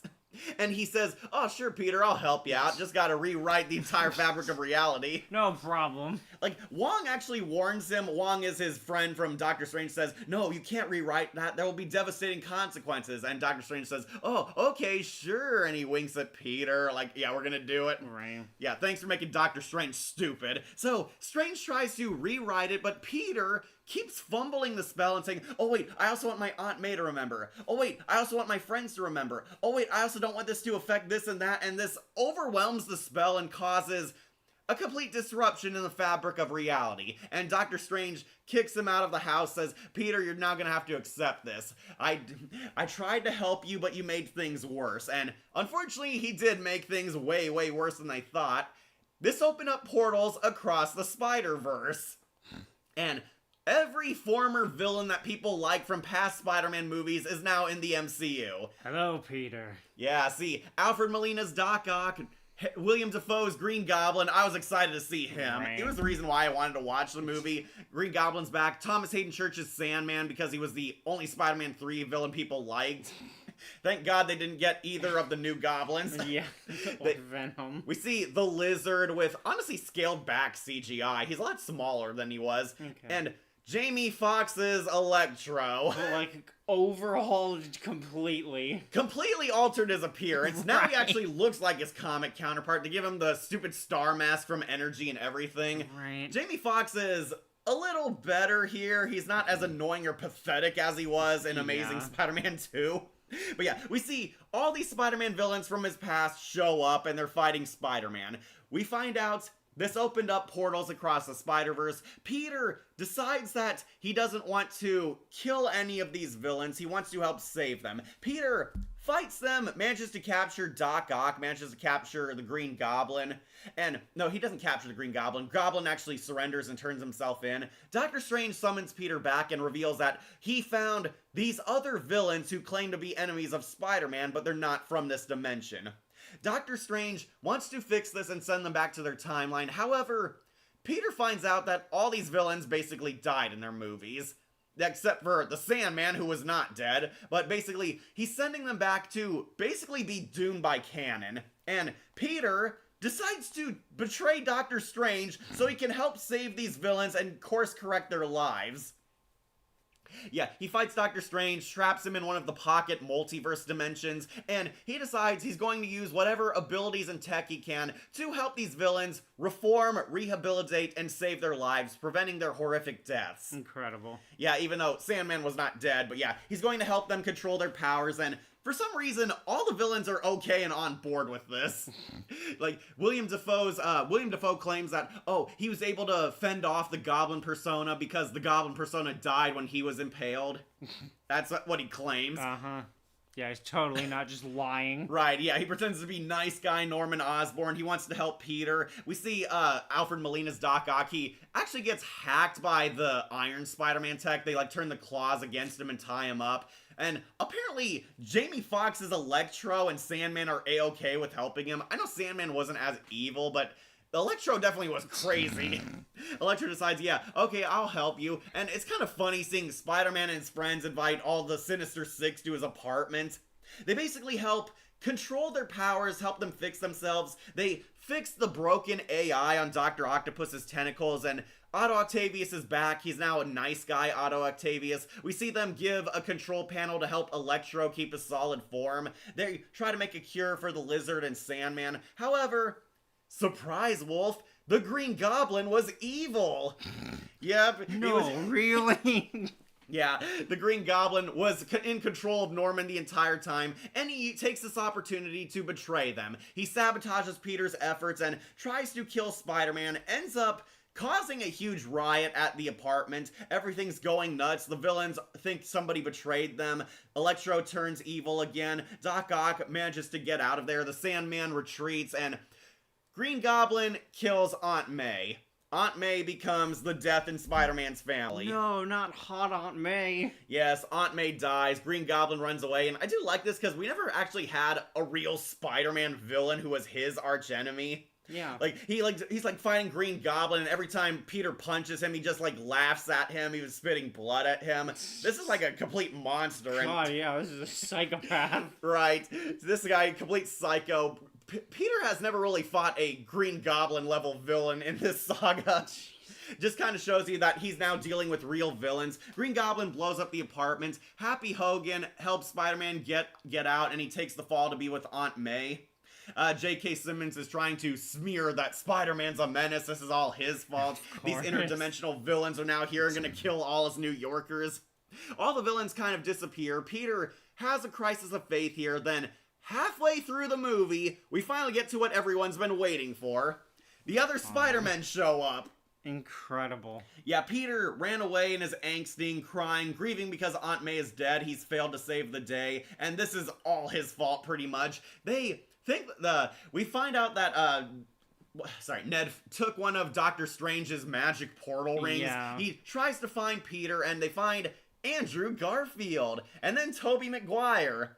And basically, they say, oh, we're also Spider-Man. We were transported here by the Doctor Strange spell. And they meet with this universe's Peter Parker. They give him a pep talk talking about how with great power comes great responsibility, and help give him a heroic second win. That Spider-Man does suffer, but you can always rely on yourself. You can maintain good. You can still be a beacon of hope in this dark world. That Spider-Man is needed. We always have mistakes. We always screw up. We always have bad days. But you shouldn't let them consume you. You shouldn't give up the fight. And this brings Peter's mojo back. We finally see Tom Holland become a good Spider-Man here. He gets a pep talk, he works with his friends, and he once again doesn't give up on curing the villains. He's going to do things his way, and Spider-Man finally becomes a man here. But now he has literally himself backing him up. And we get all three Spider-Men. Peter says that he has Doctor Strange's portal key to get them back to their home dimension, but he challenges the Sinister Six to a fight at the statue of Captain America Liberty. It's kind of weird, Wolf. They put the Captain America shield over the torch on the Statue of Liberty. I feel like that's way too much. Yeah, that is way too much. I feel like even the government wouldn't do that. Yeah, basically, they go to the Statue of Liberty, but they're building Captain America's shield over the torch as like a memorial to him or something. Because Captain America allegedly died in Endgame. Right. But yeah, they show up at like the Statue of Liberty, Captain America statue, whatever, and have what we've been waiting for, 3 Spider-Men versus the Sinister Six. And Yeah, it's pretty amazing. We get to see Toby and Andrew Garfield finally get moments. Andrew Garfield saves MJ from falling, finally getting peace after failing Gwen Stacy. Yeah, that's closure for him. We get to see Peter making amends with Doc Ock, and actually a pretty good twist. Doc Ock has turned good now, and he helps Tobey Maguire. Yeah. Right, Peter, you're all grown up. And Toby still has, like, his young baby face. It is still weird. Yeah, it's pretty fun seeing all three of these Spider-Man fighting, kicking ass. They fight Kaiju Sandman again, fight Electro in his better form. There's some help from the friends as well during it. I did catch some of the fight. They fight the Lizard. The Lizard goes after the friends. Ned is, like, using portals to teleport him in and out. Ring. Right. They're fighting the Lizard. They have developed a cure to help them all. Sandman is causing a sandstorm tornado, which is really epic. And, of course, Green Goblin shows up, wrecking shit. Green Goblin is arguably the main villain of No Way Home, basically convincing the other villains, not including Otto, that it's best to stay with their powers. Yeah. When I saw the Andrew Peter, I booed. Yeah, people were hoping it was Toby. Nope, he unmasked himself, revealing it's Garfield. The MCU will return to the Spider-Verse in Season 2 of Your Friendly Neighborhood Spider-Man. Have not watched that cartoon. Incredible. It's interesting how Disney's Spider-Man tech was more advanced than the Sam Raimi ones. Yeah, because Sam Raimi tried to keep it realistic, whereas Disney Marvel has their own sort of technological boon. I hope Firestar shows up. She was one of his amazing friends. Right. Well, then we also need Bobby Drake Iceman. Right. Who will obviously be gay. Green Goblin, that's some neat trick, that sense of yours. Norman is on sabbatical, honey. Yeah. Statue of Captain America, Liberty, what nothing. Captain America didn't die in Endgame. He went back to 1940 to be with Peggy Carter. Yeah, we know that, but the rest of the world thinks he's dead. It's kind of an Avengers secret. Yeah. Yeah, he aged into Joe Biden. Yeah. Want Spider-Man and His Amazing Friends tier list? That could work, but I gotta watch it.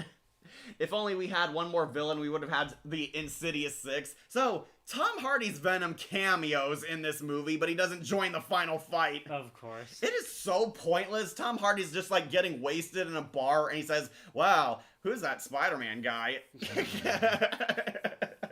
What a waste.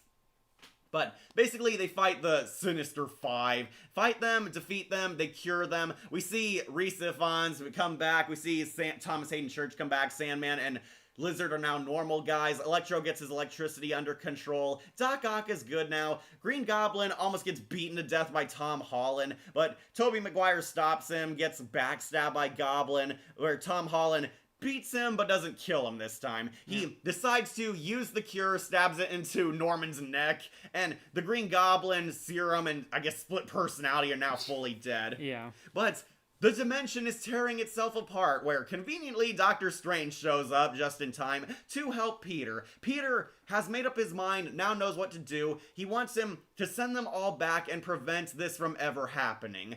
Doctor Strange tells him that there is a great cost. Nobody will remember who you are. Nobody will know Peter Parker or Spider-Man. And Tom Holland accepts that. That is something he's willing to accept. Right. All the villains go back, and I guess they're now alive in their canon timelines now. If anything, they're going back to before they died. Right. So they're still going to die. But they gave him the cures, so yeah, Electro and Norman are still happy. I mean, too bad two of them are, like, mid-death, I think. Yeah, and unfortunately, Norman's gonna have a sad ending, because Harry's still dead.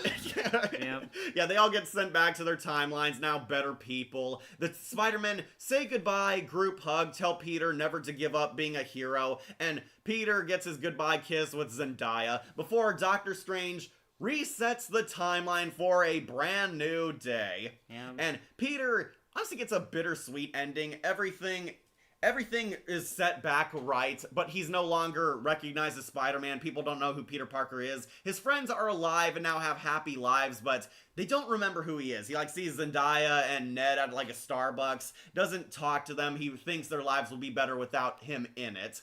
We see Doctor Strange does remember. He tells Peter that it's okay, what you did actually worked, and he sees Aunt May is still apparently dead in this new timeline, where he visits Aunt May's graveyard and he meets Happy Hogan. Happy Hogan's like grieving for Aunt May. He doesn't remember who he is, but he tells him that, I think she inspired me to never give up being a hero, because we should do what we can in this life while we have the power to.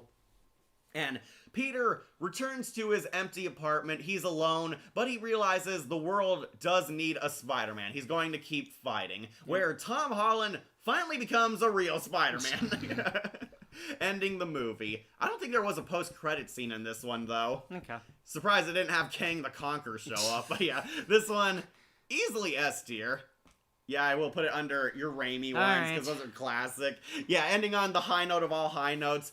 This was a huge event. I know it has its flaws. I know we didn't get the Sinister Six. Oh, that's right. The post-credit scene was Tom Hardy gets beamed back to the Venomverse. Yeah. Yeah, and he leaves a single drop of the symbiote behind in the MCU, hinting that Black Suit Spider-Man might be on the way. All right. I don't think that's happening in the fourth film because we haven't seen it. Right. Yeah, Tom Holland could be cool as Black Suit Spider-Man, but I think it's like way too late because we had so many of these different filler adventures. But yeah, this movie is incredible. It is an event. It is so great seeing all three of the live-action Spider-Man together, seeing all these epic villains come back, and Electro. Seeing the action sequences look pretty cool. The CGI does look pretty alright. Not as good as Spider-Man 2 or The Amazing Spider-Man, but it was fun seeing them come back. The de-aging effect on Alfred Molina looked pretty weird. They de-aged William Dafoe too, but he actually looked fine, honestly. Weird. Yeah, seeing Green Goblin as the main villain, definitely worth the wait. Green Goblin is an epic villain. I love seeing all these guys come back. The story itself is pretty good, and it feels like we're course-correcting Tom Holland's Spider-Man. Tom Holland now finally feels like Spider-Man, has suffered like Peter Parker, and has accepted his role, and we got a kick-ass love letter to everything Spider-Man. It does kind of make me feel like they've weakened the sling ring and Doctor Strange stuff now, because if a normal kid can pick it up and just wield it easily, then it's really not a special mystic art anymore. Right. So now in the event of Civil War, Infinite War, and Endgame, everyone's going to question who is that one person who webbed Captain America's shield and Tony Stark sided with. Right. Yeah, it's kind of weird because nobody remembers him, but he's still going to be Spider-Man. Yeah, he still exists. This moment is also mentioned in Morbius, and it was mentioned in Venom 3, because it's how Vulture ended up in the Sony Spider universe. Right. Which makes no sense, but yeah. And it went nowhere. There's a Spider-Man parody that I'm surprised is not on your tier list. Oh, superhero movie. They wanted to see, would you rank superhero movie on this? S. That'd be an S. That's that was an amazing hilarious. comedy. Hey, Kat. Hey, James. I hope Green Goblin's in Marvel Rivals. I'm shocked he wasn't. That guy's like a kick-ass supervillain. Why would Bobby Iceman be gay? What? Because Bobby Drake is. They made him so. They retconned him gay. He was a ladies' man. So if you believe comics, it's all because Rogue messed with his mind to make him that way. But yeah, glad you made it, James. No Way Home. It is a great movie. I do like Sam Raimi's more because it's more accurate to Spider-Man. This one was basically a love letter to Spider-Man, but a very good love letter. Did you like seeing Tobey come back, Wolf? I think so. Right? I was just kind of fine with him. Just fine with him? Yeah. I was okay with seeing Andrew Garfield come back. He was actually funny in this movie. Like, wait, I love you guys. Yeah. Like, look at him like, what? Right. Like, I can help guys. I was an Avenger. Cool. What's an Avenger? Yeah, I do love that. The bonding between the three of them. Right. They're all so awkward, but they get along so well because they're all Peter Parker. Right. They're all nerds to different degrees. I was so glad we got to see him. A lot of people are now campaigning for Tobey and Andrew to get their next sequel. I think it's too late now. I know. Tobey, no. Andrew Garfield, maybe. I feel like he's still young enough. Right, he can show up in, like, the Sonyverse or whatever. Yeah. Tobey, definitely not. Some people said, well, we could have he could be like Peter B. Parker and have children and be a dad by now. Yeah. Like, see him and Kirsten Dunst raising children. Right. Or even just being a mentor figure to the next Spider-Man. Right. It could work, but I think, like, Tobey's just too old now, and the movie series has been off for 20 years at this point. Right. Like, the last one, Spider-Man 3, came out in 2006, guys. Amazing Spider-Man at least felt fresh. But yeah, I liked seeing them come back. I was okay with Tobey coming back because he was a great Spider-Man. Yeah. Yeah, this movie, S tier, but we did it, Wolf. Yeah. We made it to the end. Thanks for surviving. Are you looking forward to Brand New Day? No. Me neither. Marvel's kind of lost it. The MCU is Yeah. not good anymore, and I will fight people on that. Like, you look me dead in the eye and tell me you love She-Hulk or the Eternals. Or the Marvels. The Marvels. Black Woman magic.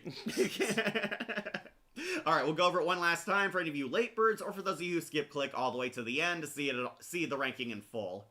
Rock bottom, shocker, Madam Web. Got all terrible Sonyverse movies down here. Madam Web, worst superhero movie ever made. Venom 3, god-awful finale movie. And Kraven, god-awful Sonyverse spinoff. This was the one that killed the Sonyverse. But I would argue Madam Web did more damage.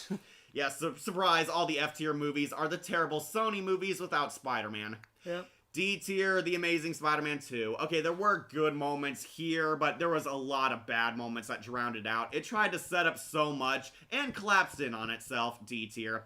C tier, it's Morbin time. Wolf thought it was dumb fun. Yeah, you can have fun with it, but if you want to go into it seriously, don't. There's a lot of nits to pick at. Right. It has some, I will say, Matt Stone again, Matt Smith, whatever, best part of it. In that case, Steve Bloom should play the Green Goblin in Marvel Rivals. Yeah, he should be. Steve Bloom should be the permanent Green Goblin voice by this point. Yeah. Both Spider-Verse deserve to be on S tier. I know James really loved them. Sorry, James, you had to be here to hear what we said about them. Remember when Peter mentioned the Avengers and Peter said, who are the Avengers? Yeah, we just quoted that. Okay. B tier, the okay movies. Venom, yeah, the first one's fine. It's passable. Far From Home had its good moments. Mysterio is definitely the highlight of this movie, though it has its lame moments and too much teen rom-com stuff. I think it's a fine watch, but only watch it if you want to see the events of No Way Home. Across the Spider-Verse. Sorry, James, but I do feel it was overrated. It was very long, bloated, and they got rid of Spot to make Miguel the villain. Right, and it's only a part 1 of a movie. Right, it feels very unfinished, and they didn't resolve one conflict in this movie. Instead, they've created like 3. Right. Okay, Across the Spider-Verse, it's a fine movie, but I like the first one more. Speaking of which, A tier. Venom 2, Let There Be Carnage. Best movie of the Venom saga, love Carnage and Shriek, and Tom Hardy's actually pretty funny in this one. Spider-Man 3. The lowest point of the Raimi trilogy, but still a fun watch. Yeah, I'd take it over any of these other films. Into the Spider-Verse. Yeah, I think it's pretty fun. I don't think it's the greatest thing since sliced bread, but had a lot of love letters and tributes to Spider-Man, great moments, and actually made Miles Morales an interesting character. Amazing Spider-Man 1. Yeah, I actually think this one is underrated. It's a simple movie, but a really fun restart to this new saga. Andrew Garfield kicks ass. A lot of fun with the Spider-Man stuff and lore. Definitely an interesting turn for this character.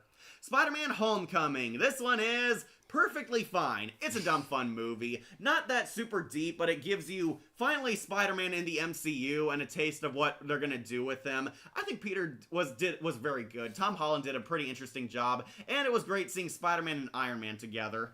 But in S tier, we got our top 3. Went over this one. No Way Home. Great love letter to everything Spider-Man. So great seeing many characters come back. Interesting story. And it finally made Tom Holland one of the best Spider-Men. And tied for first, I will re-say it. Yeah. Spider-Man 1 and 2 from Sam Raimi. They are a perfect pair together and a perfect Spider-Man movie, I think. 1 is a good introduction. Green Goblin is an entertaining and cool villain to actually start out with. It hits hard. And Spider-Man 2 just ramps up that. Doc Ock was an even greater villain. Yep. Loved him in his tentacles. Loved Peter Parker undergoing his hardest trials in this movie, overcoming them. Like the actually interesting setups for sequels in this movie. Tells a dang fine hero's test story. Peter Parker had a lot of struggles and obstacles, and he overcame them like the true badass he is. Yep. Spider-Man 1 and 2, they are both sharing #1 Spider-Man movie ever. And we did it, Wolf. We talked about them all. Can't see the ranking in full because there's just that many slots, but yeah, surprising. Madam Web is the worst one. Spider-Man 1 and 2, technically the best ones. Yep. Started with a good one, ended on a whimper. had a lot of good movies, I will say. Yeah. S and A tier especially. Even the B tier ones were pretty good. A lot of people like these ones. Yeah. Only had 5 really god-awful ones. But that shows you how good Spider-Man really is. Thank you all for joining us on this tier list. Now, Wolf, do you want to tease any future projects? Nope. You're evil like Green Goblin. Don't you have any idea what I've sacrificed for this company? Just follow the shiver down your spine. Okay, for me, I'm working on a Twilight Zone episode. Got a Twilight Zone in the making, and yes, we're returning to Rod Serling. So, hope you guys check that out. For tier lists, not sure what I'll do next. I might do one last Marvel one in the future, since we still have a little bit time. But yeah, also have a Power Ranger tier list that's in the works. Those are the only hints for tier lists you're getting. But yeah, I look forward to a Twilight Zone episode review. And got some stuff on Patreon right now. I have new reviews on there. Did a top 10, did a Halloween special. Wolf did a huge anime series review. You should check it out. Yeah, I'm still recovering from that. Only took you half a year, bro. But yeah, those are all the teasers you're getting. Not sure which Marvel thing we'll do next, but yeah, thanks for joining us. This was definitely a fun tier list to do. Spider-Man is an amazing character, and as you can see, he has a lot of good movies to work with. Check out everything from S to B, and avoid everything from C to F like the plague. So, only 2 Sonyverse movies. They're really good. Alright, so, thank you all for watching. Now we'll reward you guys by setting you free.